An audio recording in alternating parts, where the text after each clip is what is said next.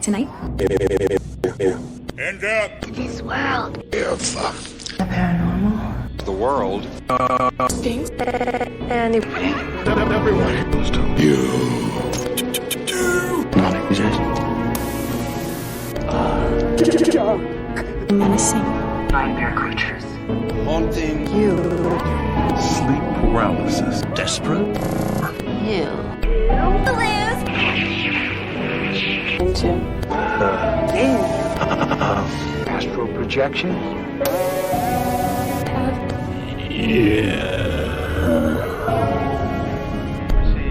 Unintelligible enigmas. From spirits. Have irrevocably Crossed over. the other side. Or Are these things just Hallucinations. we will listen. Accounts. Encounters. And story. Yours. Streamer. Subjects. Paranormal. From Bigfoot? Crop circles. alien. Beings from another world. Dimensions. Demons to some, angels to others. Dreams or nightmares. Here. Human thoughts. And personal experiences. Tonight. You Will not sleep. The sensation. You watch. Here. Is there something There's someone standing. right in the corner of your eye. is.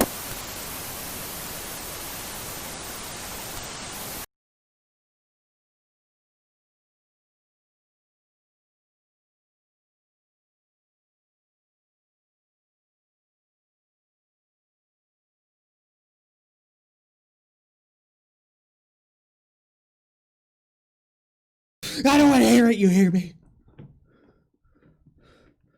Hey. Sorry. It's almost as if I've just waken up from a terribly bad dream or something. How's everybody doing tonight? How are you?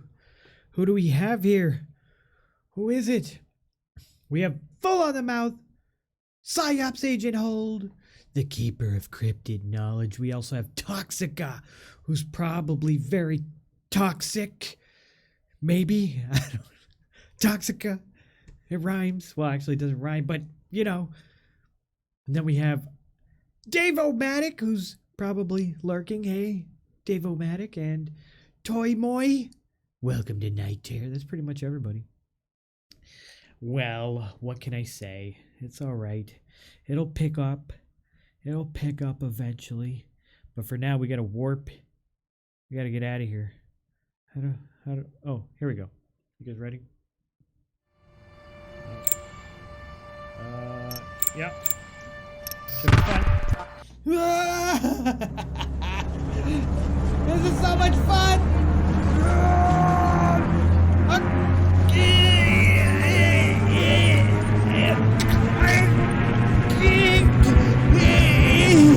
Tonight, we're gonna take a look at remote viewing and fucking other telekinesis, telepathic kinesis stuff, and stuff like that. Yeah, it'll be a lot of fun, I think. All right, that's cool. It's a lot of fun to do that. Oh, wow. Well, it's too bright. Sorry. God, you can't take these blue lights once you wear saber light adamantium interdimensional ski goggles. It ruins it. How long did that intro take you to make, Jack? I think like 3 weeks. It was one of the dumbest projects I've ever tried, and I got lucky. I'll tell you that much. It wouldn't exist if I hadn't stumbled across a site that a viewer posted in chat. Like, I didn't know how hard that was going to be. It took a long ass time, but I like it.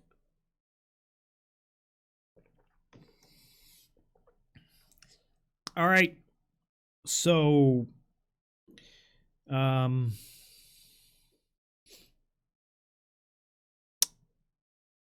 you guys doing?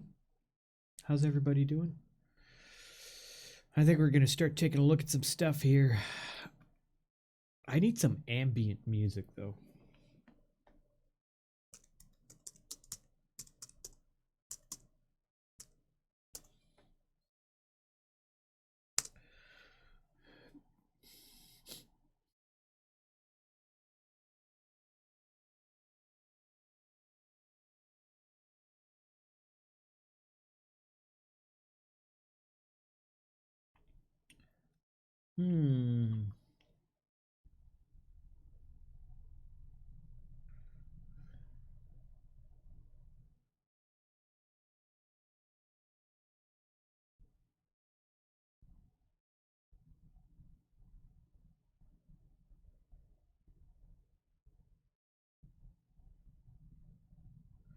Let's take a look at this. Let's see what this sounds like.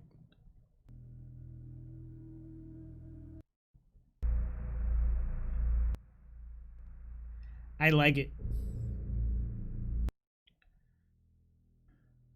So we're going to put you over here. There we go. Yeah. All right, everyone. Who's interested in remote viewing? Or who thinks they're telepathic? I do. Although I'm not good at remote viewing, I think I have slight capabilities at it. I know Full's good at it. Like, we've done some tests before, which we can attempt tonight after we watch some videos. Kind of funny that the only reason why US looked into remote viewing was because the Russians started to do it. You know, and there's a lot of information about remote US CIA declassified information. You don't see too much shit on Russia. I'm slightly telepathic, but everyone is. I agree that everybody is.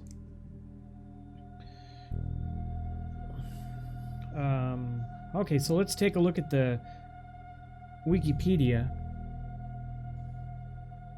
And let's see here. Let's see if we can go to the news. Uh-oh. Give me a second here.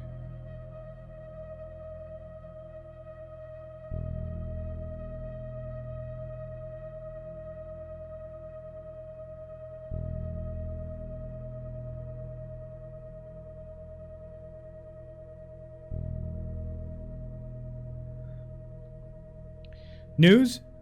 This just in, ladies and gentlemen.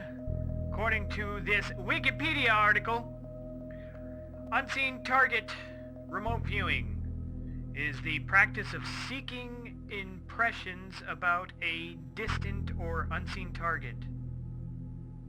Sensing with the mind. Remote viewing experiments have historically been criticized for lack of proper controls and repeatability. There is no scientific evidence that remote viewing exists, and the topic of remote viewing is generally regarded as pseudo-science. Typically, a remote viewer is expected to give information about an object, event, person, or location that is hidden from physical view and separated at some distance.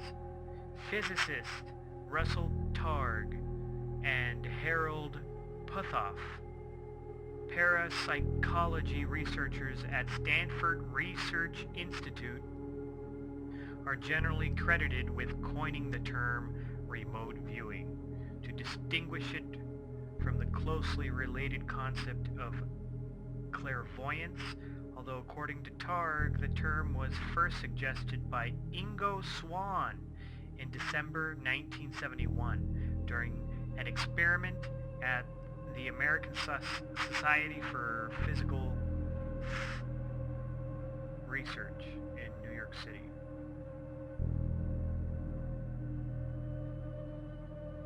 Psychical research, sorry. There's one thing I want to do here real quick. Just give me 1 second. I have to do this. Boom. Boom. And this should...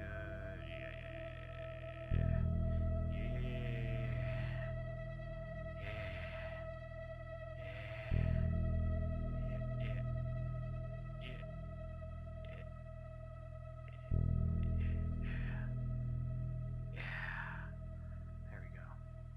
Done and done. And now we go like this. Okay, there we go. Main! Main! Main! Oh shit. Sorry, working out some kinks here. Just give me 1 second momentarily. I want to show you just who Ingo Swan is. And we want to enable Main. What else do we want? Enable. Fit screen. Yeah, fit screen. Enable. And okay. Good. Apply. Okay. Main. And Okay. Oops. Well, that didn't work. But what am I doing here? Main. and There we go. Stop. Sorry. Hey! What happened to my What?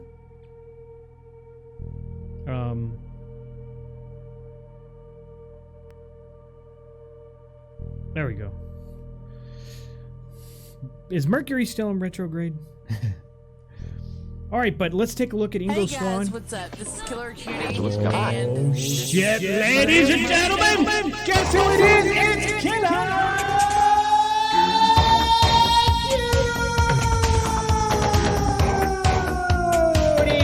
That young lady wants her head ripped off and fucked early by this serial killer! Go check her out. Only occasionally. But, let's see here. What was I gonna do? Oh yeah, Ingo Swan. So, enhance. Works. Oops. No, I don't want to show you that. What the fuck is that? Huh. Okay, that's not good. Damn it. Okay, give me... This is a perfect situation to fix something here. So just give me a second. I apologize for the technical difficulties Night Terror is currently facing. Oh, that's right. I don't want to do that.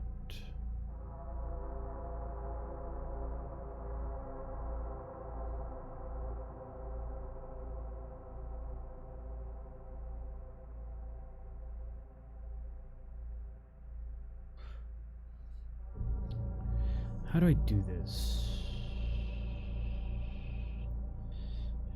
Reset transfer. Whoa! No! Damn. Transform. Fit to screen. Booyakacha. What? Huh? No! Enhance. August There you go. Alright, so, whoops. How'd I get here?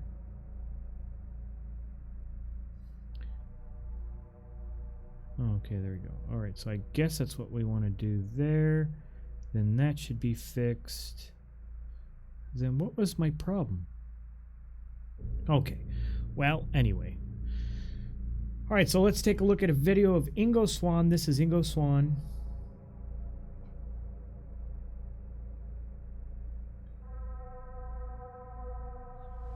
Ingo Swan claims to have used this astral body to travel to distant planets. Not He just tells any us old how it serial feels killer. to travel in this Campy! energy body. How you doing, killer? As I've grown older and become more reflective on life, I've often recovered many of the thoughts about existence I had as a child. A major one of these was the separation of consciousness from the body, which was very real when I was a child. You forget about these things as you grow up because they're not part of our cultural impact that we're supposed to think about. But this kind of thing happens in art all the time.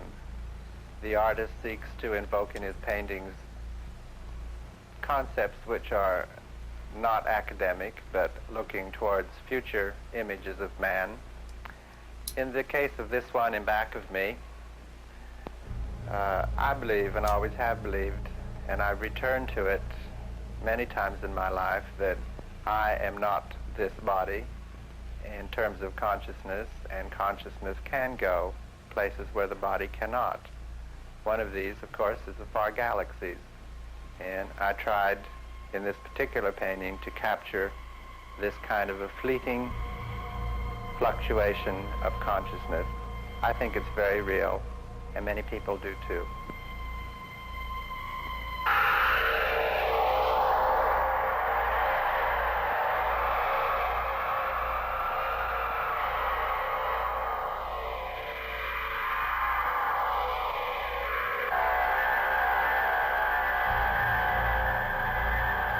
Hey, thank you for that follow.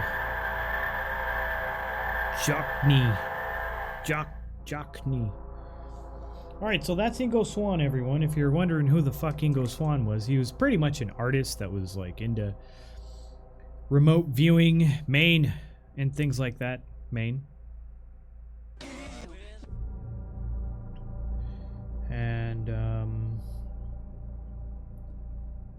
so he's the one who the guy who coined the, hey, thank you for that follow.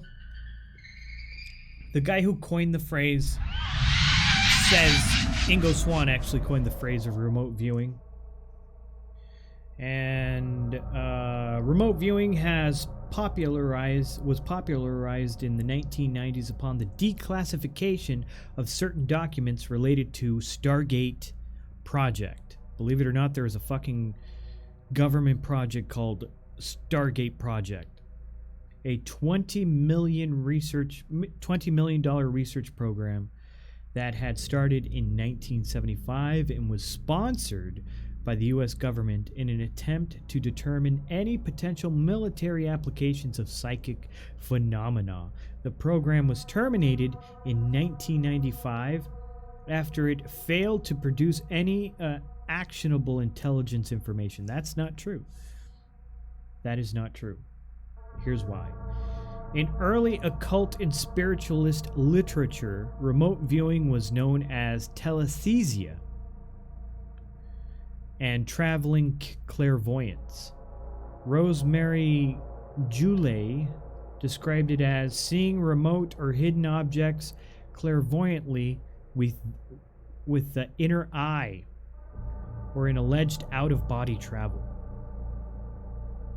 The study of psychic phenomena by major scientists started in the mid-19th century. Early researchers included Michael Faraday. Fucking Faraday. I mean, you can't call that guy a nut. He's a fucking, they named shit after him. The Faraday cage. They got all kinds of laws and equations named after this guy.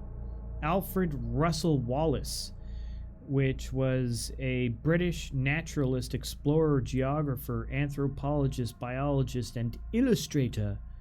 He is best known for independently conceiving of the theory of evolution through natural selection. What? Howdy, motherfuckers. What? Alfred Russel Wallace was a British naturalist, explorer, geographer, anthropologist, biologist, and illustrator. He is best known for independently conceiving the theory of evolution through natural selection. His paper on the subject was jointly published with Charles Darwin. Okay. They never talk about that motherfucker. Rufus Osgood Mason was a physician, surgeon, and teacher, and an early researcher in parapsychology and hypnotherapy.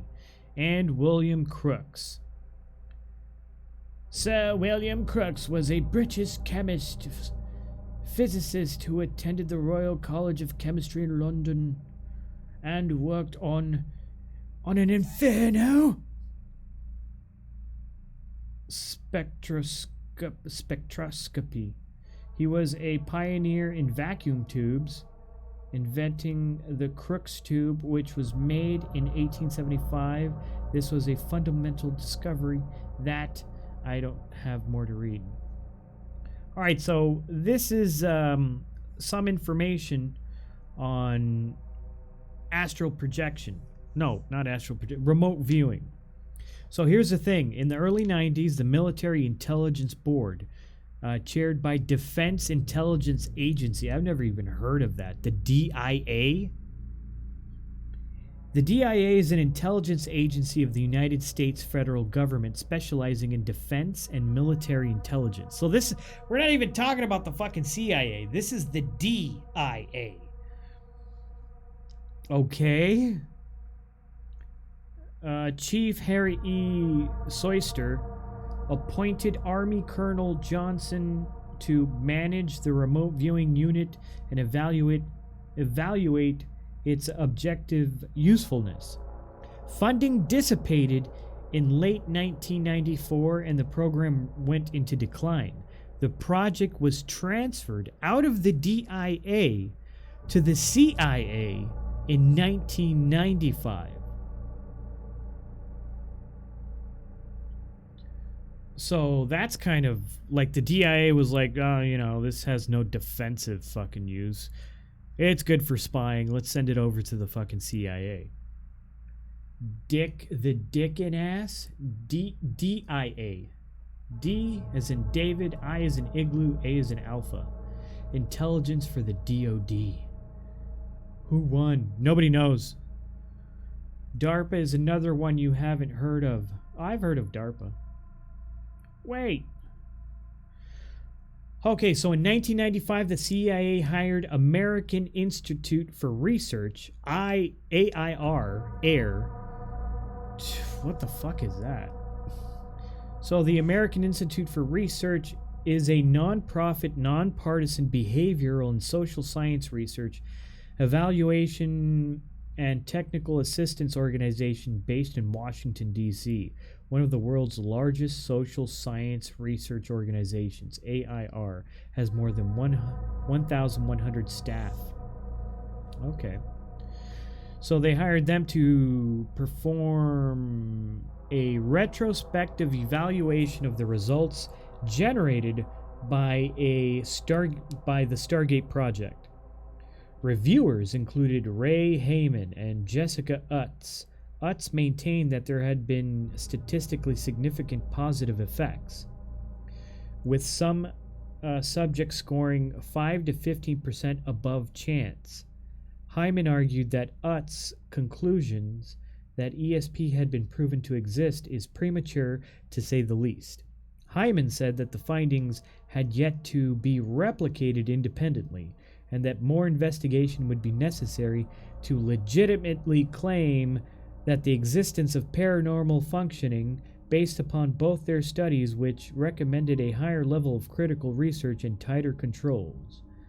The CIA terminated the $20 million project in 1995. Time magazine stated in 1995 that 3 full-time psychics were still working on a $500,000 a year budget for Fort Meade, Maryland, which would soon be closed.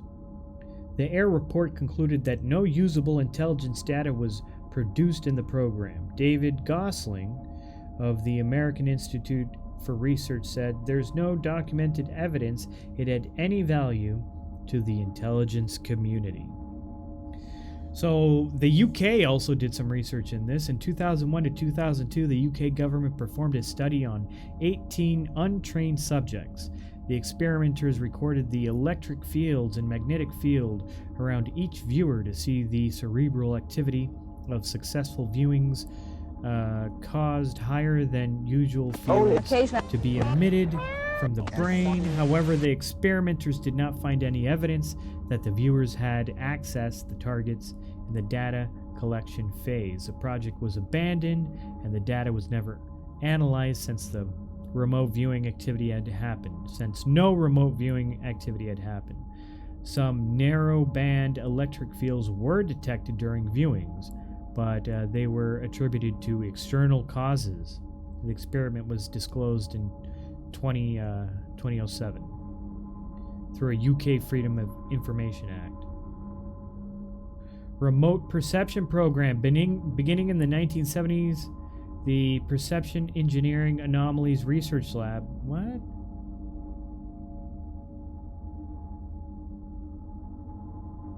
Carried out extensive research on remote viewing. A Z-score of 6.335 with corresponding value, whatever the fuck that is. The peer remote viewing experiments depart from commonly accepted criteria for formal research in science. In fact, they are undoubtedly some of the poorest quality ESP experiments published in many years. Alright, so everybody's saying it's all hogwash. That it sucks. Well, if it sucks, why did they do this? But let's take a look at some information here.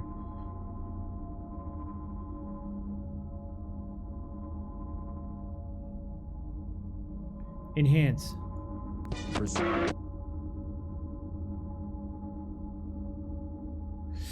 Let me take a quick look at chat. Jack, you listening to Cole Chamber? Who's that? Loco, no derp. I was watching a documentary about this Boy Scout who built a nuclear reactor in his basement. Really? Chemistry genius?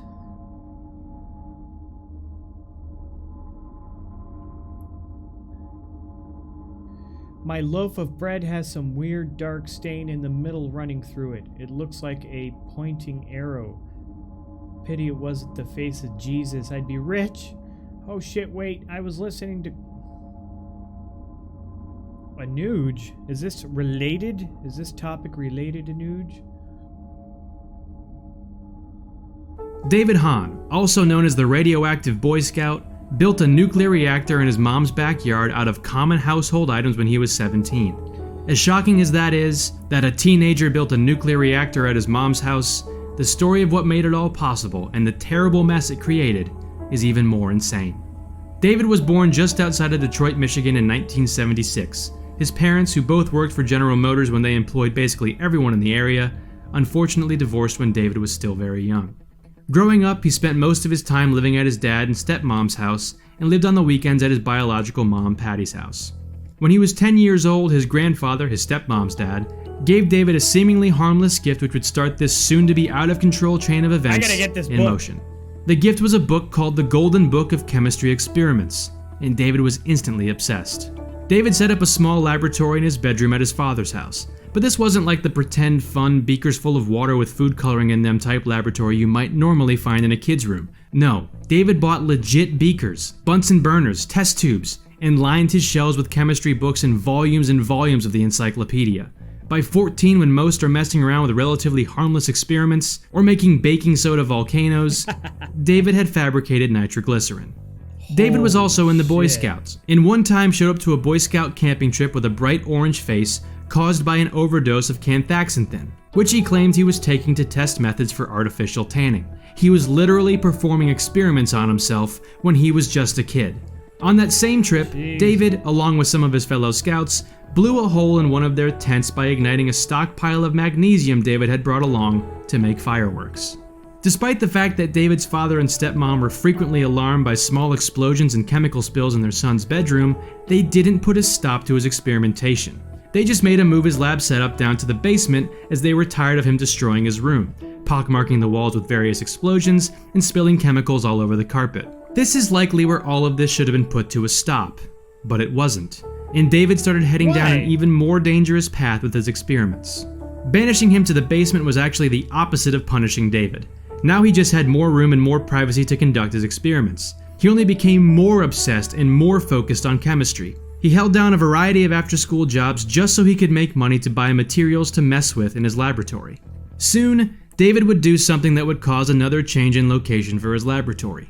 He had gotten a hold of a bunch of red phosphorus, basically match heads, and he placed it in a glass container and started hammering it with a screwdriver. And yeah, it exploded. He injured his hands and arms badly, and he had to have glass, which exploded from the container, removed from his eyes. He had glass shards explode into his eyes, because of course, David wasn't wearing goggles. Again, this seems like the time any parent or guardian would take away the chemistry kit, but in this case, David just moved his lab to his biological mother's potting shed in her backyard, and that's where things started to get radioactive. David would spend countless hours in the shed doing God knows what, but both his mother and his mother's boyfriend never cared to check in on him. They were both just in awe of his work ethic and dedication. One day, David's mom's boyfriend Michael did ask him what he was up to, and David responded by saying, "You know, someday we're going to run out of oil." And here we go. David's dad thought that his son needed to take his obsessive work ethic and put it towards something useful, becoming an Eagle Scout. Eagle Scouts need to earn 21 merit badges across a variety of disciplines. Some are mandatory, but a few of them are Scouts' choice, as it were. You could earn a badge in business or woodworking, for example, but David went ahead and opted to earn a badge in atomic energy, which raised a red flag to absolutely no one, even though David was the only Scout in the troop's history to go after that merit badge, and he had a history of blowing himself up. David put together an information pamphlet with the help of several utility companies to go towards earning his atomic energy badge. The general gist of the pamphlet was that nuclear energy was good, nuclear energy was vital, and nuclear energy needed to be studied more. He also made a chart explaining nuclear fission, and a harmless toy model nuclear reactor using a juice can, coat hangers, soda straws, kitchen matches, and a rubber band. David also had the opportunity to visit a hospital's radiology unit to learn how they use radioactive isotopes.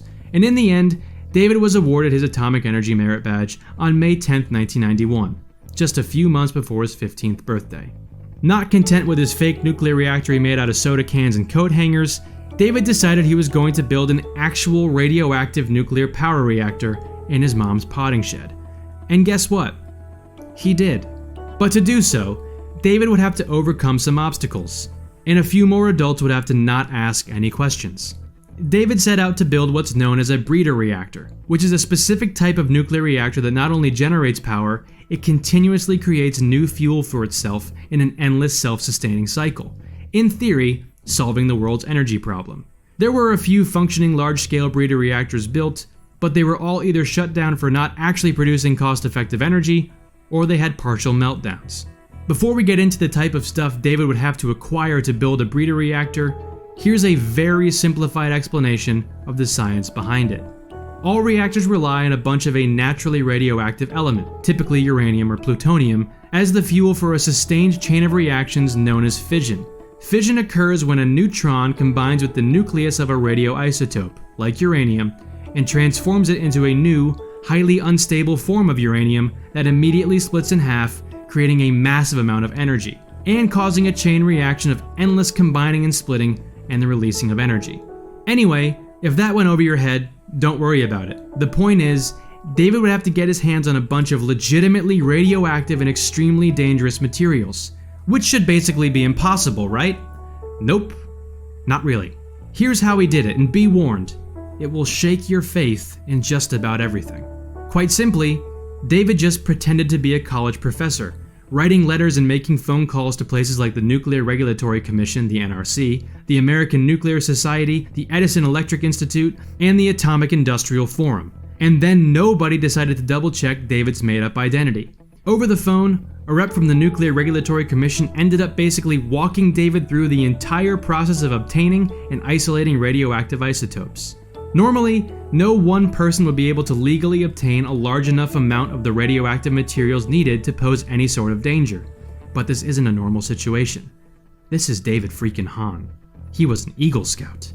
David later said, "The NRC gave me all the information I needed. All I had to do was go out and get the materials." And he did. From his conversations with government officials and by looking over old Boy Scout booklets, David learned that you could find small amounts of radioactive elements in smoke detectors, old luminous clocks painted with a radioactive paint that made the numbers on the clock glow, and old camping lanterns. Just one of each of these items wouldn't cut it. David would need a large amount, more than any normal person would ever purchase to get what he needed. So, David just kept on pretending to be a professor and began his journey of procuring radioactive elements from these everyday items until he found something that succeeded in creating fission. First, he called up a smoke detector company and said he needed 100 smoke detectors for a, quote, school project. Not only did they agree to ship him 100 smoke detectors for a low price, they told him exactly where the radioactive material was located in the device, without ever getting confirmation of his identity or intentions. David received the smoke detectors, immediately obtained the radioactive material from all of them, which was americium-241 by the way, welded it all together, and placed it inside of a lead casing with a small hole punctured in it, creating what is known as a neutron gun, the first step to achieving fission. Still, no adults have stepped in to stop this. From there, keeping in line with David's obsessively focused work ethic, and keeping in line with the theme of no adults asking any questions or sounding any alarms whatsoever, David was able to extract thorium from thousands of old camping lanterns, and get his hands on radium from old luminescent clocks which he purchased from an antique store. All that along with some uranium he had ordered from Czechoslovakia over the phone, because why the hell wouldn't that be possible, and some barium sulfate from the nurses at the local hospital's radiology ward, who just sort of gave it to him. David made a makeshift reactor core out of the highly radioactive radium and americium he had gotten from the smoke detectors and clocks. Then he surrounded this radioactive ball with a blanket composed of tiny foil-wrapped cubes of thorium ash, which he got from the old camping lanterns, and uranium powder, which were stacked in an alternating pattern with carbon cubes and tenuously held together with duct tape. Now he had a fully functional and unspeakably dangerous nuclear reactor in his mom's backyard, and no one had any idea. From there, since David was a teenager and really had no business doing any of this and wasn't exactly famous for his safety precautions in the past, the level of radioactivity from his reactor kept rising. It was already extremely hazardous, but David soon realized that he might be putting other people in danger. Soon, he was able to detect the radiation from his reactor 5 doors down from his mom's house. At this point, even David decided to dismantle the reactor and try to get all of that radioactive material he created to not be all concentrated in one place. So he did what the pros do and started to load it into the trunk of his Pontiac. At 2:40 a.m. on August 31st, 1994, the police were called by David's neighbors because they thought David was stealing tires from cars. He wasn't. He was simply loading a nuclear reactor into his own car. He told the cops he was just minding his own business basically, but they didn't trust him, so they searched his car with the fair warning from David that it was, quote, radioactive. This is something the cops didn't like hearing, and they assumed David was in possession of an atomic bomb. The bomb squad was called in, and to the delight of everyone, they realized that David didn't have a homemade atomic bomb. However, they did measure 1,000 times the normal background radiation they should have been measuring, automatically triggering the Federal Radiological Emergency Response Plan. Finally, some adults were stepping in. Kind of. It took 2 months for anyone to take any real action. When he was initially arrested, David didn't say anything about his lab in his mom's shed, and nobody took a look. Then when they did take a look, 2 months after David was arrested, the NRC didn't actually do anything about cleaning up the shed because it was out of their jurisdiction since it wasn't a federally recognized nuclear site. It wasn't until January, 5 months after David was arrested, that the EPA showed up to David's potting shed lab. What they noted was David's lab, quote, presented an imminent and substantial endangerment to public health or welfare or the environment, and that there was actual or potential exposure to nearby human populations, animals, or the food chain. The memo further stated that conditions such as heavy wind, rain, or fire could cause the contaminants to migrate or be released. And also what they didn't know at that time, but what they came to learn later, is that during those 5 months of complete inaction, David's mom had thrown away a lot of what was in the shed into just the regular old household trash. If you're following, David's mom, unbeknownst to her, put highly radioactive materials, things that need to be cleaned up, handled, sealed, and buried by professionals, just into the bins, thereby spreading the radiation even farther, exposing more and more people. The EPA's cleanup took place in June. They dismantled the potting shed, sealed it up in bits, and buried it in a dump in the middle of the Great Salt Lake Desert, where it remains entombed alongside radioactive debris from governmental atomic bomb research and other radioactive industrial waste. According to the EPA's official assessment, David's nuclear reactor experiments exposed at least 40,000 people to extremely dangerous, cancer-causing levels of radiation. If there's any sort of lesson to be learned from this, it isn't you shouldn't let kids build nuclear reactors in the backyard. The lesson is rather sobering. And that lesson is that everyone is just kinda winging it. When presented with a case like David's, none of the grown-ups or government agencies you trust to keep you safe had any idea what to do. Everything is chaos. And we see it again and again right here in America in places like Flint, where the water is poisonous, or just outside of St. Louis, where there is radioactive waste left over from the Manhattan Project in a landfill, causing unfathomable illness and death to local residents, and basically nothing has been done about it. In 1995, the EPA arranged for David to have a full examination to see just what kind of damage all of the radiation he exposed himself to had done, but David refused, fearful of what he might learn. David Hahn died in 2016 when he was 39 of alcohol poisoning, which is, of course, tragic.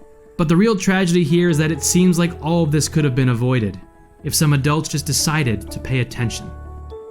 Thanks for watching this video. Be sure to like this video and subscribe to this channel for more of history's weirdness that you won't find in your textbooks. Whoa, that dude actually built one. Holy shit. Too bad it didn't produce power. All right, let's take a look at what else the government was up to. 60 minutes. Rewind. Oh, but before we do that, let me read chat real quick. So, welcome.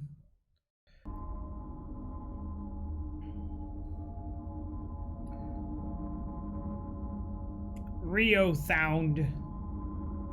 Jack, if you could remote view, where would be the first place that you'd check out, assuming range and distance is not an issue? I don't know.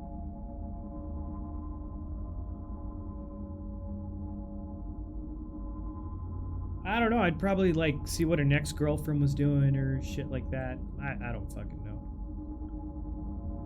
And then, you know, I'd be like, oh fuck, well, I could go anywhere. I'd see what fucking Trump is doing right now. What's Biden doing? Then I'd go like check out the planets. Familiarity with the scene or subject, such as a picture, was said to improve accuracy, as did familiarity with others working in the same group task. I will check Aurora. Oh, fuck yeah. Remote view Aurora. That's gotta be BS. You've got to be certified to get plutonium, right? No, they have other radioactive substances. And three-eyed fish. Wet fusion. What do you think of ayahuasca? I've never tried it, but I'd like to. But I'd like to do it like with a shaman or something, like someone who knew what the fuck was up, not some dude who's like, bruh, I got you. If you start tripping out, I got you, bruh. Damn, made some nitro. Dexter's Laboratory. They have a fucking Eagle Scout for atomic energy. The Atomic Eagle Scout First time badge. caller line, you are on the air. Hello. I love weird history. Should have seen some of the so-called professional business I worked with, from judicial to doctors and even public curriculum. Come on, Jack, you should visit Aurora first. Well, yeah, I should. Try that peyote. My boy Howie. Jack, have you ever tried magic mushrooms? Nope, the only thing I've ever tried is pot. And even that turns me autistic. Who among us hasn't had the unsettling experience of thinking about someone when suddenly the phone rings and that person is calling? Me? Or how many times have we heard about a friend who wakes up in the middle of the night with a premonition, sometimes tragic, that later comes true? These psychic phenomena and others like them are increasingly the object of scientific research in the United States and around the world. 60 Minutes set out to chronicle some of that research.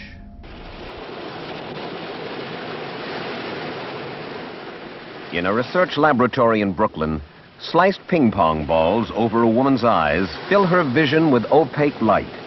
All she can hear is the sound of waves crashing against a shore. I am of nature. In a room next door, a man is suspended in a contraption called the Witch's Cradle, his eyes covered, his earphones playing constant static.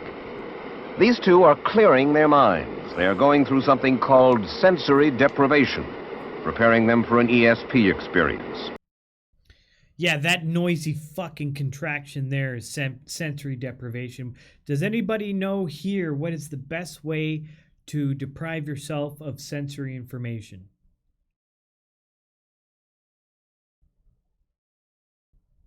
Any idea? Listen to killer talk. Oh, boss jacked. Boss fold. Water. You'll go numb. Tank. That's it. A sensory deprivation tank. They have those tanks you sit in with body temperature water. Yep, sensory deprivation. Not this fucking shit. What the fuck? Some noisy thing that spins you. Okay. In the Soviet Union, a film tells of a Russian woman who claims she can move objects across a table without touching them by means of psychokinesis, the energy that pours out of her fingertips, a phenomenon that defies the laws of physics.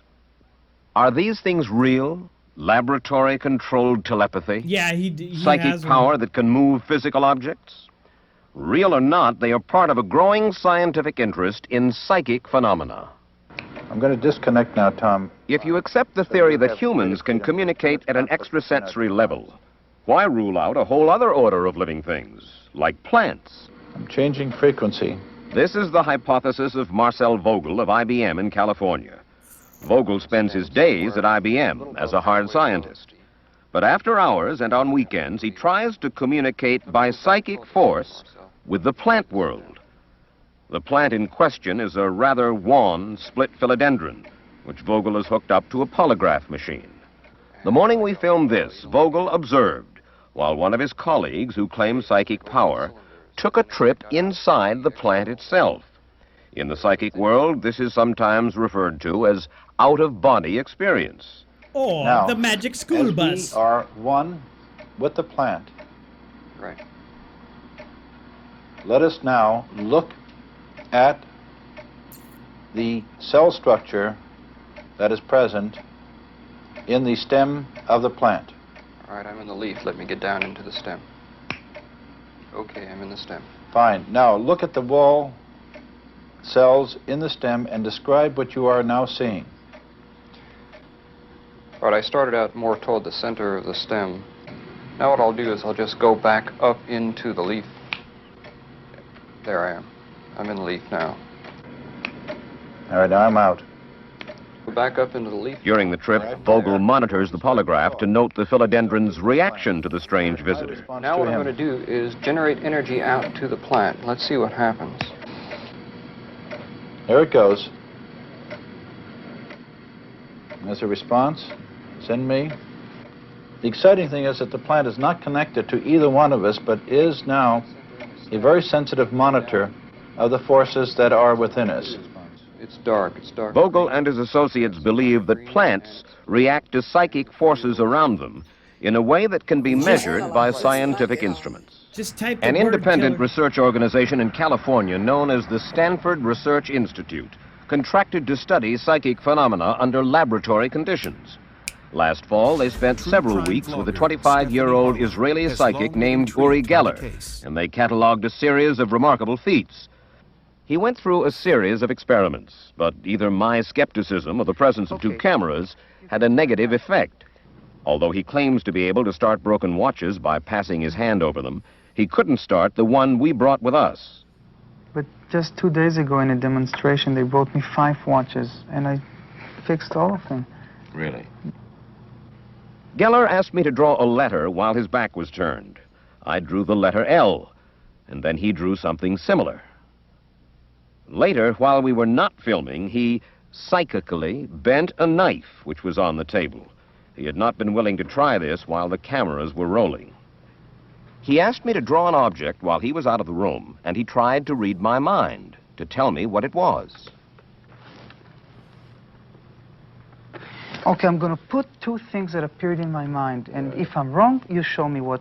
The first thing that, when I asked, is it a part of a man, the first thing appeared to me was something like this, like this, like this, like this.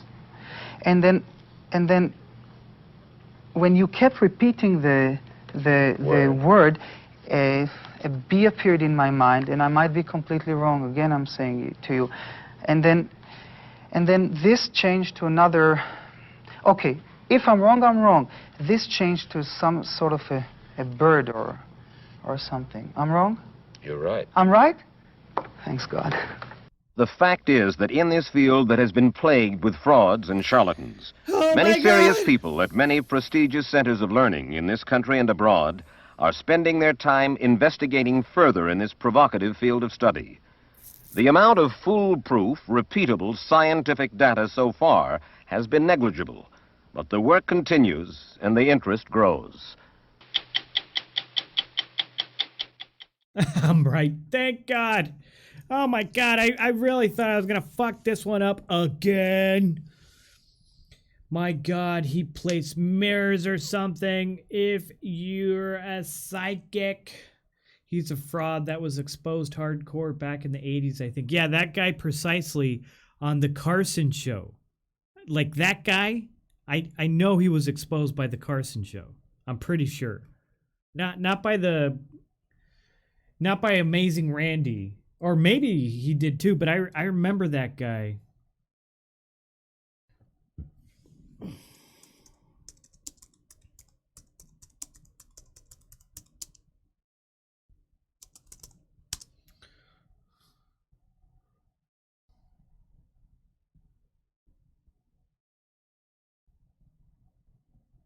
Wait, what?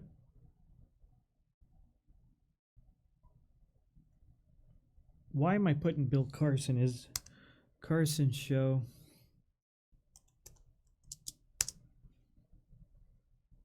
Yeah, there he is. Oh, I guess it was Randy. Magical thinking, you know, is a slippery slope. Sometimes it's harmless enough, but other times it's quite dangerous.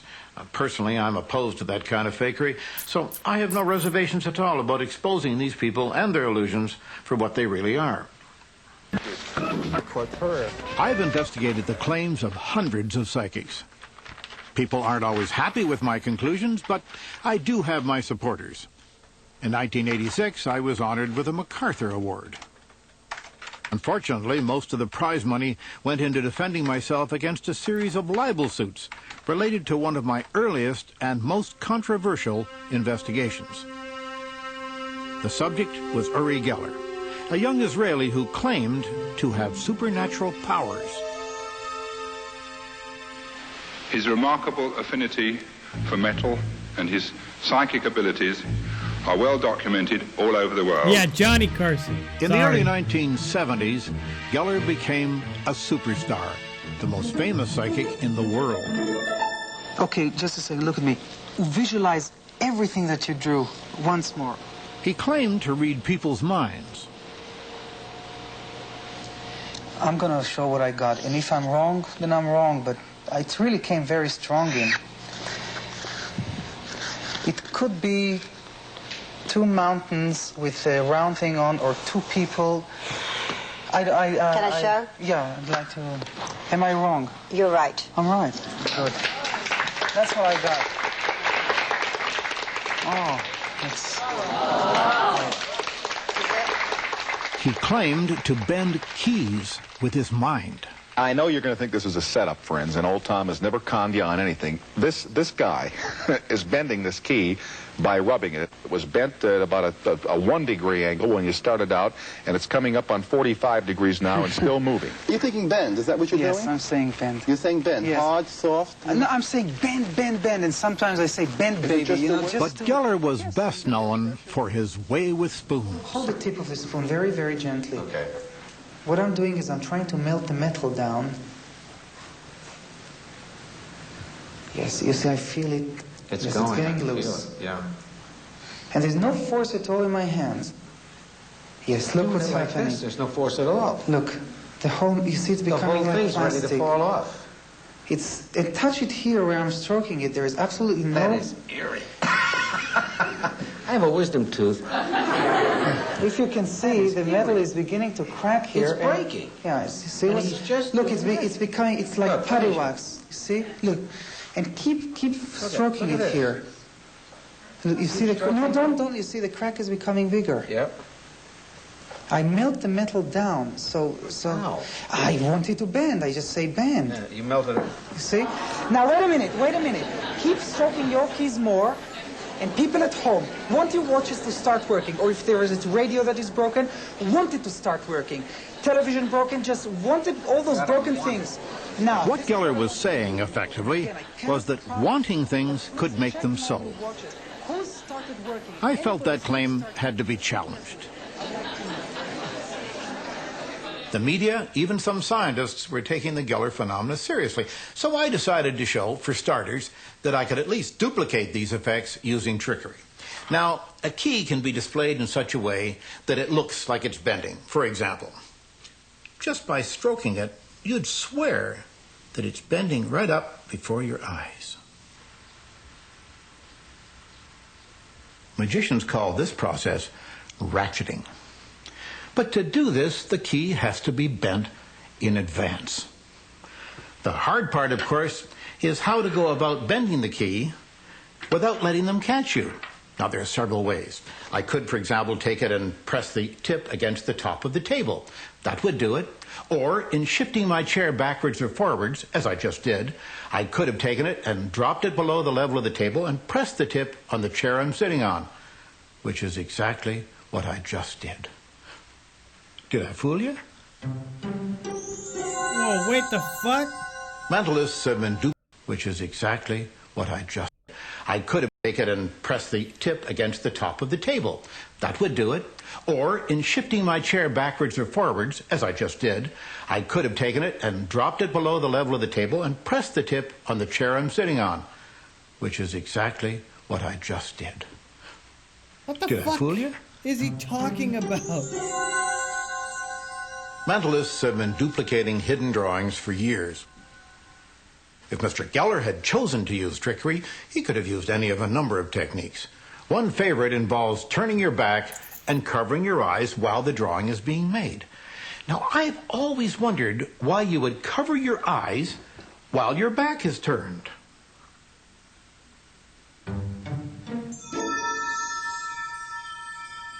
But melting metal is something else again. It's done something like this. And it gets soft. So I say to it, bend, bend, bend, and it bends. Of course, it does take a little preparation. In fact, it takes a lot of preparation. Now, this isn't proof positive that other demonstrations aren't the result of supernatural power, but isn't this a more reasonable explanation? And then, of course, there was Mr. Geller's appearance on The Tonight Show. I got a call after they booked him to appear. Would you welcome, please, Uri Geller.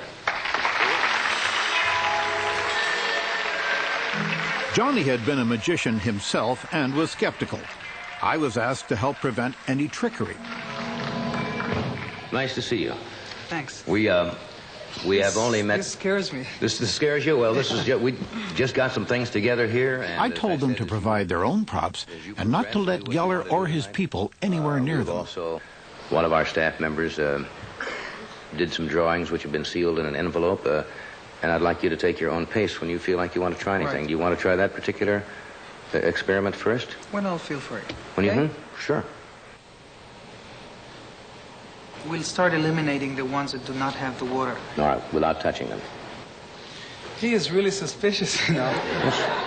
I'm having a hard time with you. Okay, I don't mean to be, Uri. I really don't. Just keep looking. Okay, let me rest a little, all right? All right. You know, I'm surprised because before this program, your producer came and he read me at least 40 questions you're going to ask me. Well, I can ask you all kinds of questions if you'd like me to ask you questions. I have to have time. And,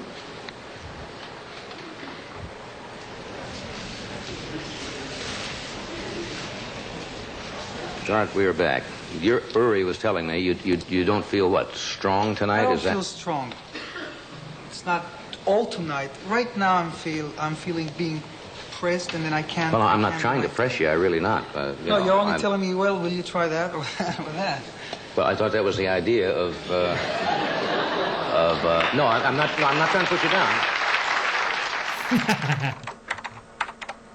Much to my surprise, the Tonight Show episode didn't have much effect on Uri Geller's career. Neither did the book. All right, so that guy was a total fraud. Uri Geller. Fuck that guy.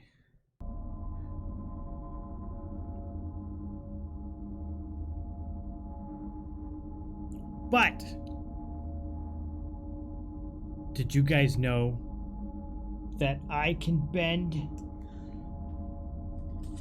watches? Oh, I need to rest.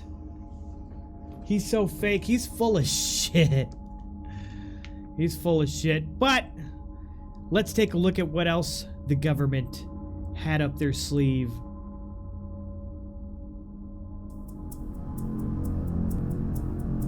Despite possessing perhaps the most powerful military armament in the world, the United States military has pursued and allegedly continues to pursue diverse warfare options from beyond the physical realm. Among them, a $20 million program to assess possible uses of psychic or extrasensory perception activities, otherwise known as ESPA. Taking place within the Stargate project, many of these trials and tests remained hidden from the general public until the Freedom of Information Act brought them to light in 1995.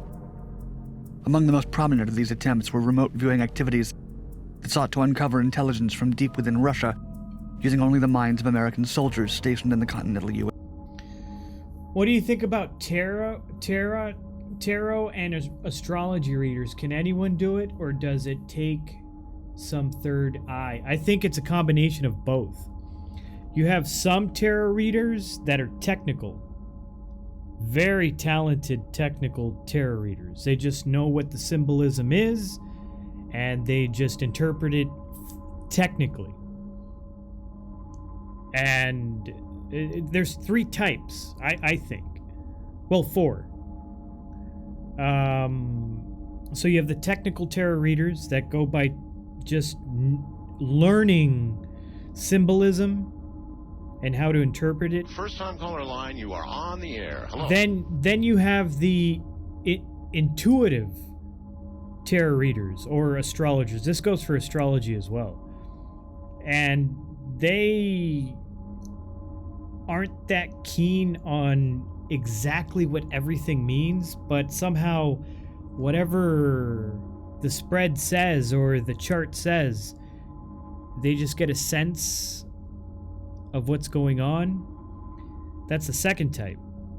And then you have really talented people that are very intuitive and very technical, and they can just blow you out of the fucking water. And then you have people who kind of just like stumble about and are trying to learn things, and I think everybody starts with the first one. If you start with the first one where you're just stumbling about, you're kind of overwhelmed, but you're just kind of trying to use intuition and trying to remember or looking shit up. So you kind of look like an idiot. But you have to go through that. Then you end up technical, and every once in a while, depending on how things are, you might have higher intuition.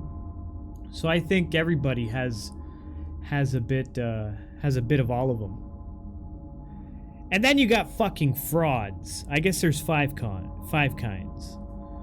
Then you have frauds who just throw shit out there like horoscopes.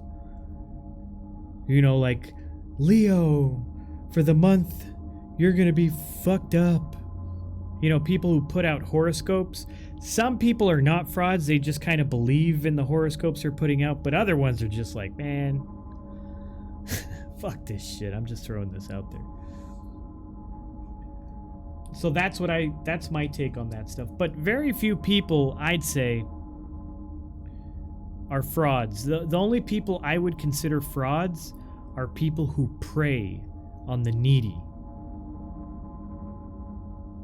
People who prey on the needy. Like if someone's like, man, my girlfriend just left me. And it's like, well, you know, for like some money, I can help you get back with her. Really? Yeah, I do tarot readings. I can help you get right back with her. Really? For how much? I don't know, $100? $100? That's a lot of money. Hey, well, I don't know. I'm just saying. If you want to get back with your girlfriend, that's what it's gonna fucking cost. Go to any other tarot reader. That's what they're gonna charge you. Well, fuck it. Let's try it. You know, that shit. Those guys are fucking frauds.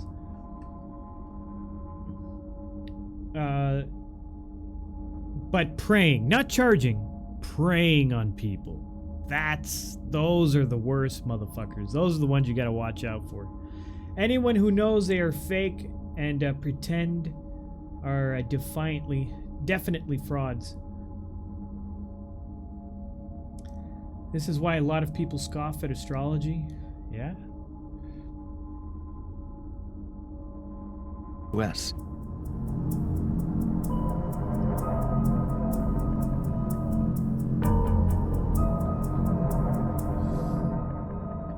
Dark Docks.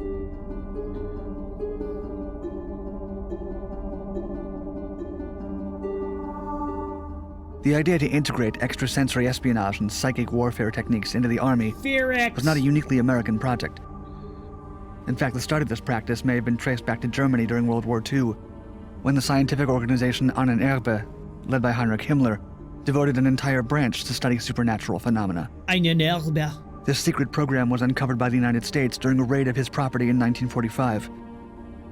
It mostly consisted of a collection of magical artifacts collected from conquered nations and peoples, as well as unusual discoveries from archaeological expeditions from around the world. The Soviet Union also happened to gain access to the archives from the project during this time, and so the two new superpowers began fearing what the other may accomplish by studying paranormal and extrasensory activities. While the full degree of seriousness with which the USSR considered these matters is relatively unknown, the intelligence community in the United States did consider the supposed pseudoscientific powers to be a serious matter. One of the few Soviets to rise to prominence with claims of psychic abilities was Nina Kulagina, who had been part of a tank regiment during the Second World War. She was studied by Soviet scientists after allegedly being able to move objects with her mind. The most alarming reports came from a 1970s laboratory experiment, where she supposedly manipulated a frog with her mind, eventually stopping its heart.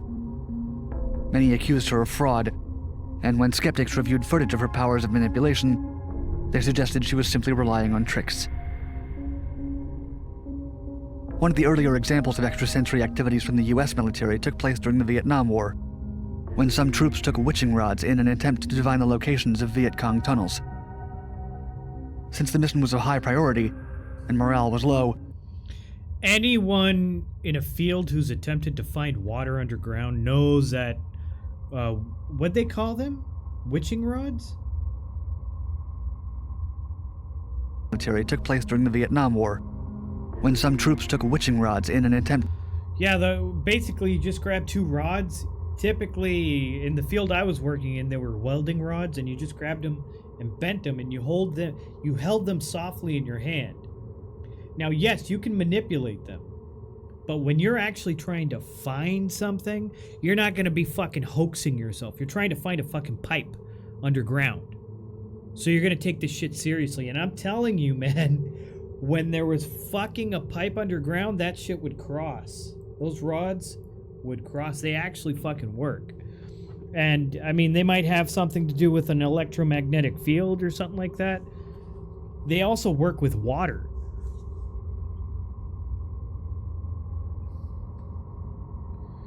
Dave-O-Matic divining rods.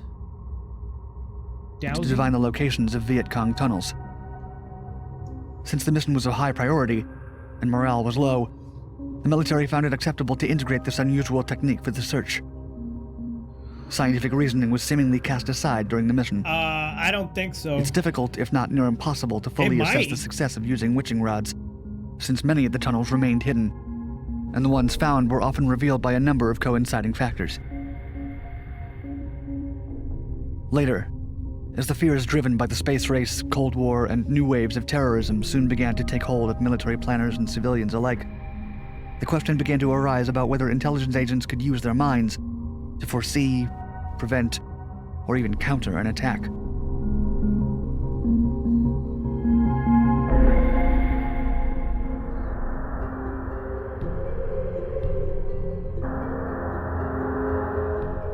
In the late 1970s and 80s, the majority of the extrasensory projects that the CIA and Department of Defense delved into sought to test and apply remote viewing, or RV.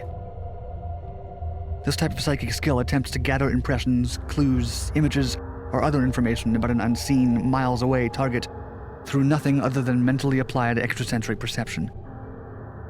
The term remote viewing came from physicists Harold Puthoff and Russell Targ from the Stanford Research Institute, and they worked hard on having it be differentiated from clairvoyance, which was seen as an illegitimate skill at the time. At first, they worked through private funding from the Institute of Noetic Sciences and the Parapsychology Foundation, and their paranormal investigations often focused on test subjects who were perceived to be possessing an innate talent for RV. As the CIA became interested in their work, their operations expanded to official government facilities in collaboration with the intelligence agency. One test subject, a secretary named Rosemary Smith, took part in a small project run within Wright-Patterson Air Force Base.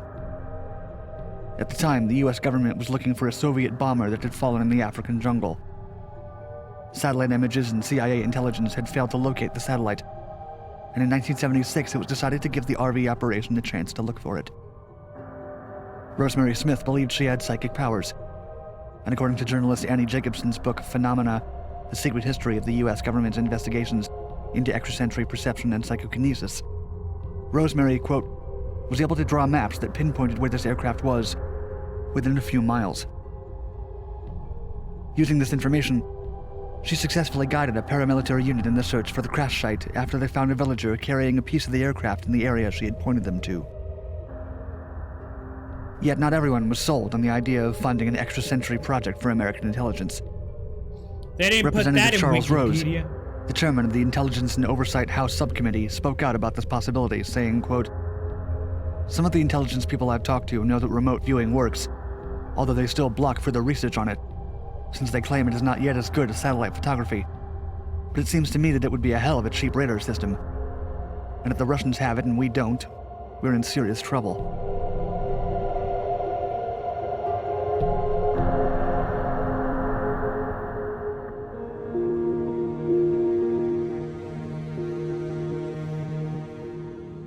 Following the logic of the congressman, an official extrasensory perception activity operation was launched in October of 1978 on the orders of Major General Edmund Thompson, who genuinely believed in the prospect of the undertaking.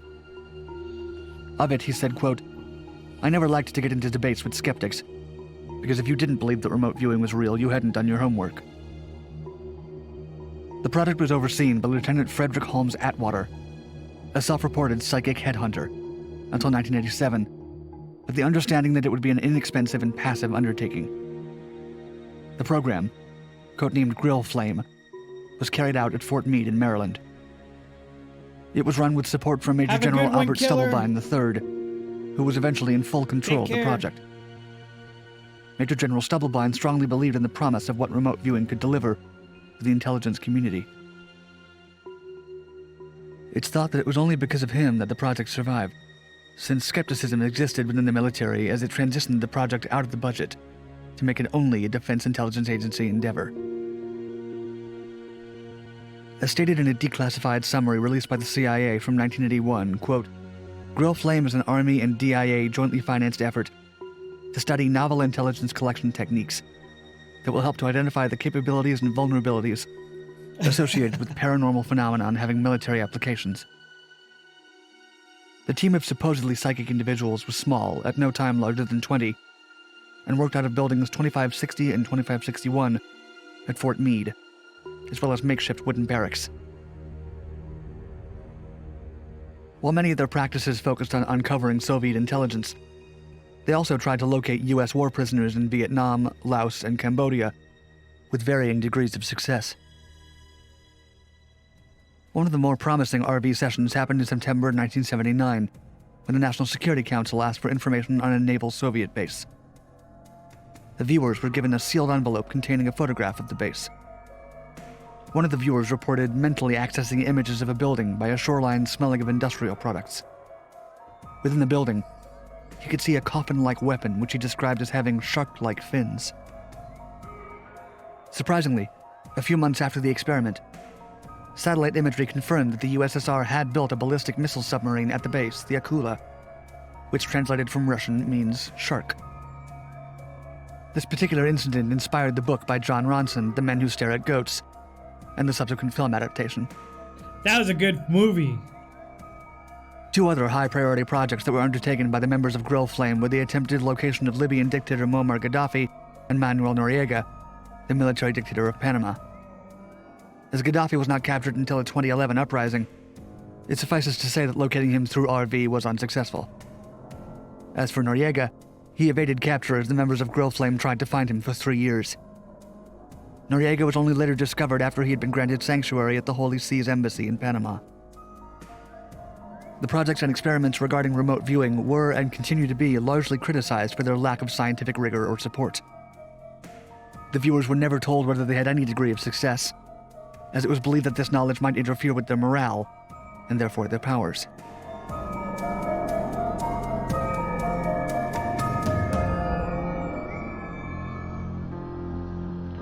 Project Stargate. Throughout its years of activities, the U.S. Extrasensory Project went through several different code names: Scan 8, Grill Flame, Gondola Wish, Center Lane, and Sunstreak, and all of them were later housed under the name Project Stargate. Aside from remote viewing, the participants also delved into psychoenergetics, which seek to affect or communicate with a person, animal, or object placed remotely. The results of RV, psychoenergetics, and other pseudoscientific methods have been questioned, as some of them appear to have been tampered with, rendering them untrustworthy. Adding to the mostly failed attempts at RV, the leadership of the project began to alienate those around them. Stubblebine became increasingly fascinated by more rare and unlikely pseudoscientific possibilities. He would host spoon-bending parties for officers, where alleged telekinetics and psychoenergetics would bend silverware into other shapes. He believed this supposed power could be applied to destroy enemy machinery and weaponry. Why would he think that? I mean, all it takes is one fucking spoon and it's like, alright, the Stargate project was terminated in 1995, when the CIA released a report confirming and concluding that no applicable use had been found from these practices for intelligence operations. The release also stated that the data provided by the program was inconclusive, and often vague or irrelevant. The report raised concerns that the leadership of the project may have tampered with the results, so the project could continue. Due to the Freedom of Information Act, most of the documents pertaining to Stargate have been released by the CIA and are accessible to the public, totaling almost 12,500 documents. Yet the United States may not be done with research and development of extrasensory perception activities. In 2014, the Office of Naval Research launched a $3.85 million program to explore intuition, inspired by a number of incidents, including one in 2006 from the Pentagon, claiming that Staff Sergeant Martin Richburg had used it to stop an improvised explosive device. A naval program manager, Commander Joseph Cohn, referred to it in an interview with the New York Times as a sixth sense or spidey sense that alerted them to an impending attack or IED, or that allowed them to respond to a novel situation without consciously analyzing the situation.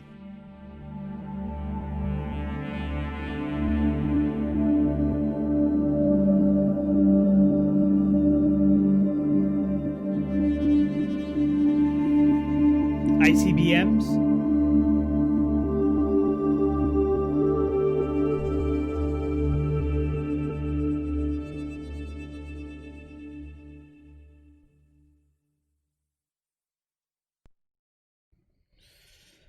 All right. There you have it, everyone.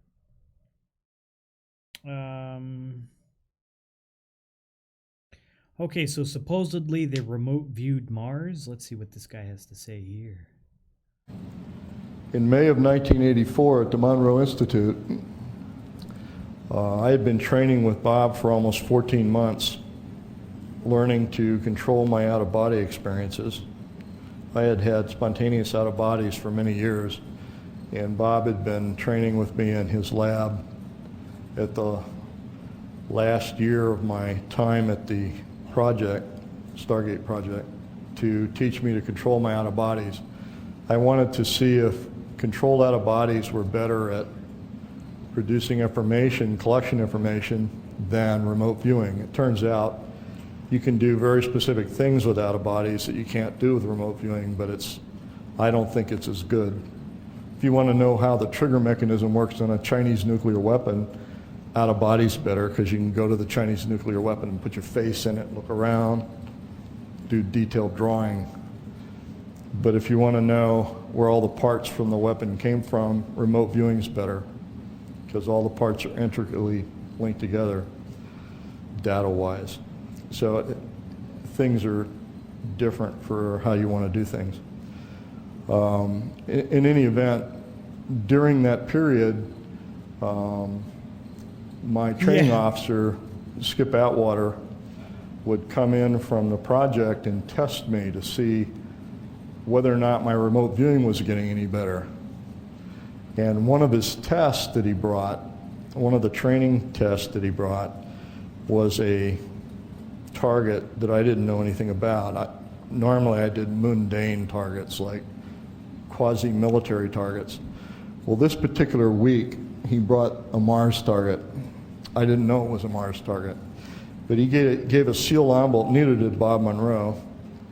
He gave a sealed envelope to Bob Monroe, which inside had a card that said Mars 1 million years BC. Bob thought it was another moon-day target as well. And he had a list of coordinates.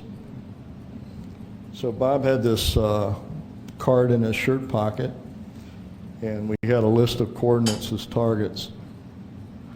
And the first set of coordinates was 44.89 degrees, 9.55 degrees west. I didn't know anything about the targets, as I was laying in a dark black cube in the lab, floating on a sea of salt, listening to hemisync tapes. And the first thing I heard was the coordinates. And this was my response. That salt was Epsom salt I got a from great view of a a pyramid, sensory deprivation pyramid tank. form, sitting in a large depression. It's yellowish, ochre colored. I get clouds, a severe storm, major geological trauma. Then I was asked to visit the site before the trauma. They said, go back before the trauma. I said all the dirt had disappeared. There were now smooth walls. Everything was flat, megalithic. I said something about, gee, is this a new pyramid? Did they discover a new pyramid? Because it's really large. Shadow of people, fragments, memory of people. They said, go back to when they were there. Large people, thin and tall, wearing strange clothes, skin tight, very tight, almost can't see them. This is the actual target based on the coordinates. That's the face everybody's always referring to on Mars. This is actually the depressed area. This is the pyramid. It's actually a double-layered pyramid. This is a second set of coordinates that I got. In a canyon looking up steep, high walls that go on forever. Very intricate, huge sections of smooth stone. Yeah, you have carved to. out. Epsom salt is more dense compared to normal Getting salt, very large which makes you more structures. buoyant. So you have to use less Rabbit warren of huge corridors less and liquid rooms. and you're more. They said the more rooms were buoyant. really large, and again, I said something to them about this has got to be some new pyramids or something, because I don't remember ever seeing rooms this size in Giza or anywhere like that. That's a canyon, and that's the pyramid. Now, what's really interesting about this particular pyramid is you notice it's sitting on the side of the impact crater. And that's a real trick, because that means the pyramid had to be put there after the impact crater. Because if the impact crater hit after the pyramid was there, it would have destroyed the pyramid. You can't have one and not the other. You understand what I'm saying? If that crater appeared after the pyramid, it would have destroyed that pyramid. The other interesting thing about this picture is you can measure the shadow of the crater, and based on the angle of the sun, you can estimate the size of the crater wall as being 3,000 meters tall. So that's a pretty deep crater. Now look at the shadow on the pyramid. Pretty tall pyramid. That's a 20,000 meter tall pyramid. No. Pretty big, huh? That's not the only thing interesting.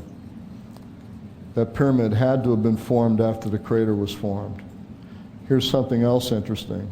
That pyramid's even closer to the edge. And here's an even more interesting fact. There's the road in, there's the road out. I just find these really remarkable pictures. Here's another, this is a general area. Pyramid's huge, but different this time. The reason these were different is because they were a cluster. These are like shelters from storms. Designed for sleeping, I specified hibernation, sleeping through savage storms. I'm asked to find out why.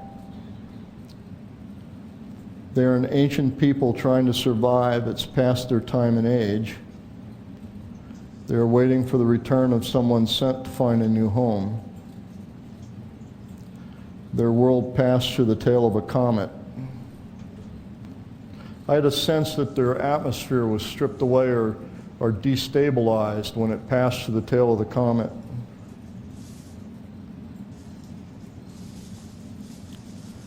This is an old fort. Now, what's interesting about the old fort, and it's something most people don't recognize, this is actually a pyramid.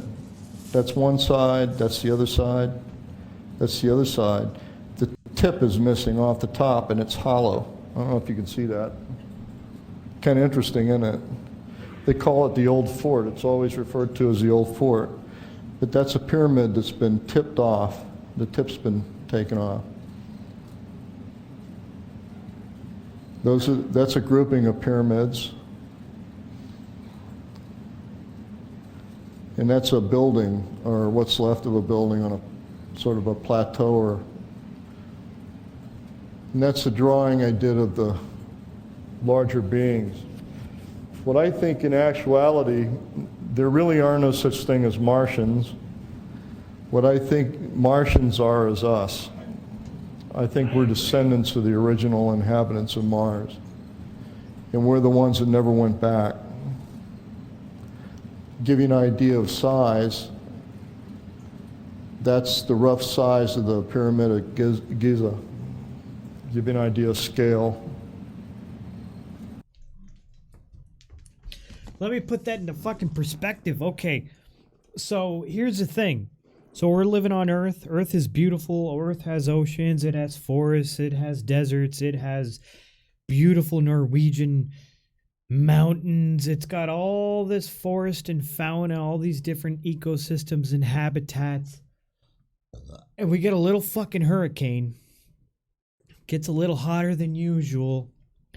And we want to colonize Mars. A barren fucking nothing but itchy fucking red dirt of a fucking planet. Imagine if we were on Mars. How desirable would it be to get to fucking Earth? How desirable, how imperative, how much effort would we put into getting to fucking Earth? Think about that shit. As I flip my chicken patties.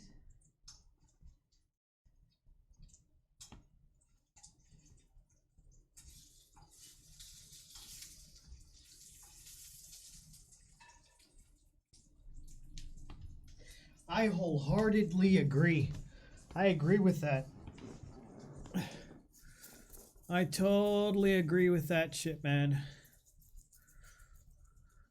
Martians, a race of Martians, made it to fucking Earth. And then they started fucking Earth creatures. And that's where there's a deviation between different types of humanoid Earthlings. There were humanoid inhabitants, natural inhabitants of Earth that these Martians mated with, and that's why we all look fucking different and shit.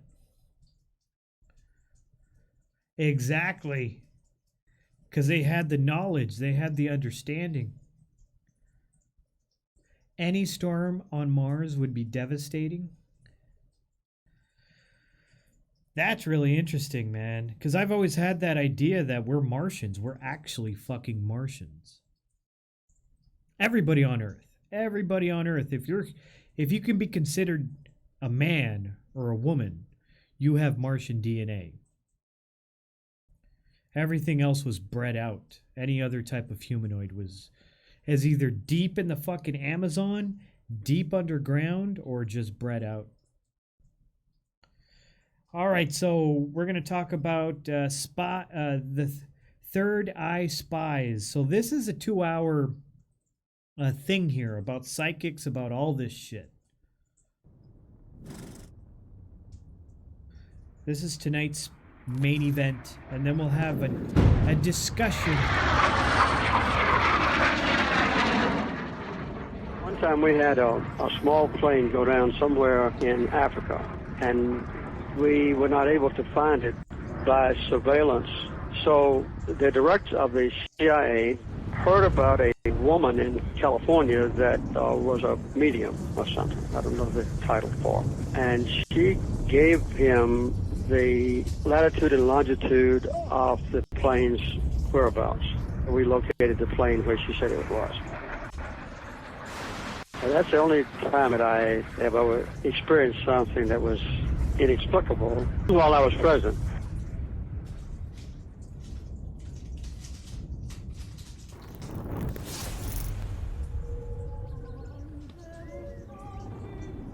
He was the most psychic man in the world, but nobody seems to know what killed him.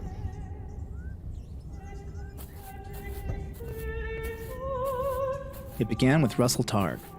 The physicist in the beret there appeared at my door with a box of documents.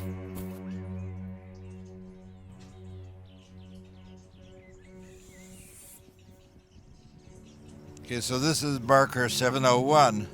This is where the caretaker told me I should start.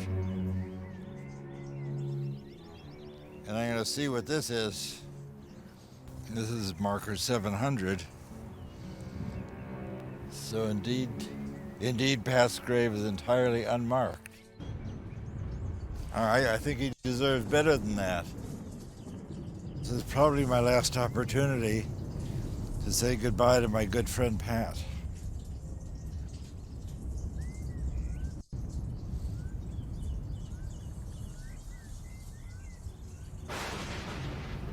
Pat Price often said, the more attention you place on hiding something, the more it shines like a beacon in psychic space. Pat Price died in 1975. and some people believe it was because of his work with remote viewing. Psychic spies, Cold War whimsy, or secret weapon. Some people may have certain psychic powers. This may reassure you, it may alarm you, but in fact, for some years now, the U.S. intelligence community has wagered a modest amount of money on the possibility that such powers do exist. Such powers do exist. But the most enduring experiments have been in the field of remote viewing. We got into it when we discovered that they were in it. True crime vlogger. We found that many individuals are able to accurately describe what's going on in distant locations, blocked from any kind of ordinary perception. Are you saying that the work you've been doing is classified? I really can't talk about matters of classification, as you can imagine. My name is Russell Targ, and I'm a physicist.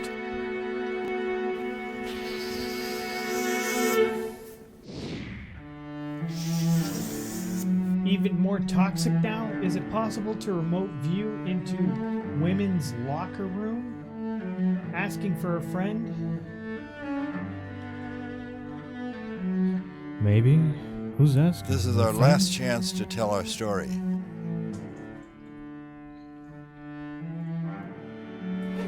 I haven't been on a road trip like this for many years. They always assume that people are immortal. Hold.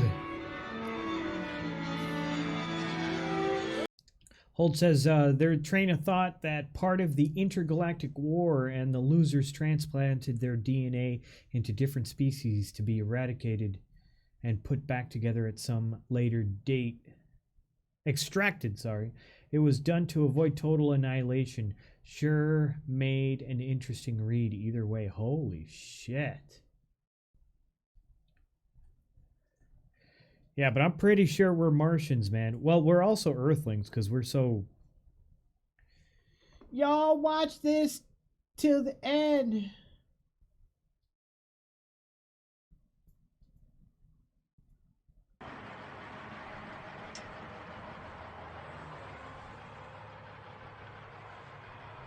Okay, you got to go, stupid. Come on, go out the same way you came in. Come on, get out. Get out. Get out. Ah. Okay, we'll try the side door. Whoa. How'd he get a turkey in his truck?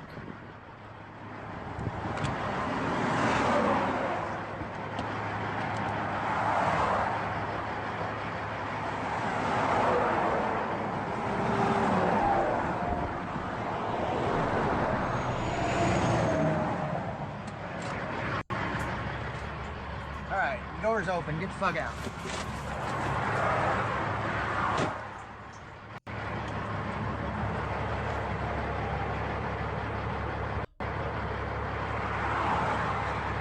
Well, he didn't make it very far. That was the craziest fucking thing that ever happened.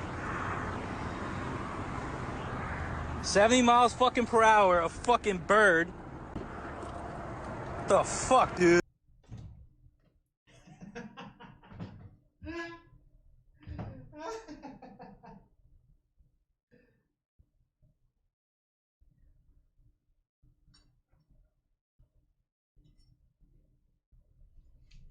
Sorry, technical difficulties. I gotta watch that. Oh shit. Damn.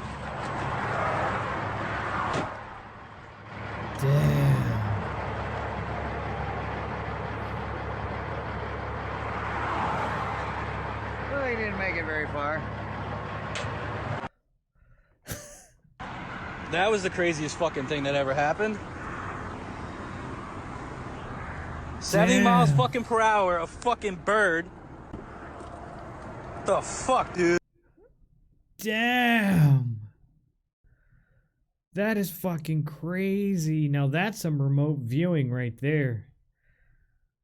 That's fucking manifesting. He was probably thinking like, what would happen if a fucking turkey traveling at 1/1000th of a mile per hour suddenly just was right in front of me.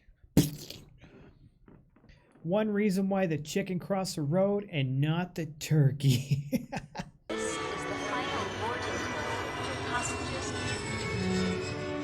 I hope the people who have seen and used operational material will say, yes, that really happened.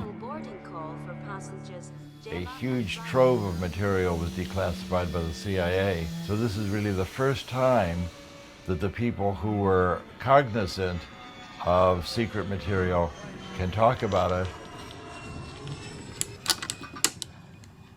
This is real shit. At one time, humanity worshipped fire. The shamans called it magic, and the people feared it. And now science recognizes fire as simply another part of the natural world. Ideas change based on new evidence. But the fear of the unknown remains. The future, it all looms very large. What if psychic abilities were real? What if you could look anywhere, using only the power of your mind? And if these abilities really exist, what would that do to the world when it found out? With my second-hand turban and my crystal ball. The CIA financed a project in 1975 to develop a new kind of agent who could truly be called a spook. Dad, when you told me that you were interested in using classified materials, that you were eager to get them out, and you were, I was principally concerned for you.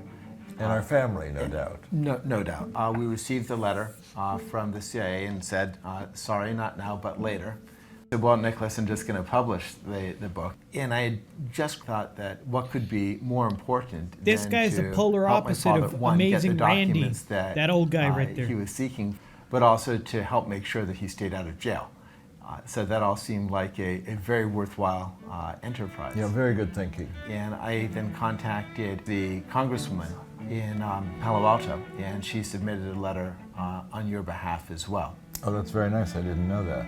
Several months later, the CIA released the documents that we had requested, and you were able to tell me the story in full detail. If I taught you to expect a miracle, it's been worthwhile.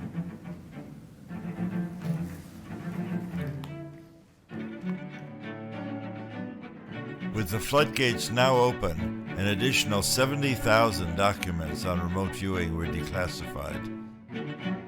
I can now show everybody these pictures without having to kill them afterwards. You can actually take out of thin air information about something you have absolutely no access to, just using your mind. If we want to know why the CIA was lying about our program, perhaps we should go to Detroit and talk to Kit Green, our former contract monitor. He was branch chief of the Life Sciences Division at CIA. I was given the results. The drawings showed the ability of a visual representation that appeared to be better than overhead imagery. In Pat Price's drawings, it was as if it was from inside his brain that the information was coming, not from his eyeballs overhead looking down. It was obvious to any intelligence organization that if you had an ability to be able to remotely perceive stuff, really remotely, like any place in the world, that could be an extraordinary intelligence source. The remote viewing program basically ran from the early 70s to the mid-90s. For more than 20 years, the CIA used psychic abilities operationally and in a top secret program for the US government. You paid for them, you deserve to see them. CIA had said cease and desist. People said, this stuff is so intriguing that we got back into the game.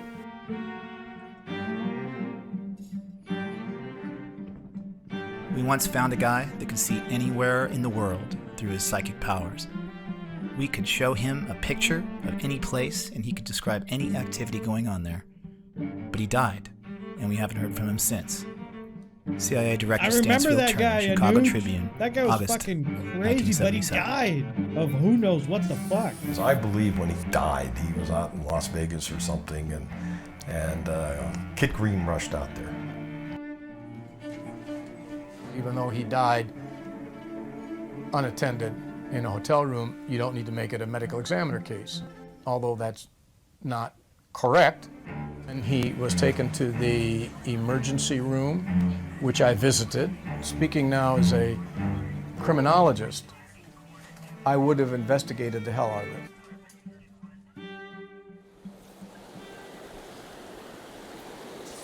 But the water's a little bit murky.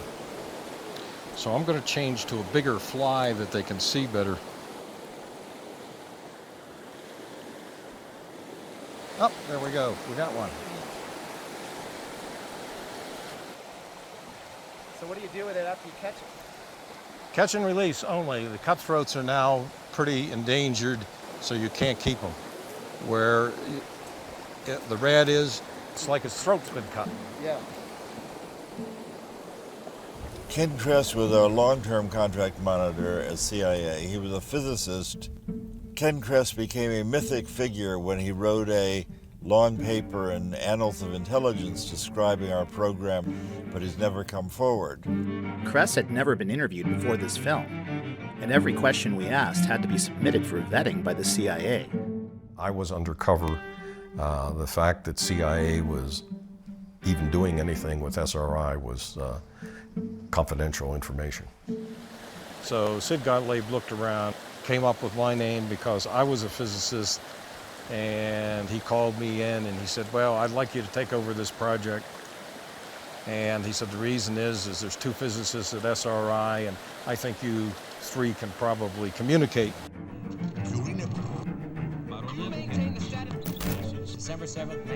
The first series of experiments here at Stanford Research Institute were what the scientists called remote viewing. For example, here is a reenactment of one of the first experiments last year. The subject was a New York artist named Ingo Swann. He was in the room. The experimenters, Drs. Harold Putoff and Russell Targ, were driving away in a car. Their destination was in a sealed envelope. This day it was Palo Alto City Hall. The subject did not know. But back in the room, the subject began sketching and describing where he imagined they might be. Here was the tape recording that he made then. There must be buildings around, and this would be sort of an area enclosed of some sort, a quadrangle or a quad. And then I sort of felt that there might be a fountain around, but I didn't hear any water in it. There is a fountain. That day, it was turned off. Back in the room, the subject sketched a pattern he thought was crosswalks coming together in a circle. In fact, the courtyard is paved in this pattern. The courtyard where they were is 2 miles from the room where the subject was. There had been no communication between them.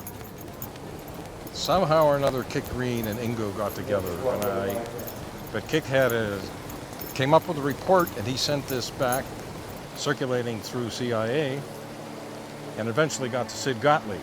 Gottlieb was already predisposed to look at psychic phenomena from 10 years ago.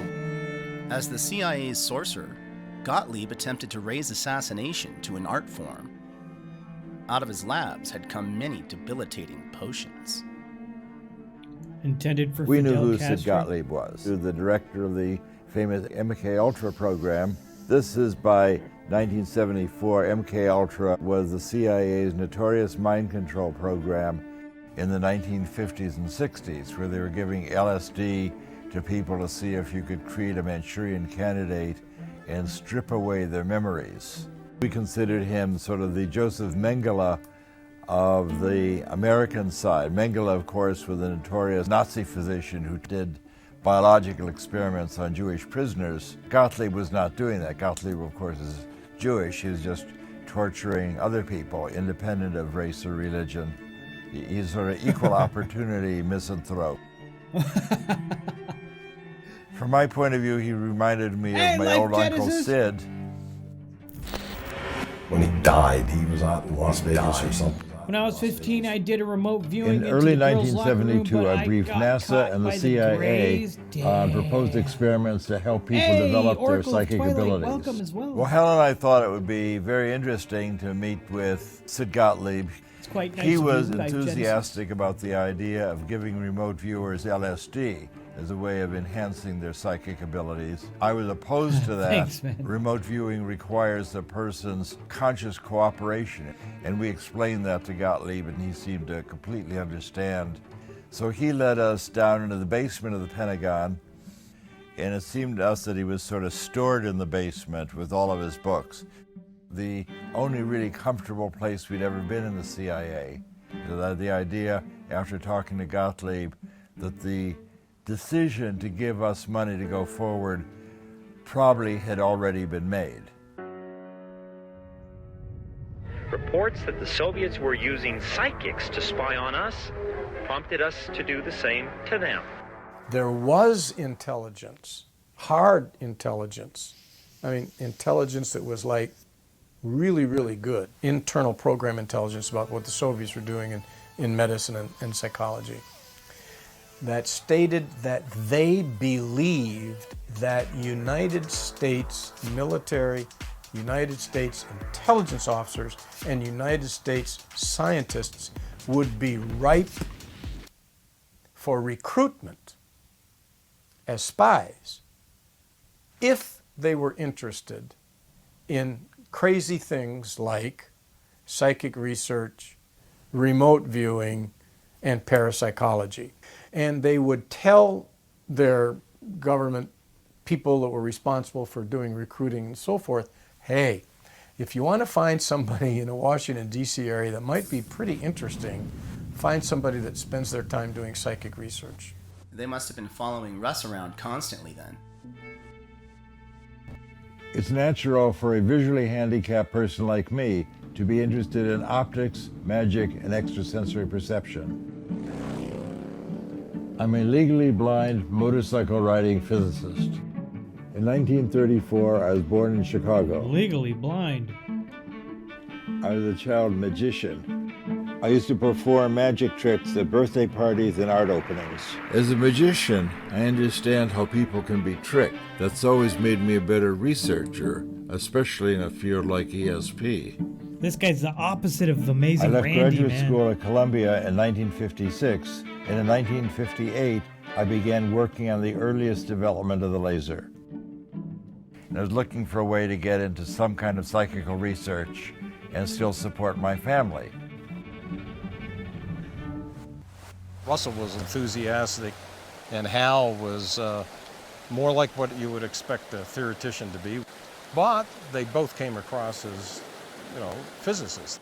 I heard that there was going to be a lecture at Stanford University, and there was a young physicist, Hal Puthoff, giving a lecture on psychic discoveries behind the Iron Curtain, American and Russian ESP.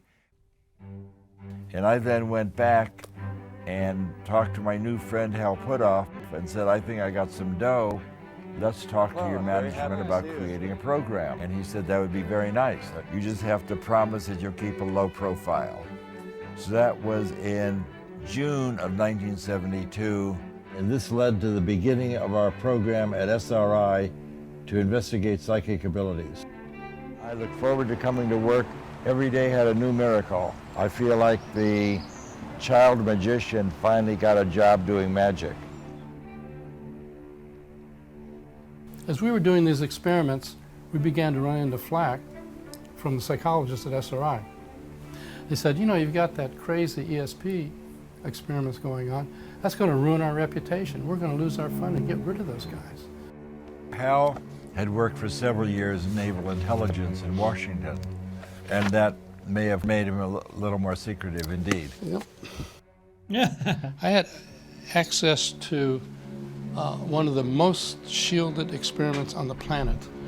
It was a shielded magnetometer that measures weak magnetic fields. Against his better judgment, Hal snuck his very first subject into a forbidden lab at Stanford. The man claimed to be the greatest psychic in the world.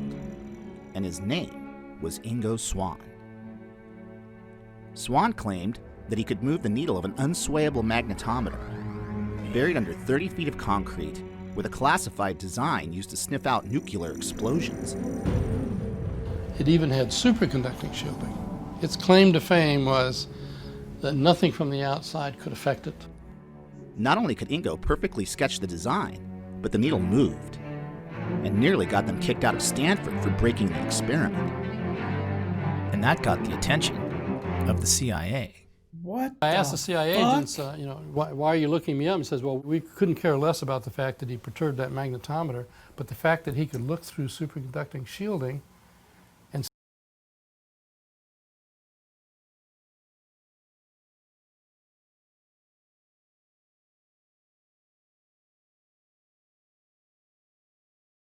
see what was inside, that is really a concern. In a way, I can understand other people's response to our work. If someone had come up and told me 4 years ago the kinds of things I'm now telling people, I think I would have been skeptical also. Well, when I first met Ingo, of course, he was coming out with this claim of, quote, being a psychic. And oh, what the fuck? At that time, before I...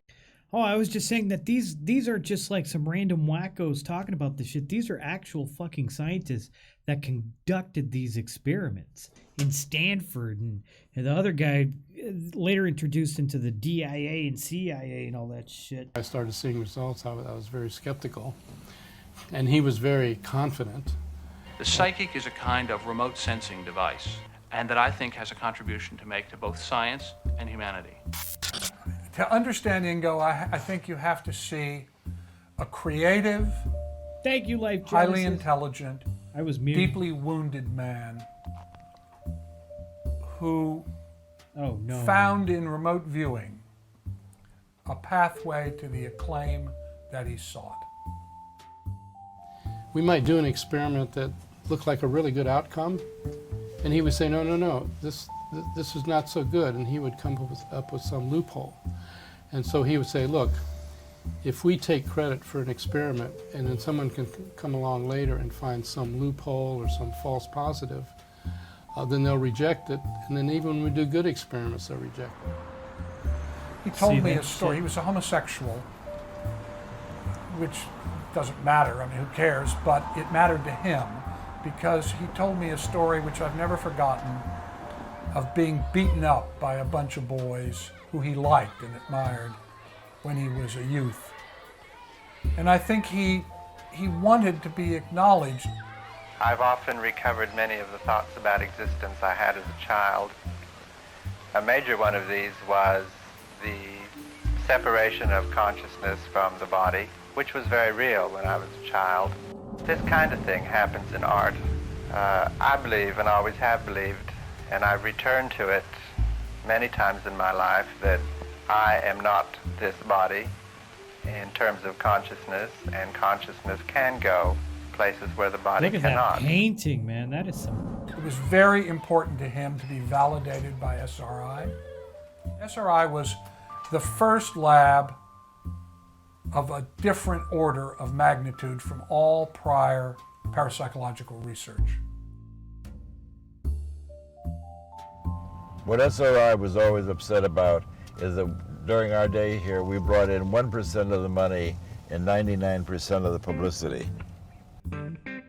Back in 1972, SRI was primarily a contractor for the government and some industry. Where with war the and riots business in the late meet. 60s, early 70s, the fact that classified work was going on at Stanford University, they didn't like that. Stanford Research Institute Up is until one that of the time, premier scientific most establishments parapsychological in the research world. was done by small foundations on minuscule budgets operating in a corner of some basement. At SRI, the level of classification was top secret. It took a long time to get the security clearance.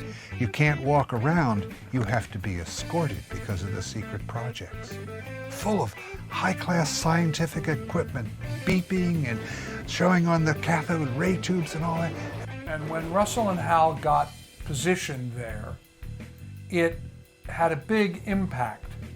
And on Ingo, it had a particularly big impact because the work that he did at SRI drew a lot of attention. To be in that kind of laboratory, they must be very important and really have a grasp of the truth. So you guys had a psychological procedure that in the neighborhood thing, as it were, that was fantastic, and I think that's partially why you got such damn good results. And all of them succeeded in remote viewing. Drs. Puthoff and Targ do not know how. And so maybe one of the most important things about the work done here is that it has been published in one of the most conservative and prestigious scientific journals in the world, with this note: few readers will finish without wondering for at least a moment if indeed Holy ESP shit, might it's be Mad possible Cab! after all. Can we get a shout out What for a the Mad difference Cab that would make to us all. Cthulhu. Jack Perkins, NBC News, Stanford Thank you. Research Institute, California. Hey, Madcap, this is a badass documentary. I just want to say, if anyone's ever wondered, if anyone's ever sat back and thought about ESP and telekinesis and all paranormal French shit. This just in, fucking shit's paranormally fucking doing shit it's not supposed to. Enhance. Maine. Enhance. Works. Sorry, just still working out the kinks. But if you've ever wondered, why don't fucking scientists actually study this shit? Why doesn't science actually investigate this shit? They do. They do, and they spend a lot of fucking money in it. So does First on government. caller line, you are on the air. Hello. And then they fucking cover it up.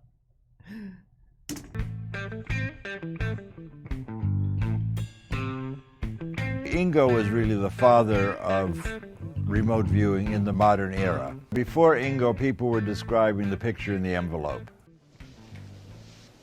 Square. Good guess, but wrong. He said, if I want to see what's in the envelope, I'll open the envelope. I can focus my attention anywhere on the planet, give me something interesting to look at. And he threatened to quit. And so we asked him, well, you know, what do you mean? What would you like to do? And he says, just send somebody out in the San Francisco Bay Area and I'll describe where they are. Well, it takes a lot of guts to accept a challenge like this. The psychics involved could sort of get into it at a creative level and discover things very distant from themselves and then go find out if they were really there. Well, we had, by now, 30 Yeah, those glasses are thick, huh? analysts, not scientists, in CIA, and maybe 6 or 7 scientists in CIA talking about these initial dozen or so results of these anecdotal situations. We began by speaking of some kind of almost a psychic arms race here. Is there any real application to this? At that time, there were rumors, certainly, that the government was doing something, but nobody actually knew what was going on.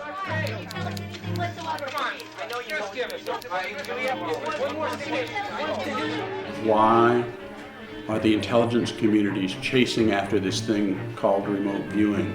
What if there are no secrets? What's really going on here? They had to put resources on something that sounded crazy. welcome, Dr. That's what it Crypto. was. And we would all talk about them and say, well, I know I didn't lie. I know you didn't lie. And we'd get polygraphed once in a while, and it became clear we weren't lying. That wasn't the issue. What's going on? These people from CIA were very concerned. They had one goal in mind, to prove that it was nonsense. Well, we've looked into your background. You've had these high security clearances. You've been polygraphed. We know we can trust you.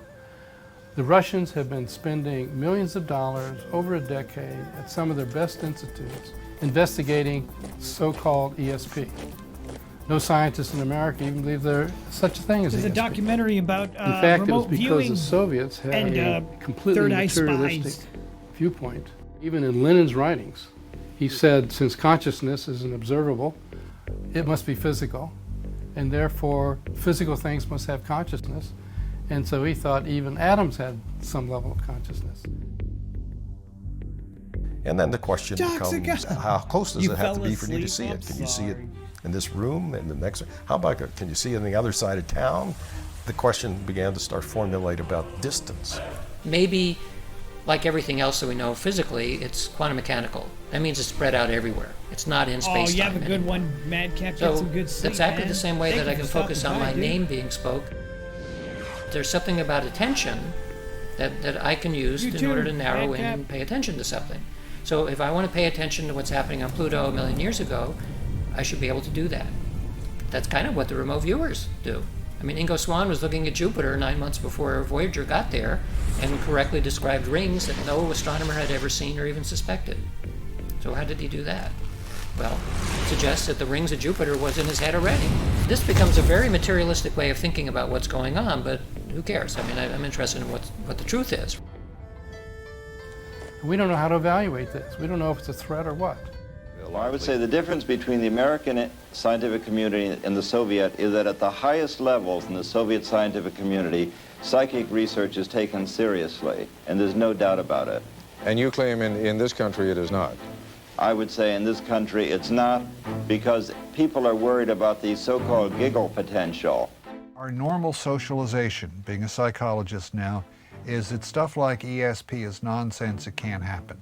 So if somebody tells you to do it, they're asking something stupid. And they banged a telephone book size thing down on the table. Paraphysics R&D, Warsaw Pact from the Defense Intelligence Agency. When I thumbed through that and saw all the work that was going on. So the CIA was tracking all of these people. Yeah, in this case it was DIA. Here is the report that I finally wrote that summarized Look at all that redacted everything we shit. could find What at that the time. fuck? And it was called Key Intelligence Question number 9. I labeled it paraphysics because I had to find a word that allowed us at the Foreign Technology Division to sense that there is a legitimate physics connection here. So let's just randomly, like a government support for parapsychics research. Paraphysics. Paraphysics. Returning with stories of official government support for such research. In fact, such support seems unquestioned by anyone. All of the Soviet centers, of course, are government funded. 1971. That's right. So especially over there, since everything was government funded, you had to take it more seriously. In principle, this document forms more policy than anything else that goes on in the intelligence community. Why should the intelligence community be interested in it? To access information, in a generic sense. You can use it for communications, like to remote places, submarines, and that came up later. I thought they'd laugh me out of the room. So what was their reaction when you Positive. said that? It was Positive. You got a positive reaction? Yes, they said, hey, this is good stuff, follow it. When he wrote his first report, Dale Graff had no idea what he was getting defense intelligence into. Despite a series of remote viewing experiments that beat the odds at over 1 million to 1, the CIA was still skeptical. The Army, CIA, DIA, they all had remote viewing programs eventually, but it all began with the NSA break-in. The real operational work began not with the bang of bullets and bombs, but with a whisper. I'm sorry, actually I misdirected you. You were on the right. No, we should be up there. About 2 psychics and 2 laser physicists that broke into the most secret NSA site that ever existed. It was a whisper that would eventually be heard around the world. The CIA had a new secret weapon. Remote viewing. There was a hiatus, and then Sugar Grove came along. And somebody says this cockamamie thing, well, now what we're doing is we're doing remote viewing by coordinates. And I say, what? It was codenamed Scanate. The Scanate program was started by Ingo Swann, and in that program, where we were using coordinate remote viewing, a viewer described what was located at any geographical coordinate of latitude and longitude, and would then describe what's there.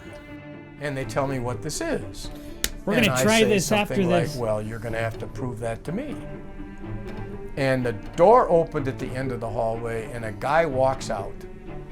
Could you give me some coordinates, just map coordinates of a place that you know? He says, this will do it. He says, I'm positive you don't know anything about what's there. I said, perfect, perfect, perfect. I took him. And then Kit gave Hal those coordinates that nobody knew about.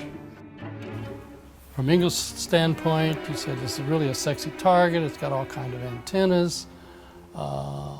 Seems like a very hush-hush place, very military, and he drew how things were laid out. The results came back so specific on paper that I was just like, I was kind of nonplussed. It included a diagram, guardhouse, accordion doors that roll up big enough to put a Jeep through, 4 stories below, hallway, cipher lock, and I took it to my colleague Dave, who had given me the coordinates, and I said, here. He said, man, Green, this is nonsense. I said, are you really sure? And he said, man, I gave you the coordinates of the log cabin I just built in West Virginia. So I called up my colleagues and I gave them the results, and I'm sick of it. And just before I hung up, the fellow I was talking to, who I can't name, but whose initials were Russ Targ, said, that's really too bad. It's really too bad. Really too bad. The other guy found the same thing. Early in the SRI program, there had been some publicity, and Pat Price had read about it. That happened to be right when we had been asked to target on the West Virginia site. So it was over the telephone, saying, you know, I used to be maybe police commissioner or something like that in Burbank, and sometimes I would get intuitive flashes about some crime scene that we were working on, and it would turn out I was be right. Maybe I should be a subject. SRI comes up with Pat Price. He had a map on the over his desk, and he had a bunch of pins on the map of the world, and their pins were all stuck in the ocean. And I asked him, I said, Pat, what are all those, pins? They're just scattered all around. He said, oh, I'm following all the nuclear submarines in the world, and I move the pins around and I relocate them. For an intelligence officer, I mean, this would be one of the most fundamental breakthroughs in naval intelligence if you could follow all the submarines in the world. Pat Price was brought in independently to describe the same target location and went on to read documents hidden in the vault 3 floors below the surface. I said, that's really interesting. Okay, yeah, okay, I'll talk. What did you say? And I drove to the coordinates, and I found the cabin. 100 meters down the road, I found a dirt road from the cabin. I drove down it, found the guardhouse, found the dish, found the accordion door. This naval installation's purpose is to perform communications research and development for the U.S. Navy, the Department of Defense, and various elements of the U.S. government. I reported that. It got to the Office of Research and Development, it got to the Office of OTS, and there was, a huge controversy. And it started as very small ball. But what the person who picked the target didn't realize was just right over the ridge, a mile or so away, whatever it was this super secret facility for picking up Russian satellite information as it went full. And so both of them said, maybe that's what they want us to describe. In the 1960s, Sugar Grove became one of the NSA's most important Cold War listening facilities. And then the whole thing blew up. But remember, it was about what was inside that building. File folders with the following names. I remember that they were all associated with a pool game, like playing pool or billiards.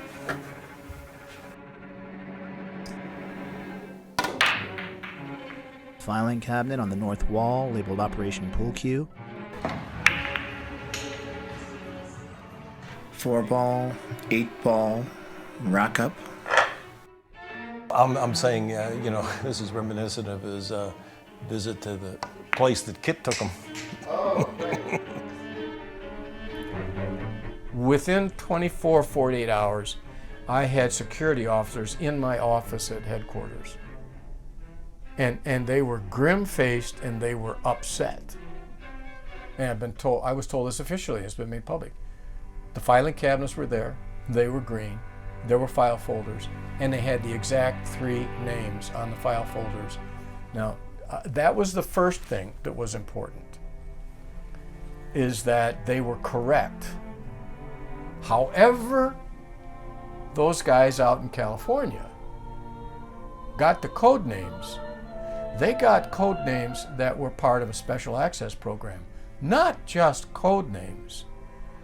They got special access program code names which were classified top secret. The names were classified top secret.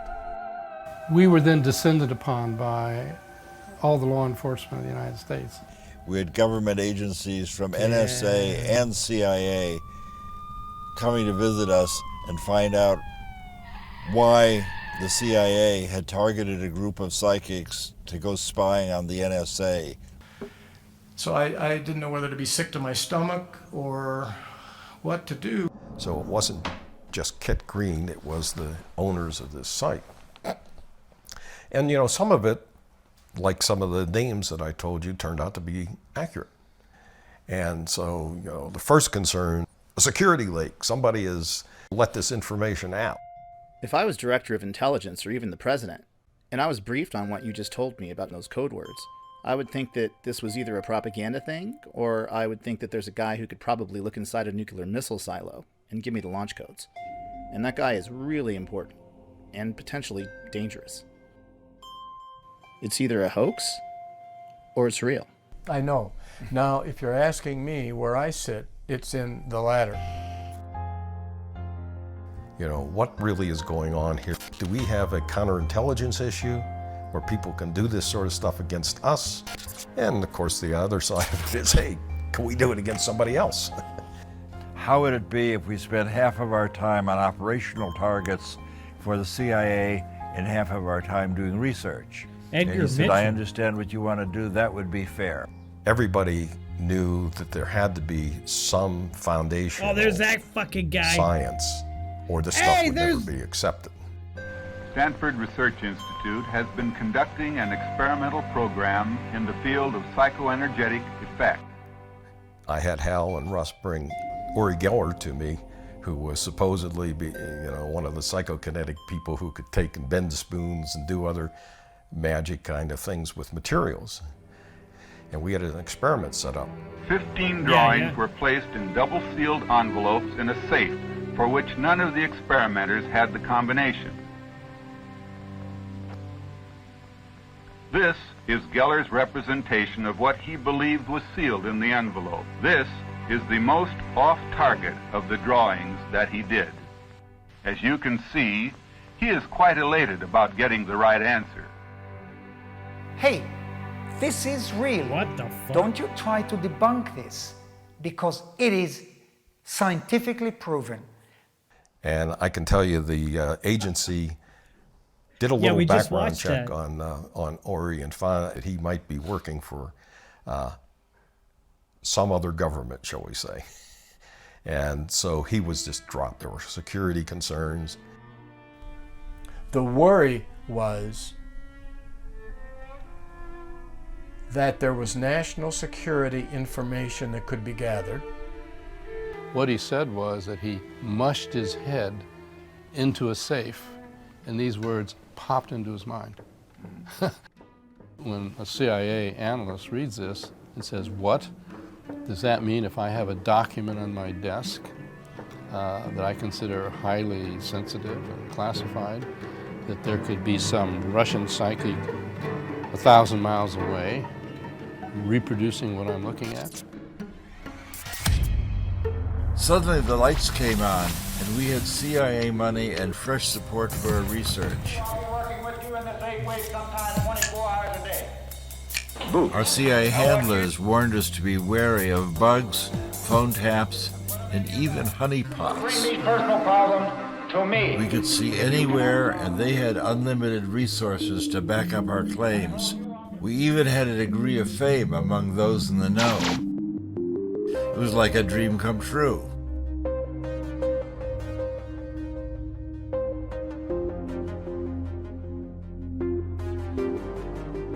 With new funding and assignments from the CIA, it seemed as if Hal and Russell could do no wrong. What kind of place do you experience them at? Attorney General from somewhere in Northern California came to us and said, would you help us with this case? She's been kidnapped. The heiress had been kidnapped from her Berkeley apartment. As we walked in, the police were very excited, and they said, we have a lot of questions we want to ask you. And Price said, let me show you how we do this. Let me see a mug book. And he put his finger on Donald DeVries and said, that's the ringleader. The Berkeley police said, we know who he is. He walked away from a minimum security prison a year ago. And he said, you know, this is not your regular kidnapping for money. This is some kind of political thing. And then she's photographed in robbing banks alongside with an AK-47 or something like that with the other crooks. I get this image of crosshairs, looking at crosshairs. Well, getting closer, it's more like an intersection. He told us where the car that they had kidnapped her in had been left. Across the freeway James are Randi. two Yeah, large that guy. white gas storage He's tanks. a good guy. And one of the detectives said, well, I know where that is. So the policemen went out and they actually found the car where he said. And we went to a shack they thought might be a hideout. I had the experience of the detective handing me his sidearm and said, you know how to fire a pistol? And I said, I happen to own an automatic. Yes, I do. So he didn't realize that he handing Mr. Magoo an automatic so that I could cover his back. This is the assignment outside my job description. Continental flavor. We were basically detectives on the case, on the street, boots on the ground, so to speak. Problem was that the Berkeley police did not cooperate with the Alameda Sheriff's Department, the county sheriff, and neither of them were cooperating with the FBI. It was only after the That guy entire reminds thing me was so resolved, much of that we found out scientist that from- that indeed was the area where she was being kept, and the layout in the apartment was as he described, and in fact she was being kept in the closet. And we got a formal commendation from the Berkeley Police Department. Unfortunately, a lot of people got killed. What's that name of that? In the meantime. The creators of fucking The Simpsons. They attracted not only fans and law enforcement. With Bender. Eat CIA my had metal gotten, ass. they had gotten hold of Soviet documents in Futurama. which our names were in there. God, I don't know what's wrong with my target to be brain. found and to be turned if possible. That's as I said, well, then we have to take this whole thing very seriously. And I began to feel frightened. This Doesn't he felt look like the a scientist from penetrating fucking into Futurama? a dangerous area. When he died, he was out in Las Vegas. Medical circumstances would admit to a coronary and would admit to what he said he was suffering from, which was poisoning. Particularly, he said, a food poisoning. Later on, somebody said, well, you know, the KGB did him in. And I said, oh yeah, I've heard these rumors. You know, I have no reason to believe that. This appears to have been a state-sponsored assassination attempt. Statement from the Prime Minister. But now, 8 days on, Theresa May came to the Commons. In her hands, one of the most remarkable statements she's delivered as Prime Minister. It is now clear that Mr. Skripal and his daughter were poisoned with a military-grade nerve agent of a type developed by Russia. This is part of a group of nerve agents known as Novichok. It causes suffocation and heart failure. I said, what do you mean? And he said, well, there was a TV program recently, I mean, this was a decade later, where they were interviewing an ex-KGB agent who had been involved with an assassination squad. And the interviewer had asked him, you know, what do you do? How do you carry out assassination? If we had somebody who was a target, we'd find out what their medical profile was, and then we would do something that would cause that medical condition to go south quickly, and then it'd just be assumed it was a medical event, and that way we would be, you know, wouldn't be found out. And so the interviewer, I'm told, I haven't seen this program yet, I haven't been able to find it. The interviewer said, well, did you ever actually use that approach? They said, yeah, once on a psychic who worked for the CIA. Damn. They fucking killed They him. really do, for instance, have a Soviet experiment in remote strangulation. Larissa Velenskaya was put in charge of monitoring SRI's ESP work from Moscow. Brain? Oh, God. Kamensky was in Moscow and Nikolai was in Leningrad. Kamensky imagined this is a good that fucking he documentary tried to or movie strangle or whatever it Nikolai. Nikolai was unaware at all. He felt that he couldn't breathe. He was on the edge of unconscious state. And suddenly everything disappeared just because Kamensky in Moscow stopped transmit this image.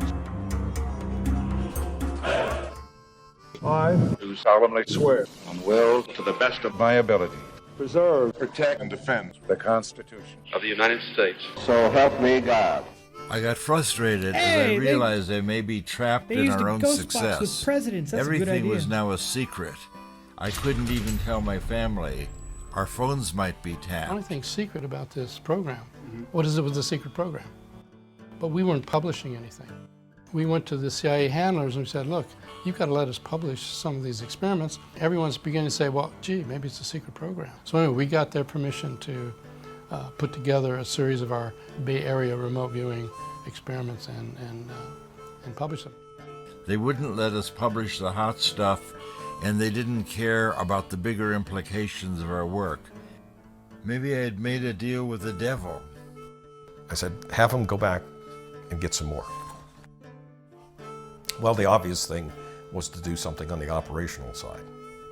So I started searching around for a project that would have some impact.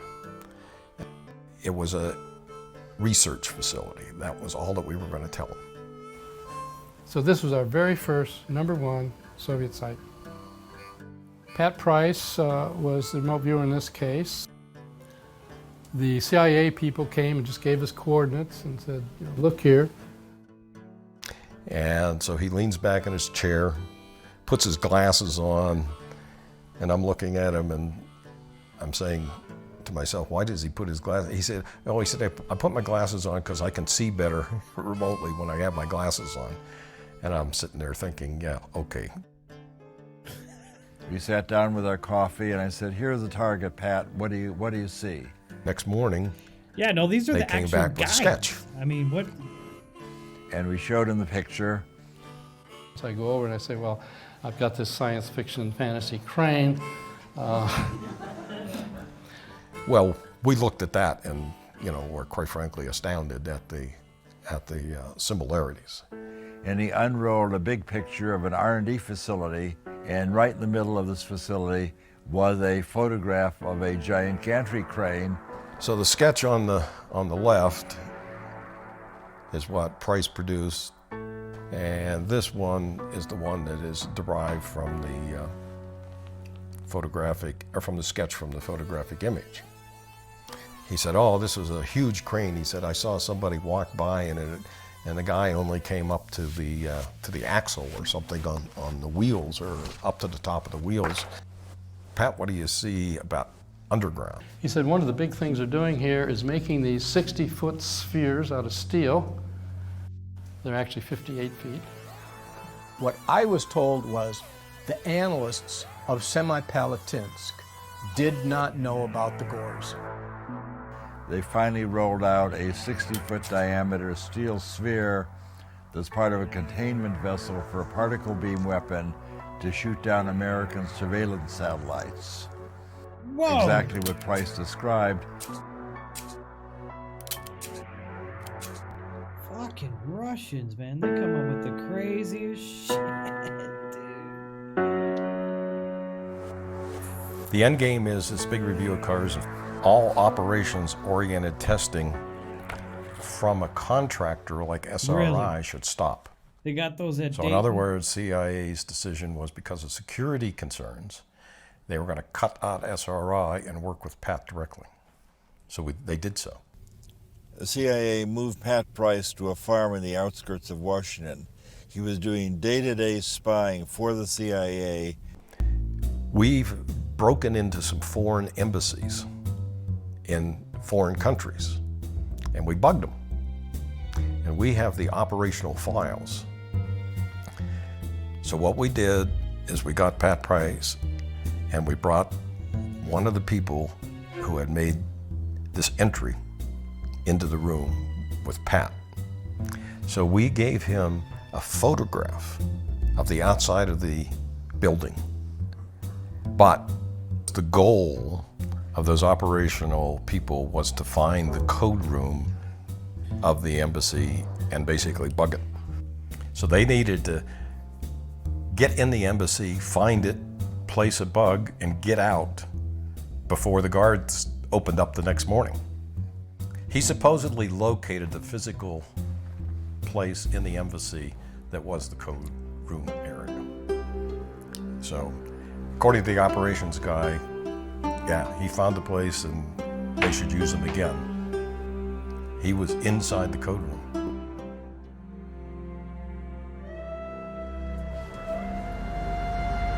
I like how they left out Sonic the part Cord, Chandler Street. that they got fucking codes. So he's a wizard of Sonic Cord. Hello, just dropping off Russell.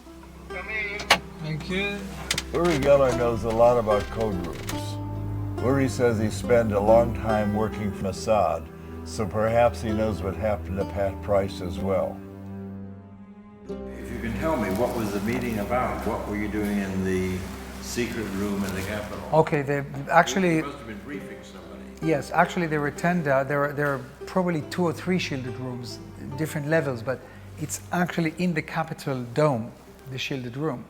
It is a room where no eavesdropping can take place because the walls are leaded, etc., all kinds of materials, even the plugs are different, and you know, it can also be a wine cellar. So while doing secret work, that's fine. You can drink wine and get drunk. Okay, well I wanted to, it's a shielded room with a perfect conversation. Yes. And I want to talk to you about the death of Pat Price. And Pat comes in with this description of an underwater sabotage training facility several kilometers away from the seacoast. And this information was passed on to the Libyan desk. They saw a facility, basically, where he said that they hadn't seen before. And a few days later, Pat Price died. This was the end of Pat Price. CIA hired Price away from us, and 4 months after joining the CIA, Price was dead. And the big question is, was he killed or was it a natural death? Like in the movies, you want to know, did he jump or was he pushed? What do you think? The emergency department people said that there was an individual that came in with him with a briefcase that showed the attending physician in the emergency room his recent EKGs from Greenbrier, which was the facility that I knew that we'd taken him to get his cardiological workup some months ago, and basically said, look, here's the guy had rampant serious coronary artery disease. He had a heart attack, so even though he died unattended in a hotel room, they decided, they meaning the hospital and the police, to not make it a medical examiner case. So they didn't do an autopsy, although that's not correct. And the man disappeared with the briefcase, with the notes. They never took any records of it. Body was removed and cremated. And then they called his wife. Damn. Yeah, wow. Holy fuck. Price was known to have a heart condition and he may have had a heart attack. That's it. Next. The Russians may have killed him. And the third. In my opinion, yes, is the CIA discovered quickly they had a terrible problem. After Price's death, it emerged that his church may have been attempting to blackmail the IRS using classified documents. There's a file cabinet that's got a folder full of this stuff in it. This church had a problem with the government. He would go back to his church officials and immediately give them a debriefing of everything that he said and everything that I said. Here, the guy who was walking on water was a traitor. I do not think he was a spy for his church. You know, I was shocked and devastated because I had no idea about this. If he walks into the president's office and reads a nuclear code, if it turns out that Superman is a double agent, what do you do? If he didn't understand and misinterpreted what it was that he could tell his confessor in his church, I forgive him that. That's not Pat's fault. Knowing intelligence, knowing what's happening around the world, and having worked for certain... You get Batman to kill Superman. You know, agencies. I know a little more about this story. That's exactly why I wanted to talk to you. People who are so valuable are never taken out. They tempt them with amazing circumstantial or monies, dwellings, houses to work for them. They will never. This is like killing the goose that lays golden eggs. Devices which would have enabled the CIA to use this poison for killing people. Does this pistol fire the dart? Yes, it does, Mr. Chairman, and a special one was developed which... Again, I would like to point out how absolutely fucking ridiculous a rifle scope on a fucking pistol is. I mean, this is like the perfect example of CIA obfuscation. Everybody looking at this is like mind blown that the CIA has a fucking dart gun with a fucking rifle fucking. So what are you gonna do? Fucking whack your fucking face off with that shit? This is so fucking stupid. It's comical. I mean, what the fuck is this? What is this? And they're oh, is that James holy fuck, that must be James Bond's fucking, only James Bond would have a fucking gun like that. That is so fucking stupid. It's got a fucking scope on it. It's a fucking it's a fucking what the fuck, what? CIA doesn't work like that. They have shit. I mean, first of all, when they want you, they know how many pieces of paper you use to wipe your ass. How many individual fucking pieces you use to wipe your ass. How they find that shit out, I don't know. But you just fucking wither away from... Nobody even suspects anything. They don't need a fucking rifle pistol to fucking... with magical fucking heart attack fucking darts. Potentially would be able to enter the target without perception. Yeah, how? Well, the CIA had a heart attack gun that was revealed. Okay, now, the CIA is not in the business of killing people. Well, they were in the business of making a very complicated killing machine. They got in a lot of trouble for that. I saw Pat shortly before he was killed. He was coming to see us. Yes. My snipers. But before he left, he called several of his friends to say goodbye in an odd way. So, in short, he predicted his own death. And he purchased a $1 million One square? Holy term shit. life insurance to give to his wife Ann at the airport. You see, I didn't know that. Interesting. And he's changed his trip to visit his son Yeah. in Salt Lake. Maybe he had a psychic feeling that he was about to die. He must have been one of the greatest psychics in the world. Yes. Some Army remote viewers tasked themselves on Price's death years later and decided he was still alive and at work. Of course, this was just speculation. It was entirely unmarked. He deserves better than that. Hey, Dog's Dinner! Welcome.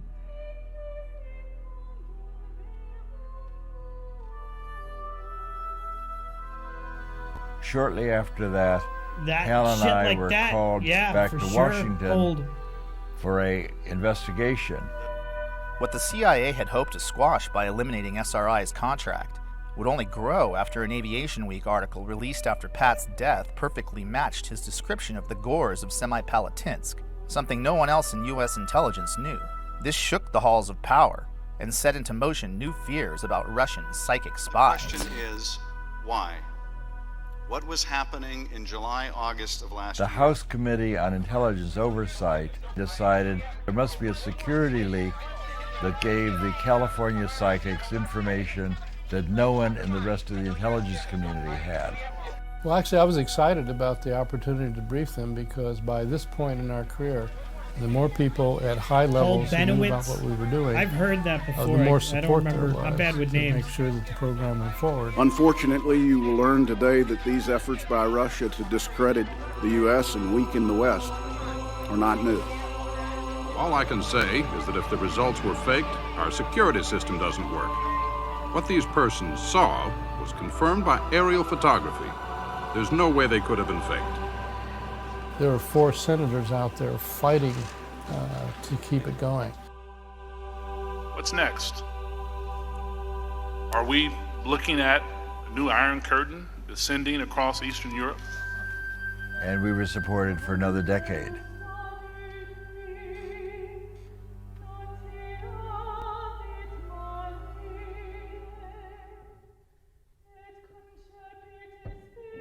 Do you have ESP?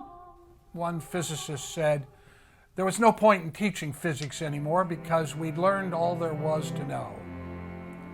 And now we look back and realize that what we thought we knew was the tiniest fragment. Although the CIA publicly denigrated the idea of remote viewing and claimed to end interest in the subject after the death of Pat Price, SRI's rising profile led to partnerships with every single branch of the intelligence community. Defense Intelligence Agency took on a contract with the U.S. Army in 1978. It begins. But this being the Army, it really starts with drill, naturally. Over 3,000 troops in Fort Meade, Maryland, were screened by Army intelligence to find the top 6 that would spearhead the program. Only an idiot. That first day in the company. These were grunts, regular guys. Vietnam vets picked because they had a knack for avoiding landmines. And the CIA didn't like it. It caused leaks. The most decorated was Remote Viewer 001, Chief Warrant Officer Joe McMonagle. The Stanford Art Museum was Joe McMonagle's first ever remote viewing. We then did 5 more trials with him. Altogether, we did 36 trials with the 6 Army volunteers.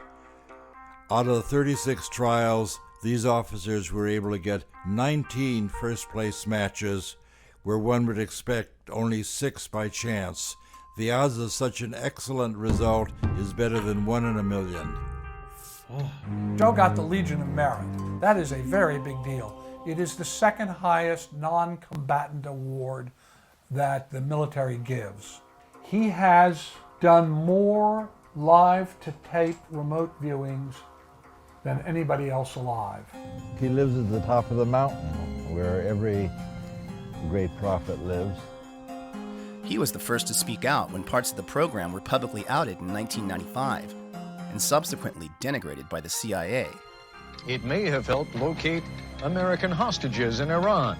There were 2 or 3 others that were held away from the embassy. No one seemed to know exactly where that was, but we were instrumental in helping identify that location. I was paid to do remote viewing by the U.S. Army for 6 straight years. And indeed, he turned out to be one of the most psychic people we ever worked with.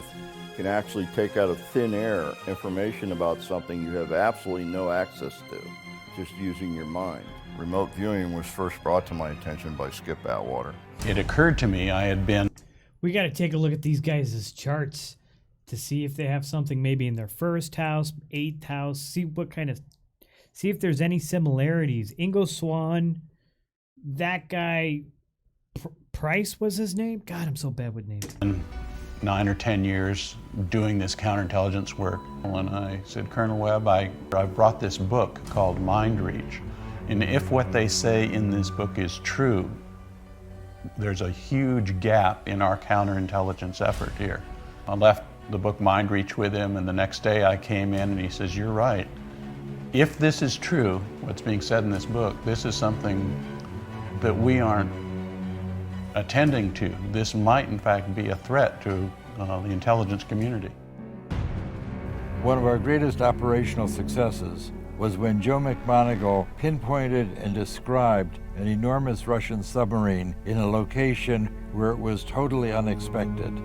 There was a very, very large building. We didn't have enough intelligence by ordinary means to know, well, what is being built inside that building?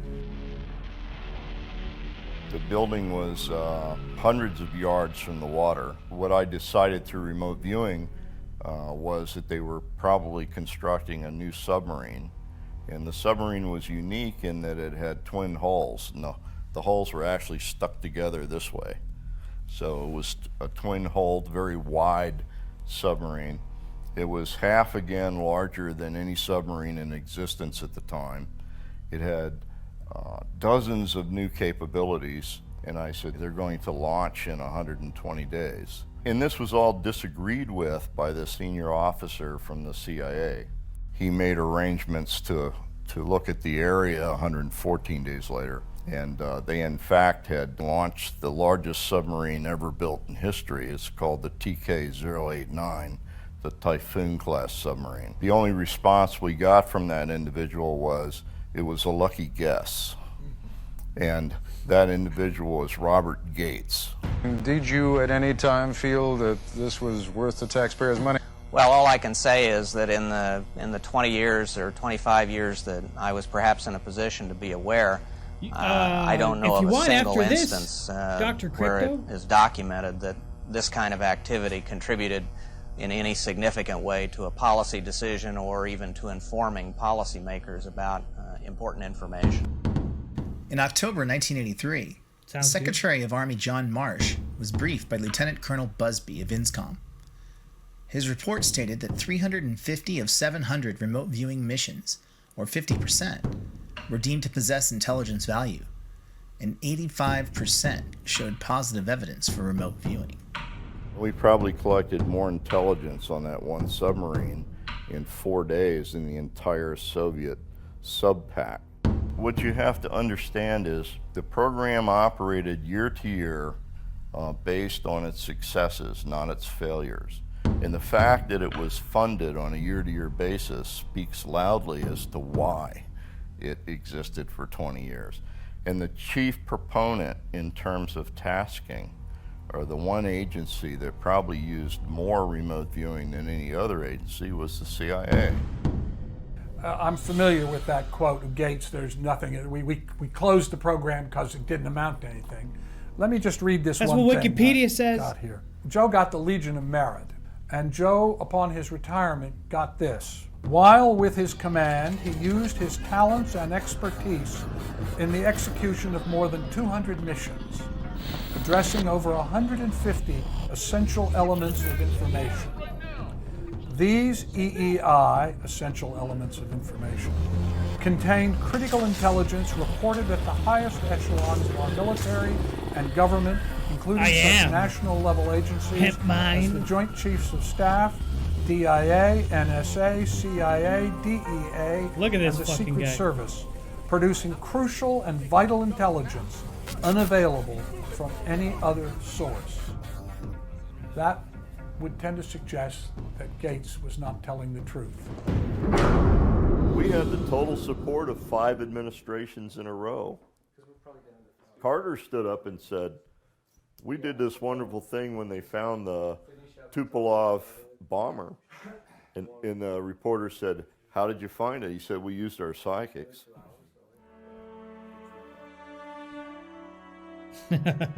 We're on our way to see President And everybody Carter probably laughed. and talk with him about our mission to find a downed Russian bomber in Zaire. We helped him pull the Soviet bomber out of the jungle before the Soviets could find it. Let's see if he'll acknowledge that, as he did in his recent autobiography.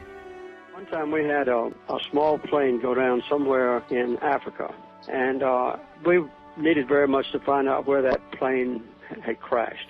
And we were not able to find it by surveillance. So the director of the CIA heard about a woman in California that was a medium or something. I don't know the title for. And she gave him the latitude and longitude of the plane's whereabouts. We located the plane where she said it was. Now, that's the only time that I have ever experienced something that was inexplicable while I was president. What about the UFO while he was One evening, president? I'm called into the office. I was working late. I said, we understand that you have some people that can find things. I said, yeah, I have the SRI contract. There are people on staff there. So they said, well, this is really a top secret, burn before reading kind of project. Here's a picture of an airplane that's missing, and how can we get into Africa and get to the airplane before the Soviets get there? It was a defector. He just took the airplane south until he thought it ran out of fuel, and he punched out, and the airplane kept going. But it still had fuel. Now, that's why they couldn't find it. It wasn't there. I said, well, that's because you're looking in the wrong place. Look over here. Because by this time, an entire intelligence community was involved. She drew this. So I took the sketch. This is a sketch. And I handed it to the search team. And so I'm looking at this huge map. And it's 200 miles this way, 200 miles down. So she looks at that map and goes up to the map and says, well, over here, here's where it is. The X, where the pin went into the map. And they sent a helicopter out to investigate the area. And shortly after they landed, a native comes out of the jungle carrying a piece of metal. And it turned out it was from the airplane that crashed and was within about a mile of where it was, where the actual site was. All the information was in the field before the airplane was found. And the CIA did a special check on that to make sure, and so did NSA, to make sure that my story did hold water. The information was there before we knew where it was. The woman who drew the sketch, referenced by Dale and President Carter, was an Air Force officer. She and an SRI remote viewer, also crucial to the case's success, have never come forward. Dang. The research out of SRI showed that remote viewing had no predictable scientific limits or even theories to explain it. As the team racked up success after success, higher and higher up the chain of command, the question was asked, how can any of this even be possible? I said, well, we've done this remote viewing experiment, and the results are very significant. He said, one of those guys is blind and the other one's crazy. Now, the perfect team for examining psychic abilities. That's what I thought. Oh boy. There's of course no way to deal with people who don't want to know. A storm starts brewing, and we get a new director of Office of Research Development. He could not accept the reality of paranormal activity. He said he knew that this was not real. And a guy in the back of the room jumped up and said, I know what this is. Somebody's taking notes to see which of us are gullible.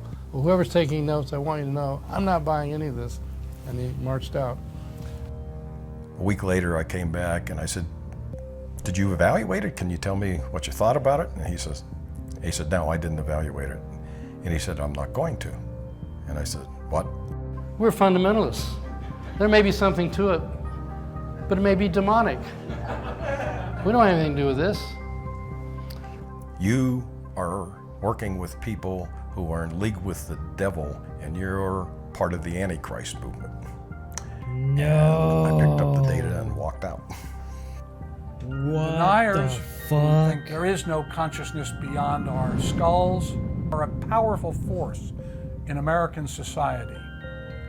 Are anti-science because they do not respect or accept facts.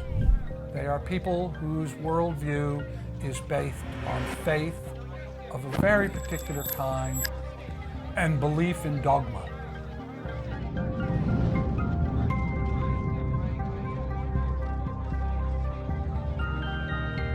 Yeah, there's quite a bit of It's that. about dogma, absolutely. From a religious standpoint all the way down to, I mean, people that are afraid Don't of listen it, to Nightbot.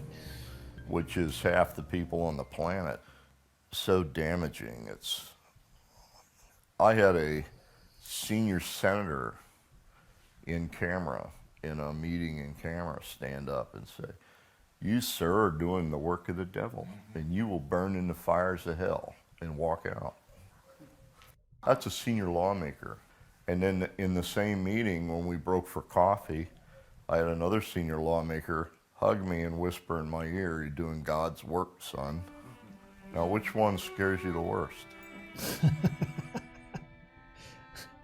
I think psi research is important because it's an essential part of reality which science hasn't yet taken note of. Furthermore, there's a lot of misconception around people just assuming without any proof that there's no such thing. It's just a piece of dogma, and science should not be about dogma. How many people say they've witnessed things that do not fit within a materialistic paradigm, and then they're told you're deluded because your experience doesn't conform to our dogma? This is so fundamentally anti-scientific, it's utterly appalling. So once again, this troubled me because I love science and I respect this tremendous evolution of science for the last 400 years. But when people speaking with the authority of science say, for example, that all experiences can only be functions of the brain, and if you have any experiences that cannot be explained within a materialistic paradigm, you're deluded, then this is dehumanizing, arrogant, pompous, and closed-minded, and those terms should never come in the same paragraph of defining and explaining science. When the evidence just gets to be overwhelming and the groundswell here is growing, I would say before too long, if you still insist that the mind is nothing more than an emergent property of the brain, it will be widely recognized you're just ignorant. And the key point about physics is always evolving. Our knowledge of physics is The always missing 411. expanding. And phenomena We need which remote people viewers.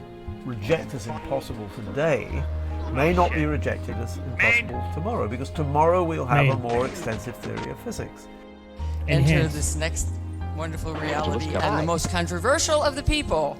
And it shocked me that they found anything to object to. This is a hardcore scientist. Well, I'm very happy to be here. My name is Russell Targ. I'm a physicist, and it's my great pleasure to tell you about the remarkable work we did at Stanford Research Institute investigating psychic ability. Callie! Hey, here's a remote viewer right here, Callie. Calico Studio. She's psychic, man. The Talk Now has over 3 million views on YouTube. Biographical page. It's described that I was born in Chicago, went to Columbia, worked with Hal Puthoff on the pseudoscience called remote viewing. So we had a chance for fish and chips and a cup of tea. We must be in England finally. That's right. There's a time when I was ill and I didn't want my biography to be that one-dimensional. So I wrote in that I had been a pioneer in the development of the laser and published many, many papers in lasers. And the Wikipedia masters kept erasing all my laser papers. They said to me, people are not interested in your laser work. We just want to know about your work with the pseudoscience. And I said, well, most of my life has been spent with lasers. And they wouldn't allow me to do that. They banned me from Wikipedia. And finally, I got the help of Brian Josephson. Look at that shit. And it was only through Josephson's intercession that I got to bring my biography up to speed. Do you think that consciousness is built into quantum theory. This, of course, is extremely heretical, but fortunately I not only I have tenure, but I've retired. So he said it! He fucking said it. He's got tenure. That otherwise he'd be out of there. Exactly. Sorry. Anyway, what are these taking your picture? Yes. You're being interviewed, are you? Well, I was, yes. Fun? I was, yes. You were? Yeah. Okay. Anyway, that out. Well, what's it to do with? I mean, it's really research work. What? Research work. Research stuff. Yes. Okay. So you're Okay. able finally to tell the complete truth. Well, actually, people would probably not contemplate getting rid of a Nobel Prize winner. So I had more or less had freedom in what I could do. Funding was a different matter. They actually told certain people, we'll fund you if you work with anybody other than Josephson. But will you tell these fools I'm not crazy? Make them listen to me before it's too late! By and large, the critics who've been interested enough in our work to come to our laboratory, we have asked them to take part in experiments and experience remote viewing themselves. Yeah, he's legally which is blind. Often very accurate indeed. One of the biggest skeptics was Undersecretary of Defense Walter LaBerge, who kept hearing leaks about the mad scientists of Menlo Park. So he decided to pay a visit in his Air Force helicopter, landing on the SRI campus lawn and causing quite the dust-up to Hal and Russ's low profile. Although he thought it ridiculous, LaBerge allowed himself to become a subject, and despite no prior psychic experience, he correctly and in great detail imagined where his attaché was hiding. He then became one of the team's biggest supporters, along with other senators, congressmen, and generals who dropped in on the lab and got similar results. It was becoming apparent that this was a common ability, but how could they show that when it was all secret? Their first clue to how common intuitive abilities are came when a remote viewer didn't show up for work. So I had a chance to go to San Jose, Costa Rica, center of a mountainous country. And then each day, a remote viewer back in Menlo Park, California, would describe where I am. Well, on a particular day, I had a chance to do a trick. I got an airplane, I flew out, and I landed at an island that belonged to Colombia. It also turned out that on that day, the remote viewer didn't show up. So Russell decided, well, okay, I'll do the remote viewing. What can I do? So Russell's trying to suppress this data, but it just keeps coming in. He says, okay, well, I guess I'm wrong. I mean, no reason to be in an airport. And not only that, I see ocean at the end of the runway. And I know there's, ocean is miles away in San Jose, Costa Rica. Well, in fact, that's exactly where I was because I'd taken this little side trip. Did you actually take that picture, or is that a standard picture? Somebody else took the picture who, when we had this data, they went out and took it from the same angle. Showing that even a scientist can do good remote viewing. This led to a request from their CIA handlers to bring in someone with absolutely no psychic ability to get a baseline against their best. That didn't work out so well. She was statistically the best results they ever had, even better than the infamous Pat Price. We were asked to bring in somebody who was willing to be a control person for the program. And I chose to work with Hella Hamid, who's an old friend of the family. She promised me she had never done ESP experiments before, and she would be very happy to be part of our program. This is a remote viewing experiment with Russ Targ and Hella Hamid. Today is Friday, October 11th, 1974. It's 20 minutes to 4 in the afternoon. Russ Targ and Hella Hamid are in the first floor. We're going to test you tonight, Callie. We're going to do some remote viewing. He will select a randomly chosen destination. Don't run away. I was looking up at this structure that must be 3-4 stories high. A weird zigzag going horizontally like a series of mountains, sort of peaks on top of each other, can be just shapes. The side of the structure seems to be open to the sky too. Squares within squares within squares, going downward like into a trough. It's definitely some kind of a conduit. This is just where Hal Puthoff was standing at the time of Hella Hamed's very first remote viewing. Perhaps the most dangerous secret of all, the one that Russell Targ has worked his whole life to release, is that anybody can be psychic. And we have a target now that Russell requires a Targ, drawing the or opposite description. of Amazing So I'd Randall. like you to quiet your Or mind. The other guy. And make a little sketch of the surprising images that show up in your awareness. You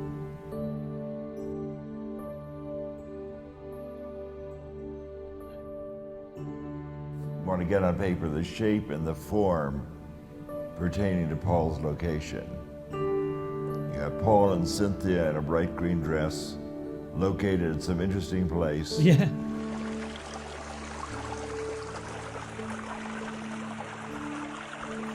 Do we have any falling water in the audience? This is the waterfall coming down. What pages, the waterfalls. My primary purpose in coming to this conference is to actually to see what I can do to become a world-class remote viewer. I couldn't believe it, but it's different when you actually do it. I have no formal training. It's really about sending the message across to people that if you put your mind and heart to something, everything is possible. The world is your oyster. When a whole room of people are able to do that, it's not just me, it's not just my imagination, it's all of us. It's the science part of it. Everybody really wants hardcore data. I think it's still a question of what it means to be really human and what it means to be a proper human being, whatever that might mean, and what is the essence of who we are. And I think that if the world actually had an access to that answer, I think it would change everything. So that's pretty good. I'm useful at Las Vegas. Psychic abilities are real, and you have these abilities. And now we've got a free ESP tester on the internet. By the time we finished, we knew more about our remote viewers than NASA knew about its astronauts. There's nothing different about them at all. These are just normal people. Like musical ability, you've got virtuosos at one end of the scale, you've got tone-deaf people at the other. It's just in our culture, no one values, quote, ESP functioning. It's just being human is basically what it's all about. Could it be that psychic ability is much more common than we think? Even internal agents at CIA back in 1975 were secretly doing it, according to original program manager Ken Kress. Now, it turns out a couple of people around OTS, a lady by the name of Francine and a man by the name of Ed, they decided they wanted to be subjects. What, 3 megabytes they upload? Were CIA that's what I have. Now. These were not SRI employees. Actually got them involved with a Libyan analyst. I got gibberish, as I remember, from Francine, but Ed was an engineer, so he comes up like Pat with very specific stuff. He says, what I see is a Soviet radar that is involved with an air defense system. He goes on and on with all this stuff. And so I package all this up, send it to the Libyan analyst, and he said, we have an agent that we have not vetted who says similar things. And I said, that's news to me. I have when 10 they were down, with us, 3 up. it was Hold not on. clear whether they had come to 10 see down, if there's defects in our 1.5 model, up. or whether they had come to be trained. No, I have both. about 3. Yeah, I have well, there about may 3. have been a slight subterfuge, shall we say, in that I might have sent them out there as evaluators, and they may have been motivated as participants. By 1981, the program had become more and more operational. The government was less and less Man, interested I'd be in king of the research. world I with wanted that to be toxic free waste. of all this secrecy. Which, from a scientific standpoint, was not so good. But on the other hand, of course, from the funding standpoint, can't complain. And I brought that to our contracting office And he said, Russ, you know we're not doing research anymore. And I said, well, we look at this. We think about what we're doing. He said, I'm not paid to think. Well, that ain't bad. I'm paid to find out what DIA wants you to do and then see that you do it. I was heartbroken. Hal and Ingo were more secretive than ever. And now Ingo was in charge of the Army psychics and had made the program so complicated that only he could teach it. And I got a note from my partner, Hal, questioning whether I was really making a contribution to the program. What the most interesting data at SRI pointed to was exactly why Russell wanted to leave. It was Chinese a secret atom bomb so test big, target. he felt that if the general public could truly get it, it might bring enemies together, and it might even change the world. Russell was kind of the idea man, was always kind of pushing the bad scientist type of thing, where he actually looked the part to some degree.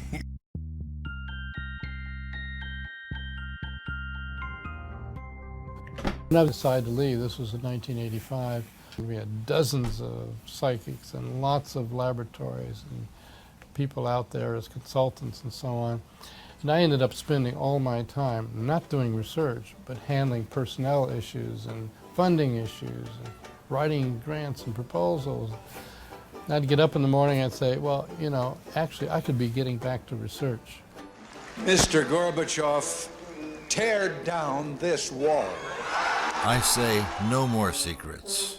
SRI's intelligence work with psychics would go on for another decade, mostly unnoticed, until one of their greatest covert triumphs became their most infamous leak. Remember Jimmy Carter's telling of finding the downed Russian bomber in the Congo?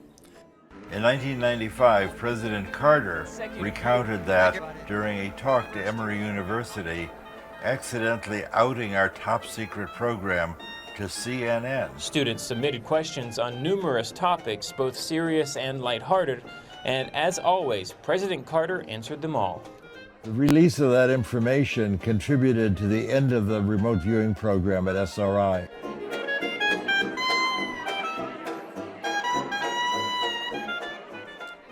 After Russell and Hal left the program, it continued under Ed May, but eventually it confronted the giggle factor. So I would ask the intelligence community to watch what we do for the next few years. And the CIA had publicly derided the Army-run program, and in the end, they were asked to take it on again. It's a pretty low priority for the intelligence community, and it's better done on the outside. Instead, they commissioned a third-party report to, quote, see if it had been valuable to operational intelligence. And that's our report for tonight. So, what do all these stories add up to? Well, the two experts commissioned by the CIA report disagree. First, there's psychologist Ray Hyman from the University of Oregon. My considered judgment, if someone pushed me hard right now, I have to say the odds are 99 to 1 that there's nothing to remote viewing. I think remote viewing has been demonstrated over the 20 years of work that's been sponsored by the government. Ed May was very upset at the way the AIR report was done. He was very upset that they did not look at the operational this is AIR. viewing and that they did not allow us to talk to the operational remote viewers. I think he was quite disappointed that they narrowed the focus so much so that really it might have been a predetermined conclusion that they wanted to kill the program. I think that anybody who says we haven't proven it yet hasn't really looked at the data. I think, frankly, people don't want to look at the data. They have their worldviews. They don't want those worldviews rocked. I think anybody who looks at it with a real open mind... Do you have broadband or DSL, Kelly? I have a feeling you might have 100% certain broadband. that it was real acquisition of information. I became 100% certain that it had potentially real intelligence significance. And I became 100% certain that it never would. Why?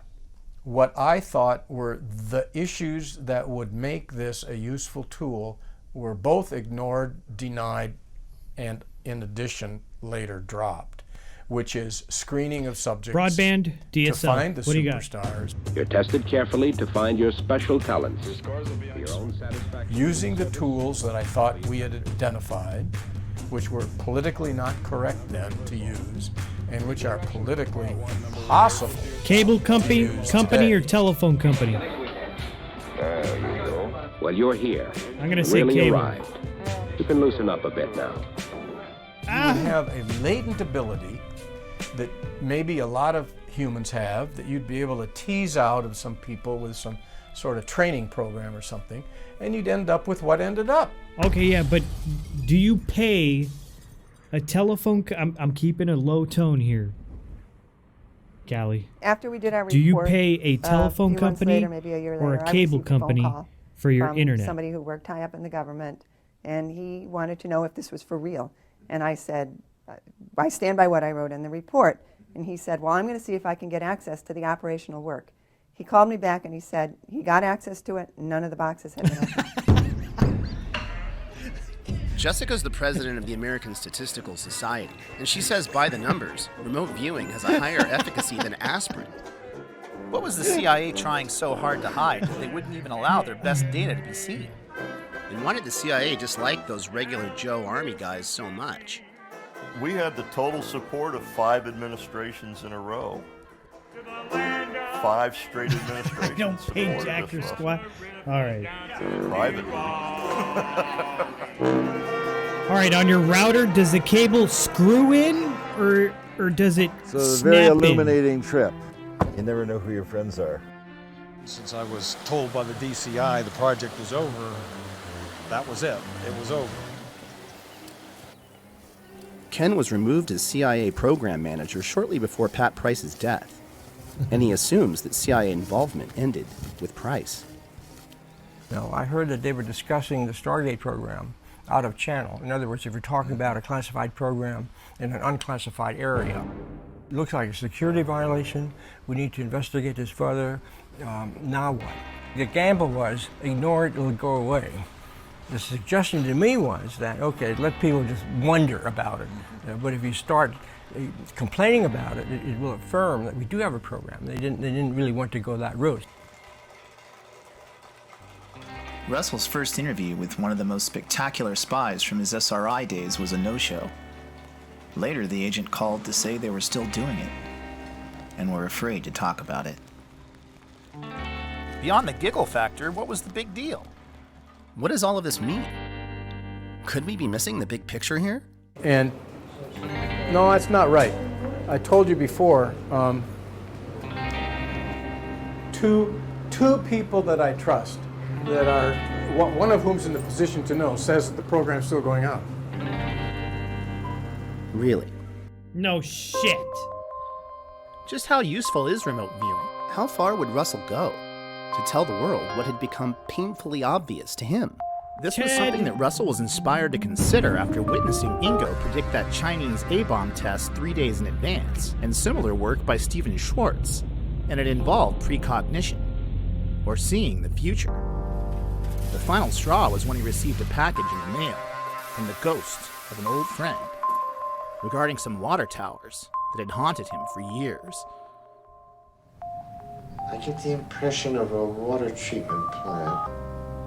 It looks like water storage tanks. There's a service road down here. In Pat Price's first series of experiments, he got the shape and dimensions of this swimming pool target within 12 inches. But he also called it a water treatment plant, even drawing water towers, which missed the whole point of the target. Years after Pat Price's death, I received a historical picture book. It was a gift from the city manager of Palo Alto. That when I opened the picture book to Rinconada Park 75 years ago, it had been a water purification plant, and the 2 water tanks that Price had indicated indeed were right where he put them, and they would undoubtedly have been the tallest thing in the city of Palo Alto 75 years ago. With Pat's reminder of timeless awareness in hand, I hatched a plan to ditch the spy business and try and wake up the world. At 9. This is the Commodities Exchange in New York City, circa 1983. It was right here Russell Targ's new company, Delphi, decided to tell the world that they were psychic.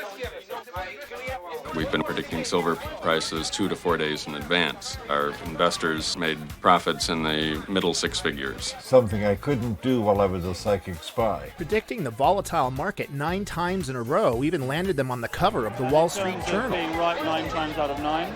Again, being right in anything in life 9 times out of 9 is unheard of. But some of the more spectacular and successful trades were actually on the short side, or they were making a prediction in anticipation of the market coming down, so going against the trend. But there's still elements that are not understood, so it does not always work. So I wouldn't put my life savings behind a remote viewing of the future. Investor demands and the weight of their own success led to the second round not doing as well. Money dried up, and the skeptics pounced. Russell would have to go even farther to prove his point about ESP. A lot farther.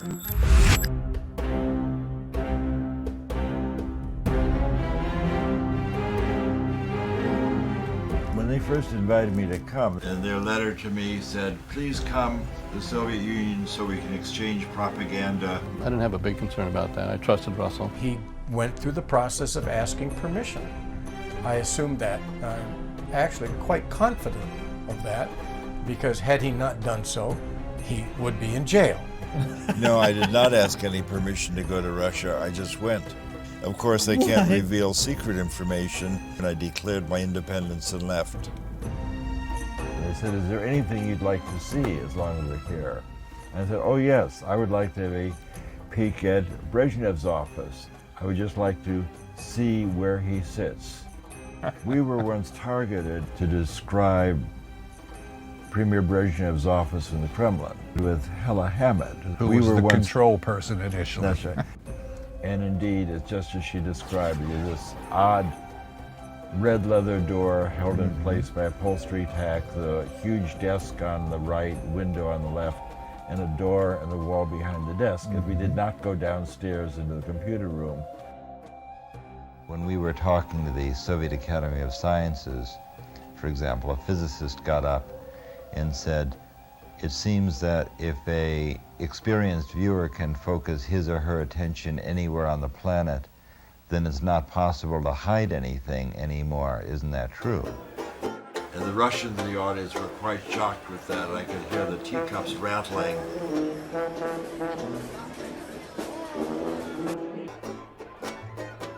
The very idea of secrets is not our true nature. Openness is. 40 years ago, I stood in this exact place. I don't think anyone really expected Russian and American scientists to work together.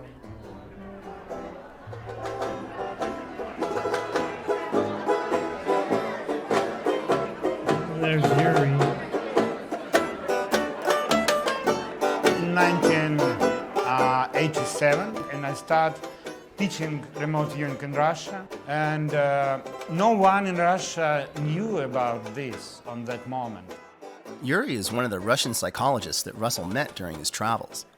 And now, he's come out of the cold and brought some friends. And I decided to go to United States of America to take training from Russell Targ for the first. It was first for Russell Targ.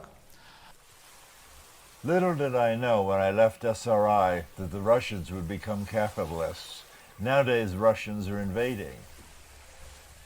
Having watched the end of the Soviet Union as a cadet at West Point and then fast forwarding to today, I'm a little bit lost. Now, Russian people are very enthusiastic about remote viewing. Да, в России я преподаю дистанционное видение, и у меня компания, мы делаем прогнозы и предсказания на спортивные события. На сегодняшний день точность предсказаний в районе 75-80%. В России за эту точность очень хорошо платят.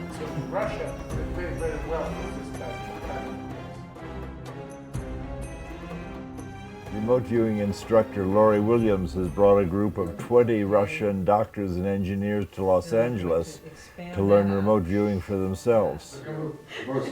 So the event she was asking about had already occurred. So the subconscious. I got a phone call from a man that with a strong Russian accent, and he was asking me if I would be willing to teach remote viewing to Russians. We are not remote viewing yet. And so when he called and said, why don't we do something in Los Angeles, then it just sort of grew from there. We started planning this about a year ago, this class in Los Angeles. So We're going to do a quick review. Благодаря тем инструментам, которые мы здесь получаем. Okay, so the students all received individual targets, so no one's viewing someone else's target, they've all got their own. And we've actually been working on these targets for 4 days. By viewing something repeatedly, it creates a memory path to the target, it makes it easier to view. It's a body. So most likely it's a person. He did some research of the cosmos, as you something with space. Something involving space in the universe.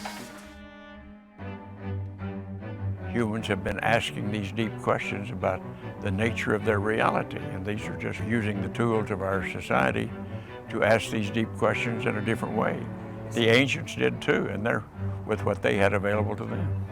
The scientific model has to change continuously to accommodate our knowledge, and if we're learning more, then we have to fit that into our bigger picture of understanding reality. And here's a sketch. Что-то транспорт. Да, это скетч. А потом пришло, как будто это Луна. No, then I thought that it's moon. Then he thought it was the moon. This is a very kinesthetic day today. They're going to be using their hands, creating 3D models of the target using Sculpey clay, modeling clay. They're Еще один объект, сделанный человеком. There's another he got about it. It looks like a spider. It has little what spider has? Legs. Clicks, yeah. Tomorrow for astrology night, we're taking a look at more viewers before we take readings. Is that it? That's all? Okay, you ready for your feedback? Okay, hold on to your seats, folks, because this was the Apollo 11 trip to the moon. Это Apollo 11. Apollo 11 trip to the moon with Neil Armstrong.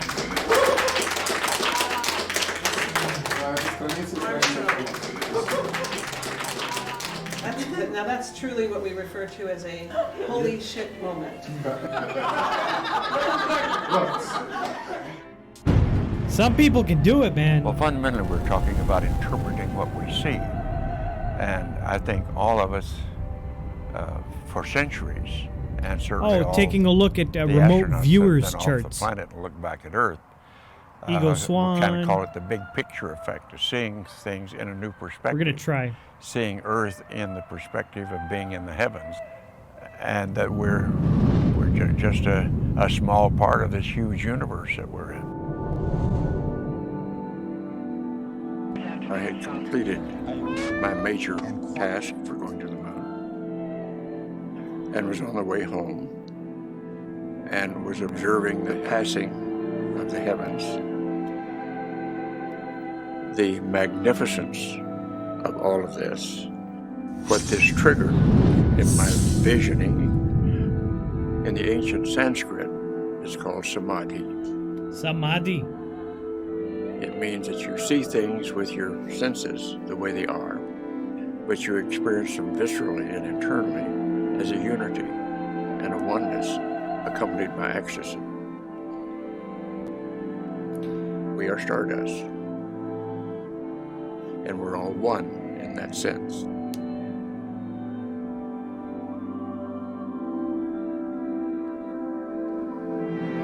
Edgar Mitchell said that? Holy shit. Damn, he passed away. In other words, instead of just serving self, what it tends to help you do is to realize you're a part of a larger reality and to serve that larger reality in a proper way. Ziggy played guitar. So I'm not so sure it was all about collecting intelligence and how well we did. The evolution of consciousness itself is expanding. Consciousness itself can evolve, and I believe that's probably towards what I call empathy.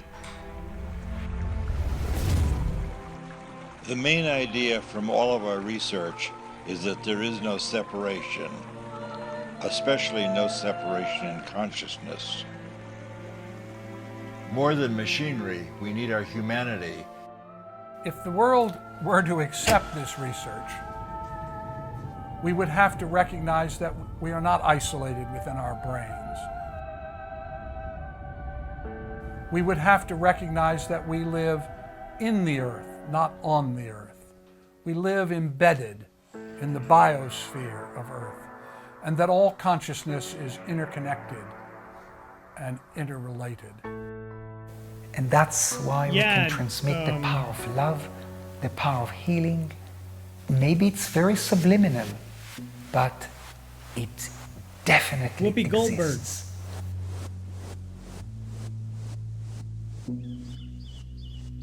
I came across this and said, you know, Diana, a lot of that's people right. will think you're nuts, but you know, hang on, and maybe you're not. We should always be open to our imagination, because once in a while, some of the imaginations will come true. So I think it's time to close up and move on.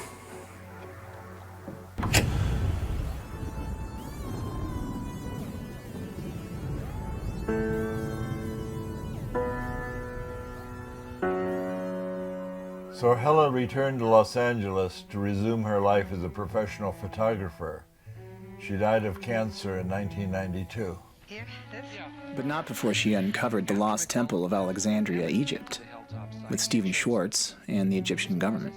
They placed the first stake within 12 inches of where it had been buried for thousands of years. And put the skeptics to rest, at least for that day. She was given no information beyond the general hilltop location. Things are going to change because science is changing.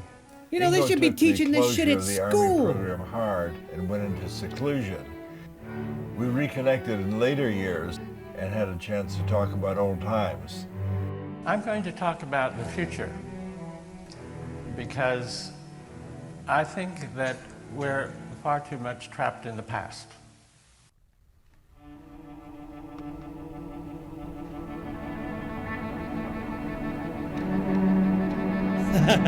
The original cello And Sam concertos got in this very film were talented remote cellists viewed who had not by remote music viewed. from the fringe. They went into an expanded state and got impressions. They then took it up to the composers. Atmospheric, like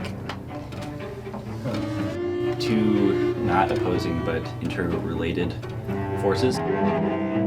Triplet up and down. What was the feedback? Well, they didn't know what was in the envelope. It's very, very close. It's very descriptive of bugs. So playing it, listening to it kind of makes you itch. Kit Green says he still consults for the CIA. You know, Green, think. And I have. I've thought about it for many years. I'll give you the answer. The most precious secrets are hidden in plain sight. That's a stupid expression, but you know what? It happens sometimes to be true. He told me he collaborates regularly with Hal, but on what? Neither one of them will say. Oh, yeah. I've got it going through me, if you can see. Hal Puthoff resigned from the SRI remote viewing program at the height of its success, but he did go back to remote viewing at least one more time.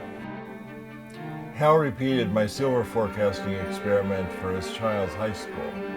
He raised $25,000 from the stock market for a class field trip to Washington. Then he went back to seeking to extract energy from the vacuum in his Austin laboratory. Well, we've got our hands in every pot. It turns out that Kit and Hal really were collaborating. Kit brought Hal into a top-secret Pentagon UFO assessment program, revealed in December 2017 by the New York Times. Oh, and Hal says they've recovered UFO debris. But that's another story. Pat Price's grave in North Hollywood remains unmarked, and his death remains a mystery. And as for Russell Targ, he continues to tell his story, showing people just like you and me all around the world that we're all psychic. At the end of the film, they say, no animals were harmed in the making of this film. So I'd like to ask you, is it fair to say that no physics were harmed in the making of this film? Physics isn't, but physicists might be. That's a fucking Nobel Prize winner right there. No physics were harmed in the making of this film. All right, ladies and gentlemen, we're going to hear a story from Dr. Crypto and then get into some remote viewing ourselves. We're going to do some remote viewing ourselves. All right, so let me just open up Discord because I have Discord closed. Or how are you thinking of telling us your story, Dr. Crypto?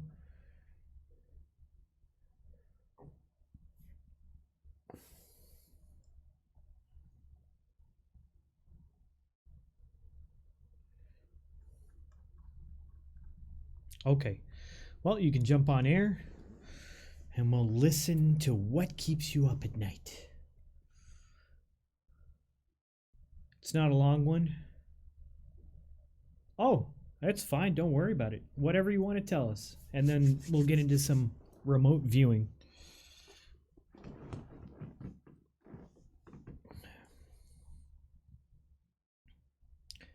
And by the way, this is a fantastic little video or documentary or whatever it is. So if anyone's interested in it, there you go. Oh, so you're okay. Well, just type it out. Just type it out, man, and I'll read it.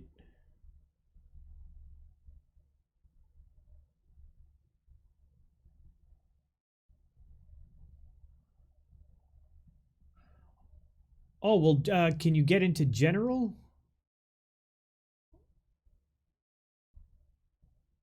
Can you get into any of the voice channels? Or are they... Okay, let me try to unlock this. Can you type in general chat so I can okay. Let me see here. Yeah, you might need a roll. Let give you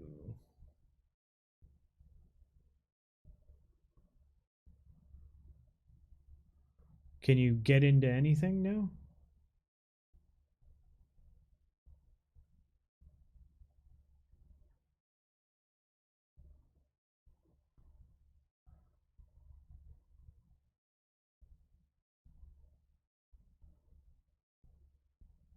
Okay, there you are. Okay, hello. You should be able to hear me now.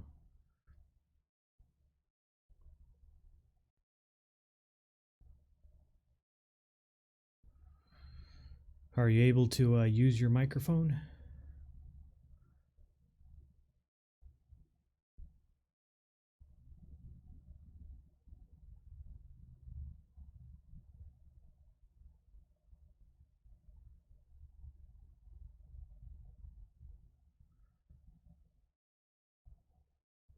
Huh. All right, let me just try this. Are you coming through on general? Whoops. Hello? All right, am I working now? Yes, I can hear you loud and Okay, clear. there we go. All right, good deal. My audio level's good and everything. Don't want to be Yeah. like ear raping everybody. All right, good deal.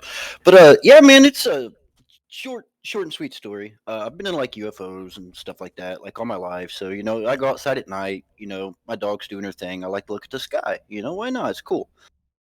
So 10/16 of 2016. Have it written down so I remember the date and everything and the time. It was about 9:45 at night. I'm letting my dog out, and I'm looking at the sky like I usually do. And I look to the south horizon, and I see like a green dot, and I think nothing of it. I'm like, oh, another airplane, whatever. Well, then I notice another green dot, another green dot, another. Ended up being a total of 8 green dots, and there was 2 formations. They were like in the shape of a square, 4 green dots each. The front green dot was dimmer than the 3 other green dots in each formation, and absolutely no noise. And I watched these things from the south horizon clear all the way out of sight to the north horizon. Like, I want to say within probably 10 seconds. And I'm not great at math, but I know that's really fast, right? Yeah. So I got a hold of MUFON and made a report, and the field investigator I spoke to said that he had reports of these objects from like Kentucky, Tennessee, basically all south of Indiana where I'm at. And so there's multiple sightings. I'm no idea what it was. I'm not saying it was aliens, but whatever it was some really, really, really fascinating shit to say the least. So I know for a fact there's some crazy shit out there when it comes to UFOs, but I don't automatically think aliens when it comes to UFOs because UFO has that stigma with it. You know, people start thinking, oh, a little green man, this and that. But I think it's, some type of super high tech government shit they got. And if that's what they're testing, then who knows, like what they have out in Nevada where they don't fly over regular airspace. So it was a pretty wild sighting, man. It was really cool. It really changed the way I looked at things. I know that. Wow, and this was from horizon to horizon in around 10 seconds. I'd say anywhere from 10 to 15 seconds. Time was really hard to pinpoint just because I was so excited because, I was seeing something I never thought I would ever get to see. So, it was kind of, I can't say for sure, man. I almost say 10, 15 seconds tops. It was fast, really fast. And you were saying there are 4 of them? Well, there was 8 total, but 2 formations and 4 dots in each formation. So imagine like 2 squares, the dot on each point and just kind of one flying in front of the other. And the crazy thing was like they didn't deviate from the formation. You know what I mean? It was almost like they were attached in the middle, even though they weren't. You know what I mean? As if something was just keeping them in perfect formation. That's what was really odd about it. Because I've been to air shows, and the Blue Eagles can't even do that shit 100% perfect, man. I mean, yeah, but they just can't. You can tell there's still that human element there. But these literally it was crazy, man. It was almost robotic, their movement. It was really wild. No, and from horizon to horizon, that you need more than 20. You need more than 30. You need about a minute. Yeah, it was fast, man. It was extremely, and no sound. No sound. And the cool thing was, well, I also stream, so I don't want to say too much information on here, but I called the local air traffic controller, and I asked him. I said, "You guys have any?" I said, "It's gonna sound strange." I said, "I'm gonna sound like one of those crazy guys." The guy kind of chuckled. He said, "Go on." I said, "Did you guys pick up anything strange on the radar? Like maybe 8 dots? He didn't know what the hell it was." The guy went quiet. He just went quiet for a second, and then he came back and he was like, "Let me transfer you over to so and so." And he transferred me over, and the guy was like, "No, we didn't pick anything like that up." I said, "If it flew over and it was an aircraft, would you have seen it?" They said, "Absolutely." And I said there was like a small plane flying over around the same time, just south of the city I'm in, and he was able to find that plane, tell me that plane's heading, speed, all kinds of stuff about it. And I said, "So around that same time that plane crossed over the south of my city, you have nothing else?" He was like, "Nope." So I thought that was even more interesting. And after that's when I decided to call MUFON and speak to them. And 'cause I was just looking for answers. You see something like that, it's like you just want to know what it was more than anything. Yeah, no, definitely.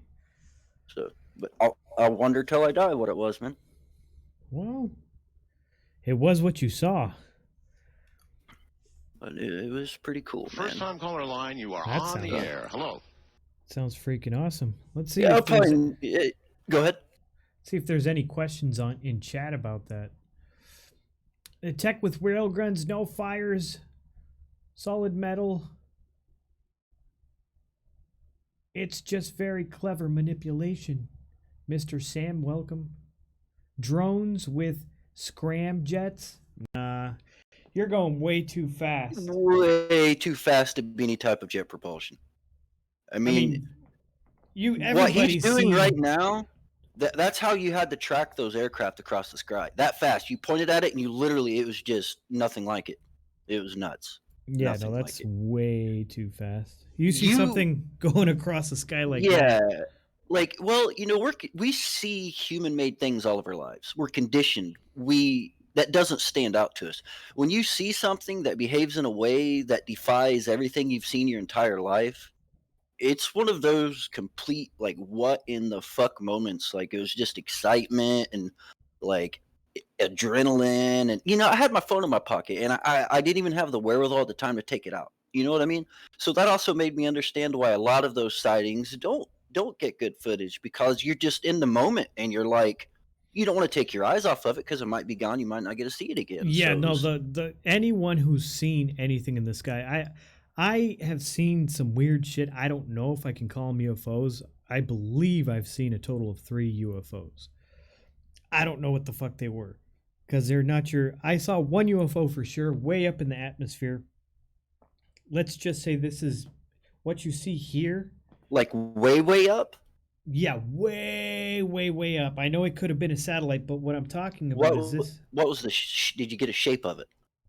It looked like a tiny star, but okay, it was going. If you look at my screen right now, it was going like this.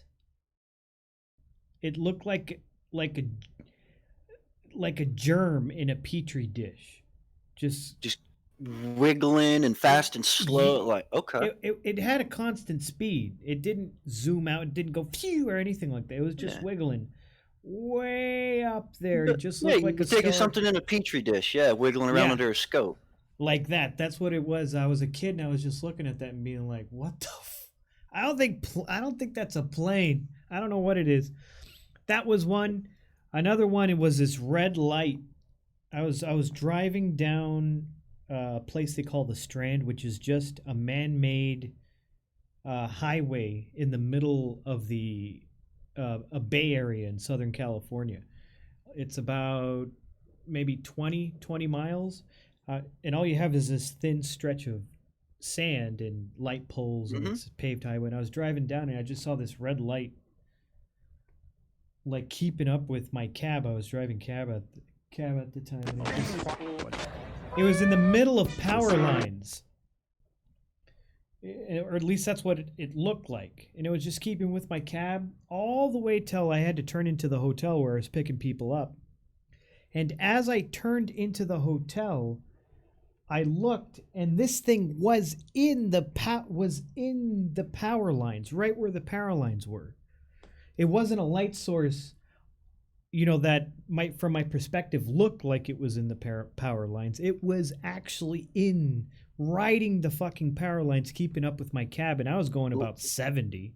Like something feeding off energy potentially or some shit. No, it was just riding in the power lines. It was following me. Just no, I meant like maybe it was using the power from the lines or something to like. I doubt it. I don't think this thing needed power from anything. I think it was just like trying to. I don't know what the fuck It was just in the power lines. I turned. And it was in the power lines. And when I turned, it started going the opposite direction through the power lines. I'm not talking on the power line. So you have two sets of power lines. This thing was just riding in the middle along with me driving. I was like, what the fuck? You see, before I saw what I saw, I would have had a hard time believing what you told me. And vice versa, probably. Like I said, it changes you when you see something. It really does. Yeah, you begin to realize, no, there's some fucking weird shit. But not everybody out there saying stuff is completely batshit crazy and out of their gourd. There's legit people out there that see legit stuff, man. And the last thing that crosses your fucking mind is a phone. It's the last fucking thing. It's not even on your mind until 20 minutes after you see it. You're like, fuck! Yeah, because your whole mental capacity is trying to figure out what the fuck. I remember every time I get a new cell phone, I'm always like, man, in case I catch something, I always have like, one of the volume buttons, hold it down to pop the camera on instantly, just in case. For those moments, still don't think to use it. Yeah. Yeah. Well, that's an amazing story. You said you stream? Yeah, occasionally, sometimes, with my internet lately, but you said you've got about the same speed I do, and you're streaming fine, so maybe I'll just give it a shot. I was just kind of down in the dumps. I didn't think it would work, so I was like, screw it, haven't tried it. But you do have to bring. I stream at a lower resolution. I keep my canvas size at 720, but my output, I bring it down to about 2,800 kilobits. It still looks great. And it looks decent. I mean, that's the best I can do for now until they. I mean, it works. Yeah. It's still better than a lot of people I've seen. Yeah, but let's get a shout out for Dr. Crypto. That's an amazing story, man.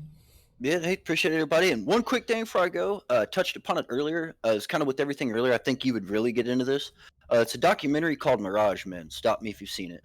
But it's about this Air Force Office Special Investigations Officer named Richard Doty, who systematically drove this successful businessman out of his mind crazy into a mental asylum because this guy was an electronics genius and was picking up secret transmissions from the Air Force Base where Richard Doty was stationed at. And so he told him, he's like, guys, I found this stuff, and it was secret transmissions. So they convinced him he found aliens. They had him all fucked up, dude. Like, I don't want to spoil it, but Mirage. Mirage. Okay, I'll definitely take a look at So that. good. It's so good. And I fact checked all of it, and it all checked out. I was like, it's really good, man. So Yeah, but no, hey, I they appreciate it. Definitely appreciate you having me here. They could do shit like that. I think that there is just some shit that happened down in Cuba with a consulate down there, where they were using somebody. I don't remember if it was the Cubans or the United States was fucking with the people in the consulate. But the American workers there were like, dude, I need to get the fuck out of here. I can't sleep at night. Shit's fucking going on in my head. Oh, speaking of that, Richard Doty, they talk about that in that documentary about how they can send sounds into our heads and drive us nuts from a distance. Yeah, Like, no, it's crazy shit, man. It's crazy shit that 10 years ago I'd have been like, you're fucking nuts. Yeah, no. Sorry about the language. I need to watch that. No, this is an 18+ stream. It's cool. Yeah, it's a respect thing. Still, I'm bad about that. I got a It's potty all mouth, right. but it's so good. And I don't get to talk about this stuff very often, so as you can tell, I get like really excited about it. So I'm really glad that because I know I found you before, and I couldn't remember why I followed you, and then I caught you tonight, and I was like, now I remember. So now I know. Dr. Orochi, I think you jumped. He raided me. Possible. I don't know if I'm saying that correctly. His name, his stream, but he's a cool dude. He raids me once in a while. I think that's when I saw you popping in. I was like, oh, okay, cool. Very well could have came in with somebody. So. All right, but you want to get into some remote viewing? Because I'm curious about that. I got some rules here, or some guidelines on remote viewing. I don't know how accurate this is. All I know is this site does not have HTTPS, and I shouldn't be on it, but it's all right. So, scary. All right, so for you and everyone in chat, who wants to try some remote viewing? Mystic Space Jesus? Sounds like you are the king of remote viewing. That's an amazing name. All right, but apparently what we have to do is first, step 1, identify a target, which we will do. So this person is saying, in my opinion, it is one of the trickiest steps because there are so many factors and variables involved when choosing a target. Because this is for beginners, I will explain how to use a photograph. You will need someone else to prepare the target for you because you can't see the picture beforehand. The person helping will choose a picture and seal it in a heavy envelope. We're not going to do that. I'm just going to put it on my screen. You guys are going to, whoever wants or everyone can try to guess. The person helping, I read that. So there is no way you can see the target, and mark it with a set of numbers or letters, both, e.g. 7B81. I can do that. For example, the photo should be somewhere here on Earth and should be something that you know is real. UFO, Sasquatch, Loch Ness Monster, etc. would all be examples of things you don't know are real, therefore would not be able to know if you're giving an accurate viewing. So that's the first step. Step 2, calming the mind and body. We're going to look for some meditative, maybe a mantra, a nice little mantra to relax for a second. And I said, get away from here. Yeah, no Bigfoot. Get out of here. This is a very self-explanatory step, but can prove to be easier said than done. So I have just started a remote viewing and was having the most trouble with this step.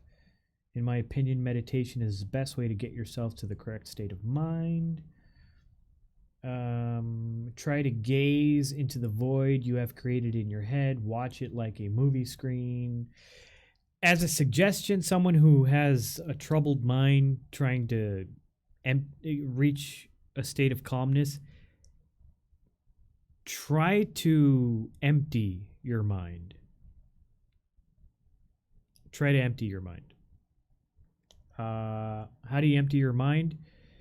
Pay attention to a thing.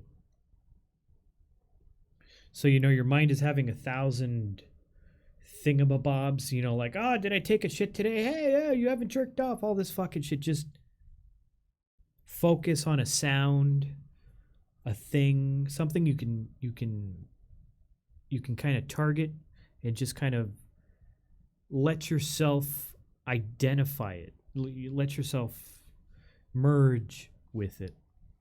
So that's one way you can empty your mind. Receiving, and don't fight shit. Don't fight it.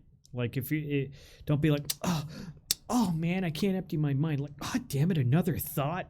Just it's okay. Just let it become background sound and focus on one thing. Receiving data, this is step 3, final step. While your meditative state, focus on the number, letter written on the front of the letter. See it in your mind. If you want to say it loud to reinforce, feel free.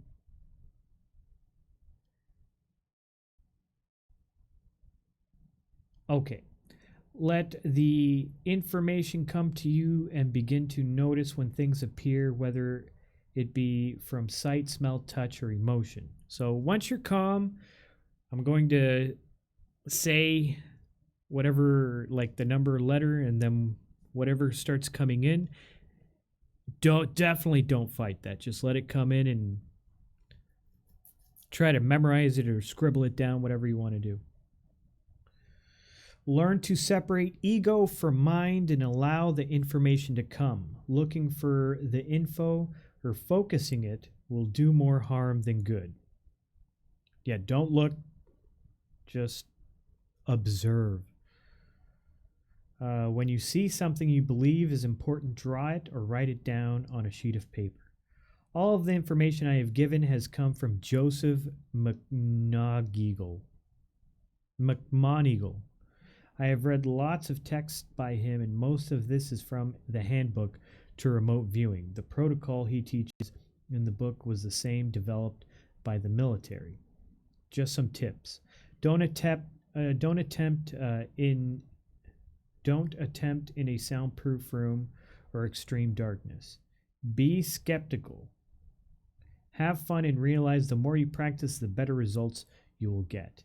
If this thread does well... Oh, okay, that's... All right, so we're going to try this. I'm going to look for an image.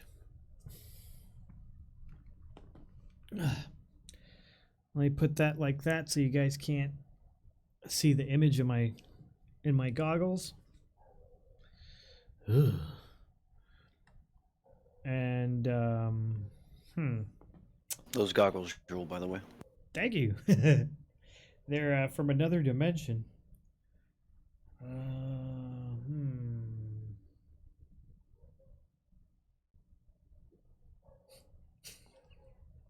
I was going to choose Aurora, but that would just be stupid. Let's see here.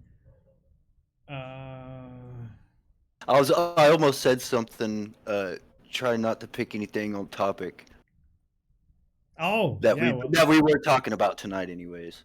Mm-hmm. And then you said you almost thought of Aurora, so we might be making some psychic progress here, people.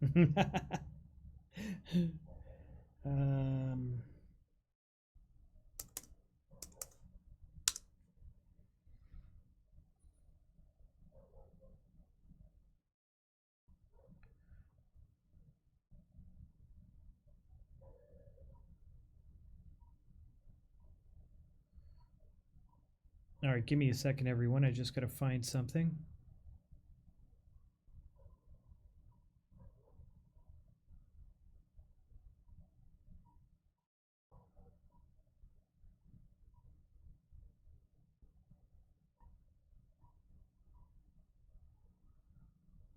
Okay, this seems to be really good. This would be an excellent reference here.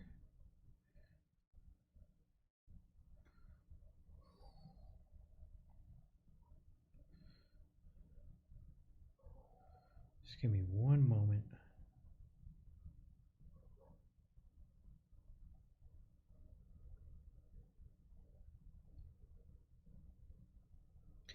Okay, now I'm at the top of this browser. So I've chosen an image. At the top of this browser, I'm going to add a letter and 3 numbers.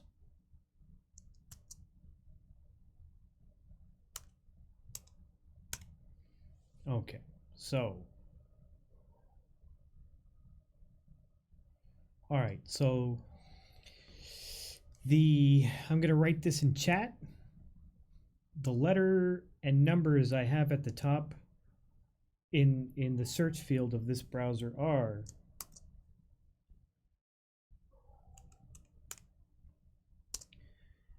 W456. So let me just do something real quick over here and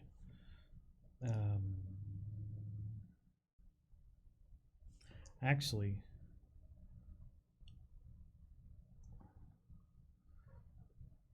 all right, so this let me go over here. Okay, we're gonna look for some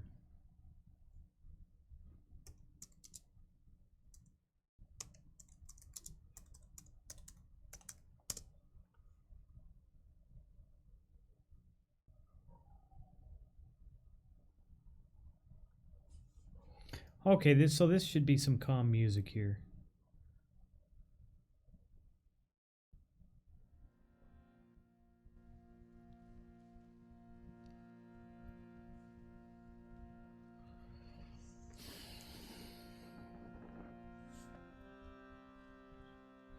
All right, so who's willing to try this? Record the prayer. Main.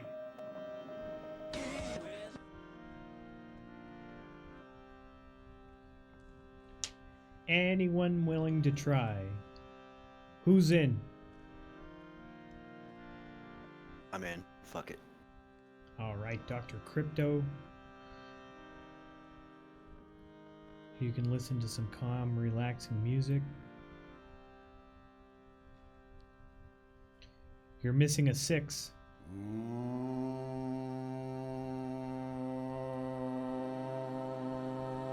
So, how long should I concentrate on the viewing before I start telling you anything?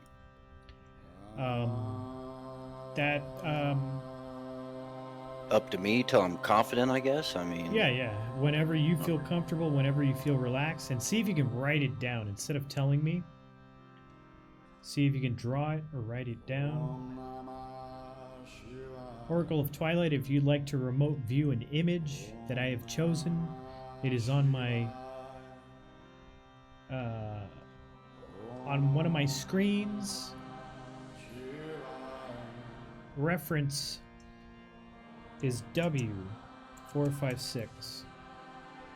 Location, Tijuana, Mexico.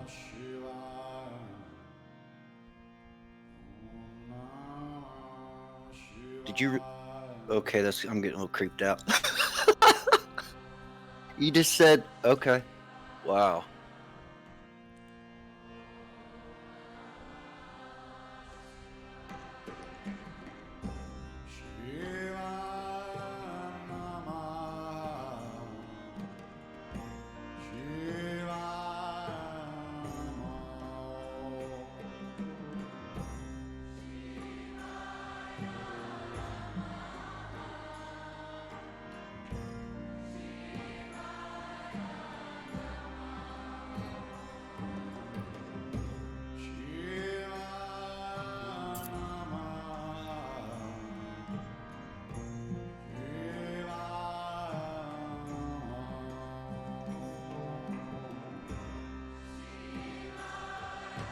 Good evening, gentlemen. Good evening. Who is this, Oracle? One and only. Hey, how you doing, man?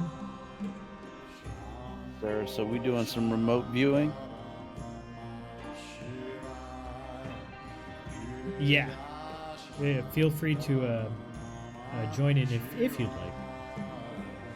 So yeah, I'd love to. We have Hold says, I see, I was right, Inyango dog and sticks in nature. Her dog, Toxica's dog, is super cute, man. That is one cute dog.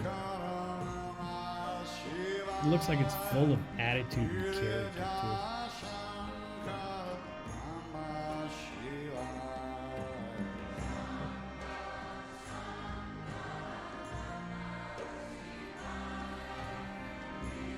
You might be able to try it, Toxica. You could just kind of like relate what pops into your head.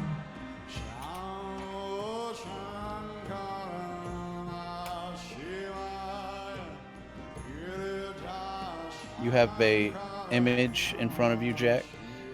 Yes, there is an image in front of me. Reference number W456. What does the W456 mean? Just It's just a reference number. You're supposed to use an envelope, and on the envelope you give a number, and then you relay that number to the person without showing them the image. So it's kind of like a coordinate, kind of. Oh, I see what you mean. She is definitely full of attitude. I have many scars to prove it.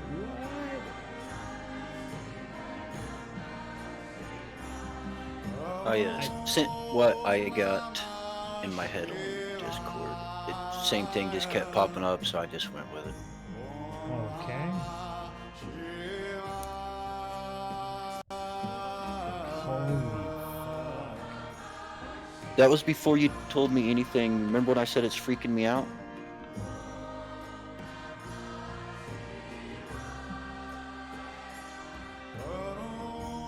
Okay. It's not the best drawing, but imagine those as hills. Green things are like either trees, brush, or cactus, and then there's like maybe a valley or like a river in between it, or that flows through it possibly, or it could be like mountains from a distance. But that's where I'm at. All right. Well, I'm not going to give you information until Yeah, everything's I'm done. gonna keep focusing on it. See if I pick anything else out.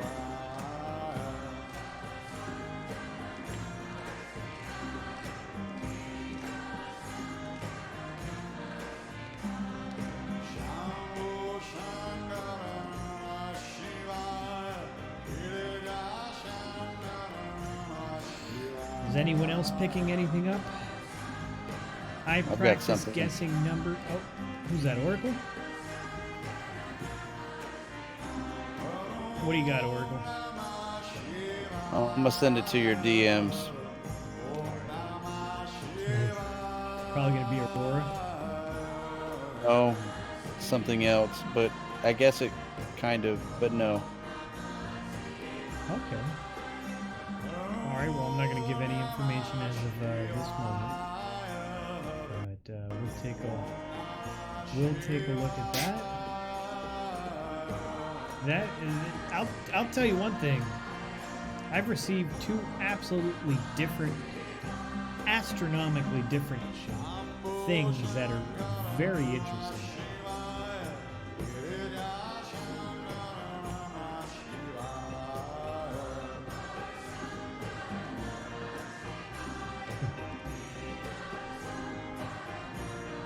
Anyone else?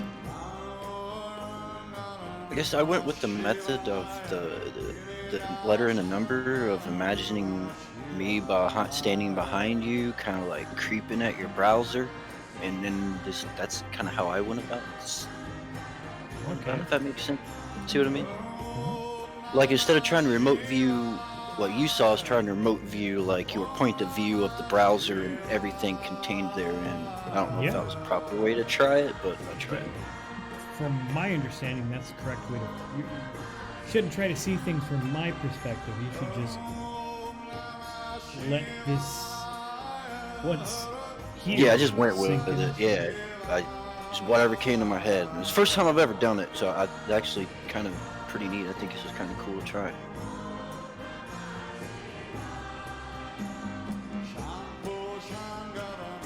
I was reaching into the heavens.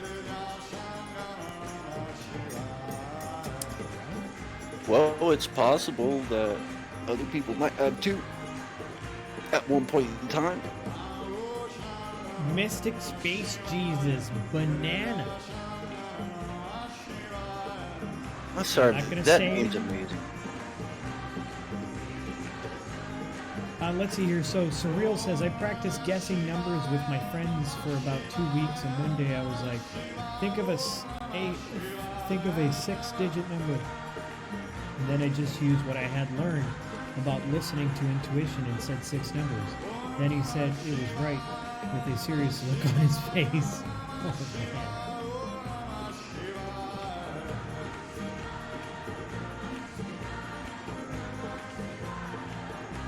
I haven't wrote down anything, but I keep thinking of a wall.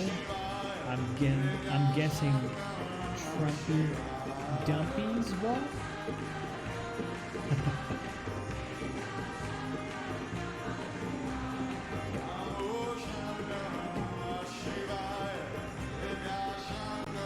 Man, I wish I had a remote viewer. He didn't even make it.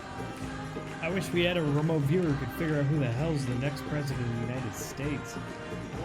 Shit. Big Bird.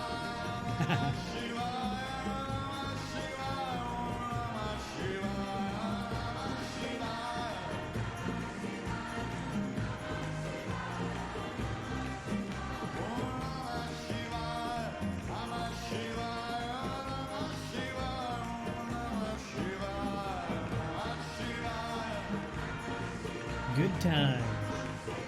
Why don't you take a crack at this? What pops into your head, Surreal? JC Games?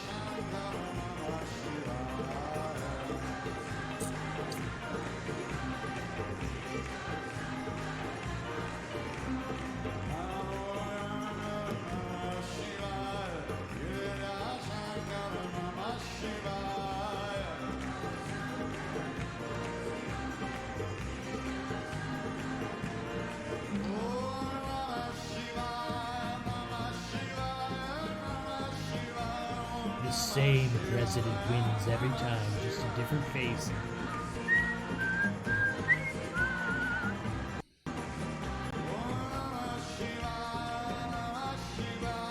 I had just said first thing I thought of, but I didn't use coordinate. Alright, that's alright. You can keep trying, you can change it, you can do whatever you want. This is not a test. I don't think remote viewing is a test. It's kind of like... It's more like trying to sing the correct chord, like C chord. You predicted the president, Jack? No. No, we're doing some remote viewing. Reference number W456. Let me type that into chat one more time. W456.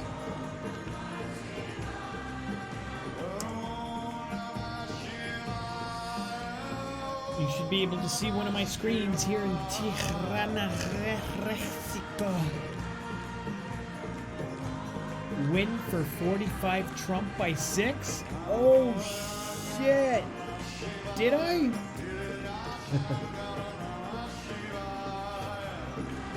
It'll be interesting. It will be interesting.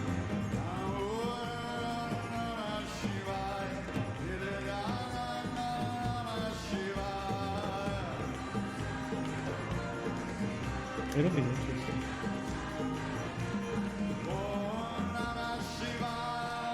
I hope shit just doesn't hit the fan. I hope everybody stays cool. Yeah, regardless, just support the other guy that wants, because he's going to be our president regardless, so we might as well be optimistic about it, not be sore-ass losers and burn everything down like a bunch of fucking primates. Yeah. You tell that to people in Portland, Seattle, Chicago, and New York. That's basically who I was saying it to. Those are the first 4 cities to burn.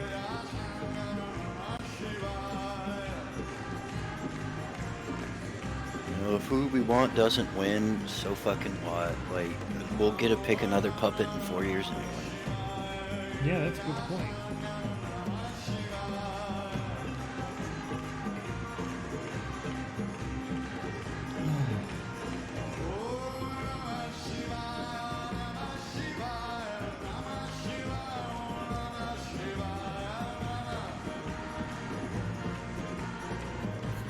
All right, are we done trying to figure this out? I just kept coming back to the same things. I think I either completely suck at it or just need to practice and develop it, because I just can't get the same image out of my head no matter what I do. All right. Let me just make sure everybody's done. Okay, so. All right, this might be a little weird here, but you guys gotta hear me out. All right, you gotta hear me out. So,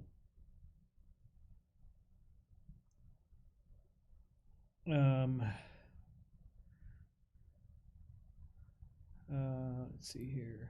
Okay, so here, well, let me do this.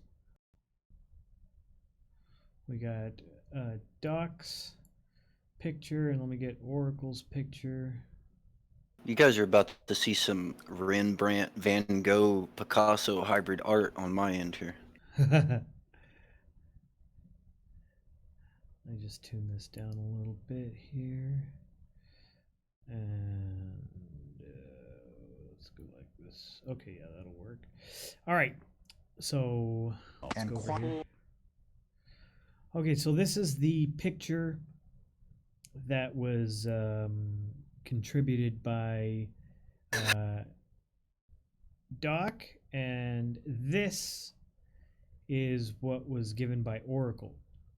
Okay, so these are two very interesting, completely different pictures. And we also have in chat, we have a mystic Space Jesus who said banana. And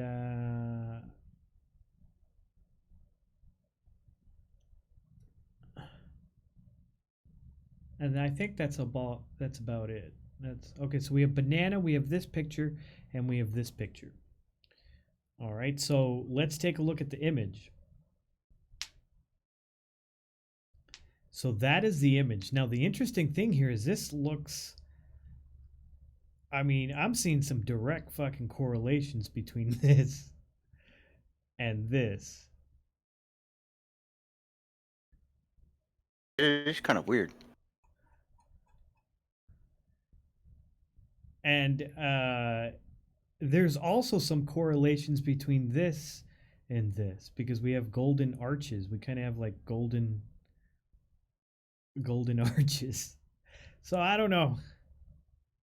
I'm just saying that, I mean, for a random fuck, I tried to choose And the banana, the banana thing could be like the gold thing at the top at the fry box. So I mean, it's kind of, for a first effort, yeah, like dude said, this could be promising, man.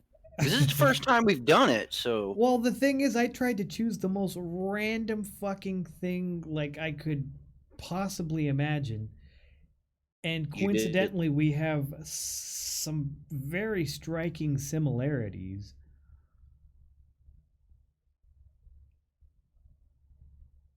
I mean, That's weird. The woman The in golden space. color and the Yeah, like the woman you picked, kind of just being like a figure with nothing in the background, kind of looks like the legs, the figure of the legs with just nothing but the floor in the background, plus the gold. I mean, which leg placement is the same. Yeah, leg placement. And yeah, that's another thing. Yeah, leg placements.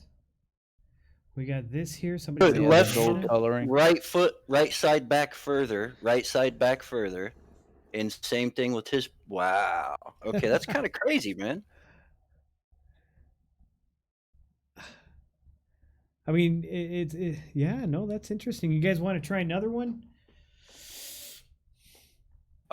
Yeah, why not? Why the hell not? I got time to do one more. All right, so these are the results. I mean, that's kind of crazy if you ask me, because the similarities are striking. I mean, some of the similarities, banana. I mean, it's just weird. It's weird. Okay, so let's try this again. And let me find another random ass fucking who the fuck knows what I'm gonna fucking choose picture here.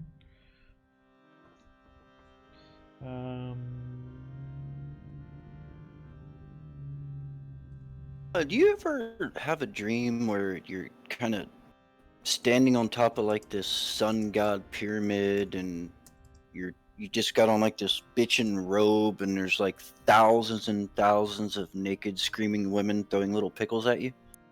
No, I will. Why am I the only one that has that dream? I don't know, man. That's a joke, by the way. It's from a movie. I have to come clean. That ain't my original material. What image am I going to choose?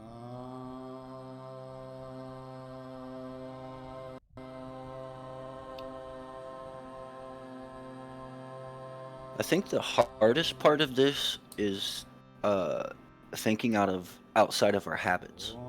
Yeah. You know, because you think collars. I instantly wanted to think of my favorite collar, and then like, so I could see as like more and more you'd practice this, I could see people getting better and better. 'Cause, yeah, Uri Geller aside, fuck Uri Geller. There are people out there that have done things that even people like James Randi were like, I don't know. You know, I mean, it is legit. There is some legitimacy to it, man. I believe that for a fact.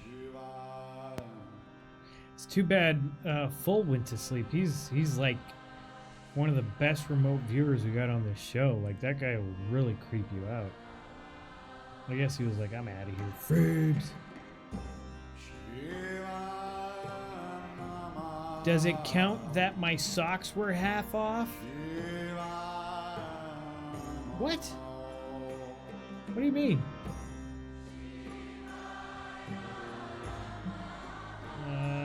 Where's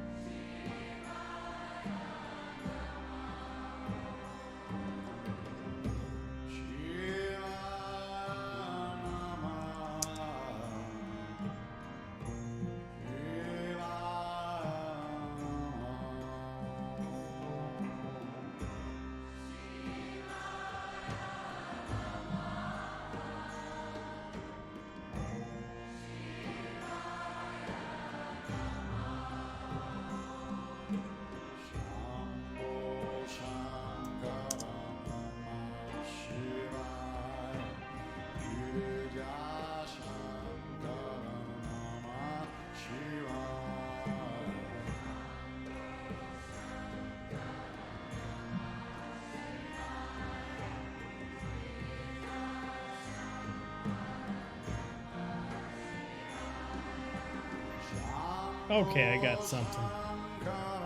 I got something for us.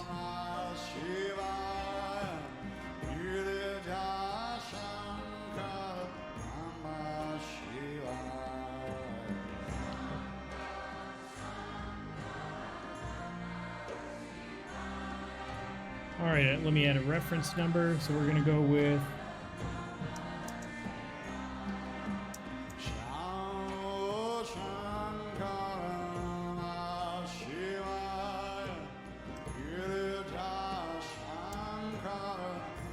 okay, so reference number is FG24.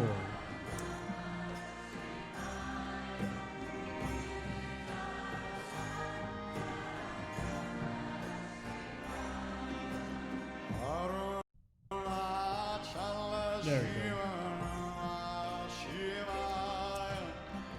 This image is in the same location as the last.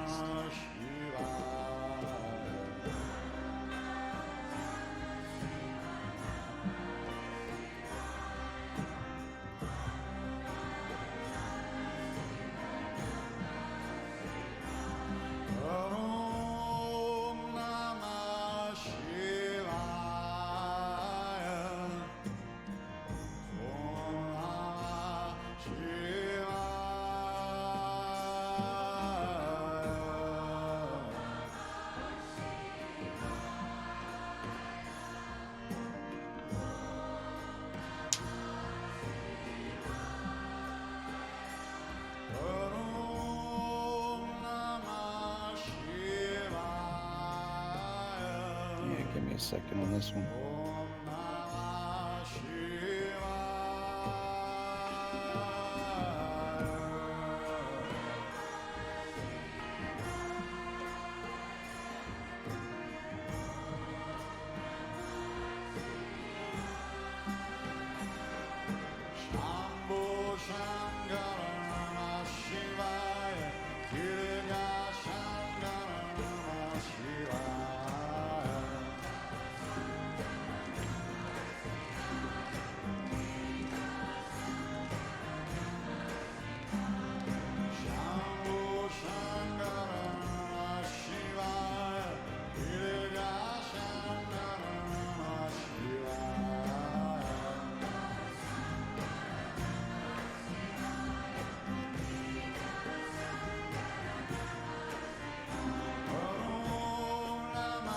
What do you think, Hold? You want to give it a try, Toxica?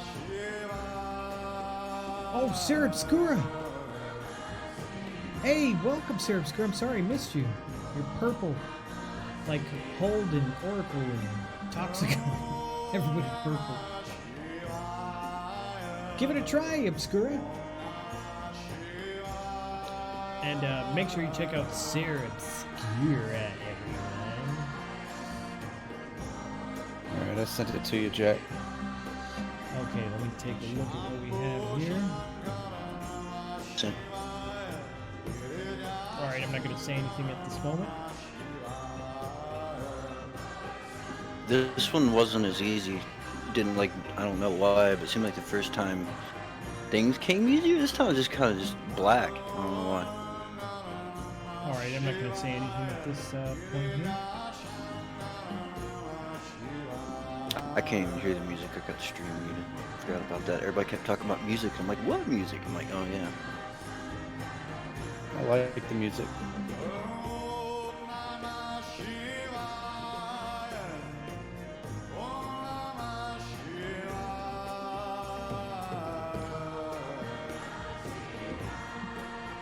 The music is actually putting me off. Well, you can... I'm sorry.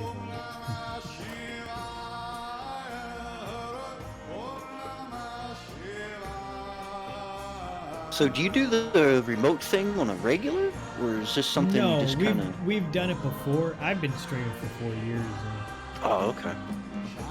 It's come up before, and we've remote viewed, and on stream, and then with full, we've remote viewed off stream, and that motherfucker can remote view. Like, that dude is like, he's scared the shit out of you. I would love to witness that sometime if that'd be possible. I thought he was gonna be here. He was here a while ago. Like I dream of witnessing shit like that, you know? Like I live for that kind of shit. The fucking weirder the better, man. I've seen it all and done it all anyway. I'm jaded, so give me some fucked up clown midget porn that speak alien language and I'm good, you know? I need that crazy shit. If you like crazy shit, we have Oracle Twilight. He does tarot readings. Sarah Obscura does tarot readings. I on Thursdays do astrology readings, and these are subjects that most people consider full of shit. Like, but you'd be surprised. I think even the most full of shit things usually have a little bit of truth tucked in there, if you know how to find it, you know? Yeah. I mean, who am I to say what's real and what's not? I've only lived once. You know what I'm saying? I don't know. Yeah, you can stop by tomorrow. Tomorrow we're doing... I do Vedic astrology from India. I'm not from India. I'm from Boston, Mass. But I live in TJ. I might as well be fucking Mexican. But, Oh, you're in Tijuana? That's cool. That's cool. Yeah, I'd be homeless if I lived in the States. Like, too expensive for me. Yeah, it's fucking ridiculous, man. It just goes up and up and up. But you know what? This election season, we're gonna change it, damn it. This election season, this president will be different. It says every 4 years prior to this, since the beginning of the fucking country. You know, some people say that the definition of insanity is doing the same thing repeatedly and expecting a different result every 4 years.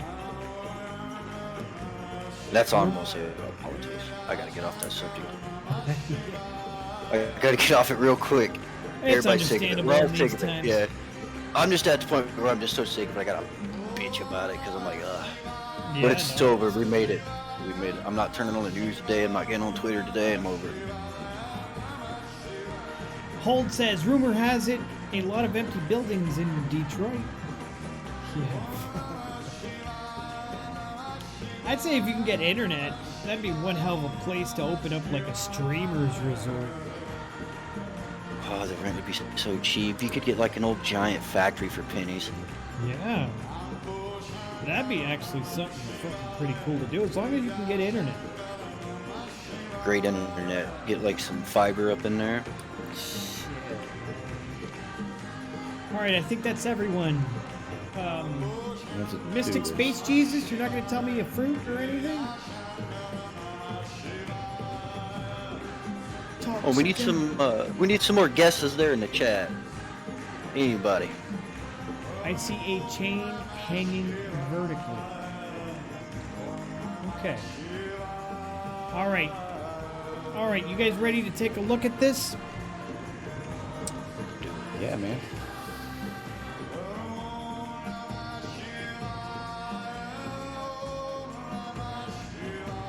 Alright, let me open up Oracle's link. And we're gonna open up Doc's link.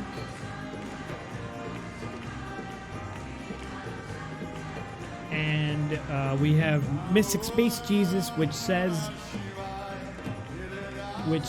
a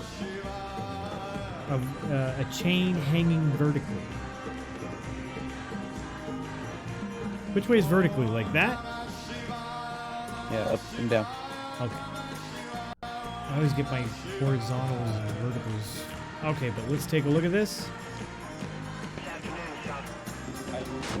Okay, so this is what we got from Doc. Couldn't tell you. This is what I got from Oracle. And Jesus, I see a chain hanging vertically. This is what I chose. This just in. Stop fucking Maine. Maine. Maine. Enhance. Hi. This is what I got right here. So again, There's similarities again. there's similarities again. I mean, look at this. You got stings. Things.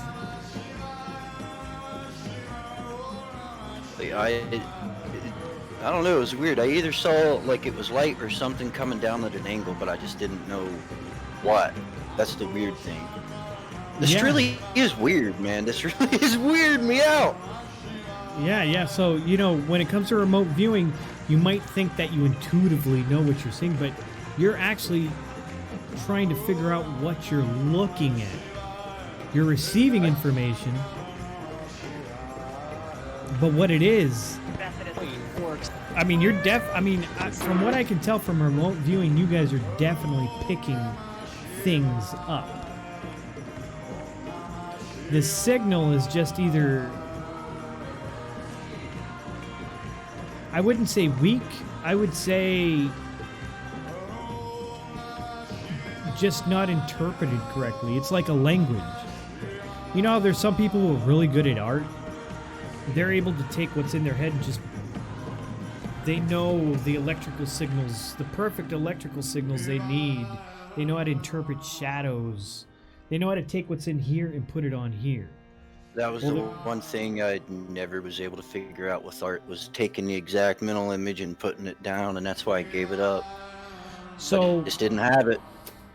Yeah, so I think there's an internal process of actually seeing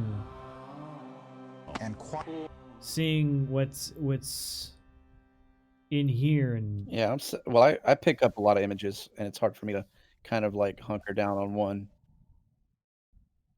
But that's really interesting. I mean, it's hanging vertically. We got little sparkly things. The eyeballs are round. There's a round shower head, you know. Yeah. He said a hanging chain. Well, that's like a vertical hanging shower head with water coming down vertically. Yeah.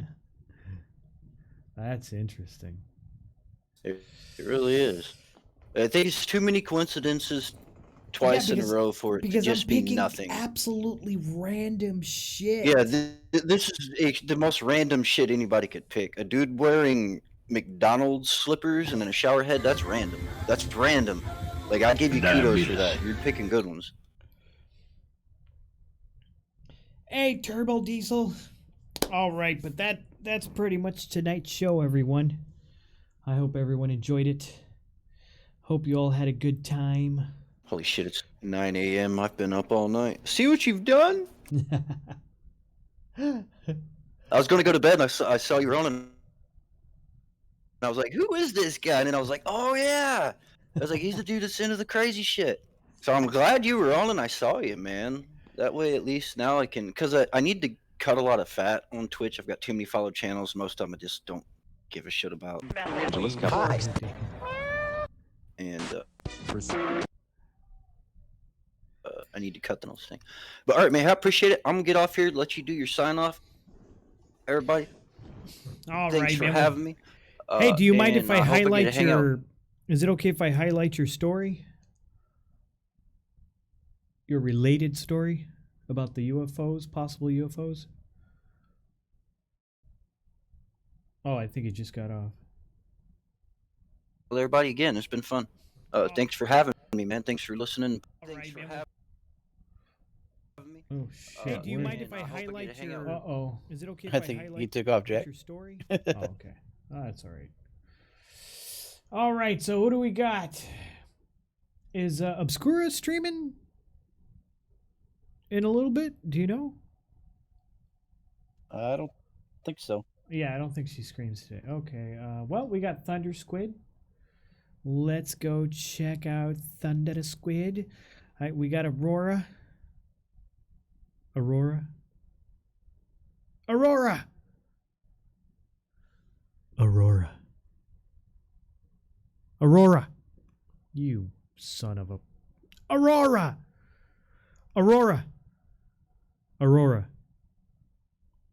I mean, what the fuck is up with this program? What do you think I'm saying, stupid program? Okay. No, Gotta say it right, open Jack. up. Open. Open.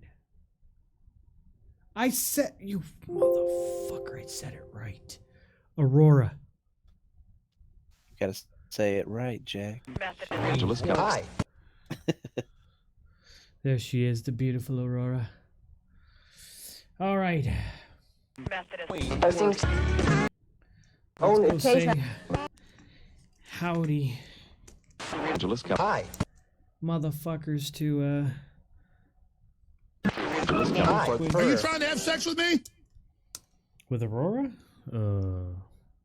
Record the prayer. No.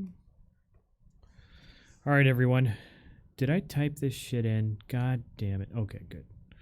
I hope everyone enjoyed tonight's show. Tomorrow on Thursday we're having Vedic. Tomorrow we're having AR and VR technology conspiracy stream. So hopefully you show up for that.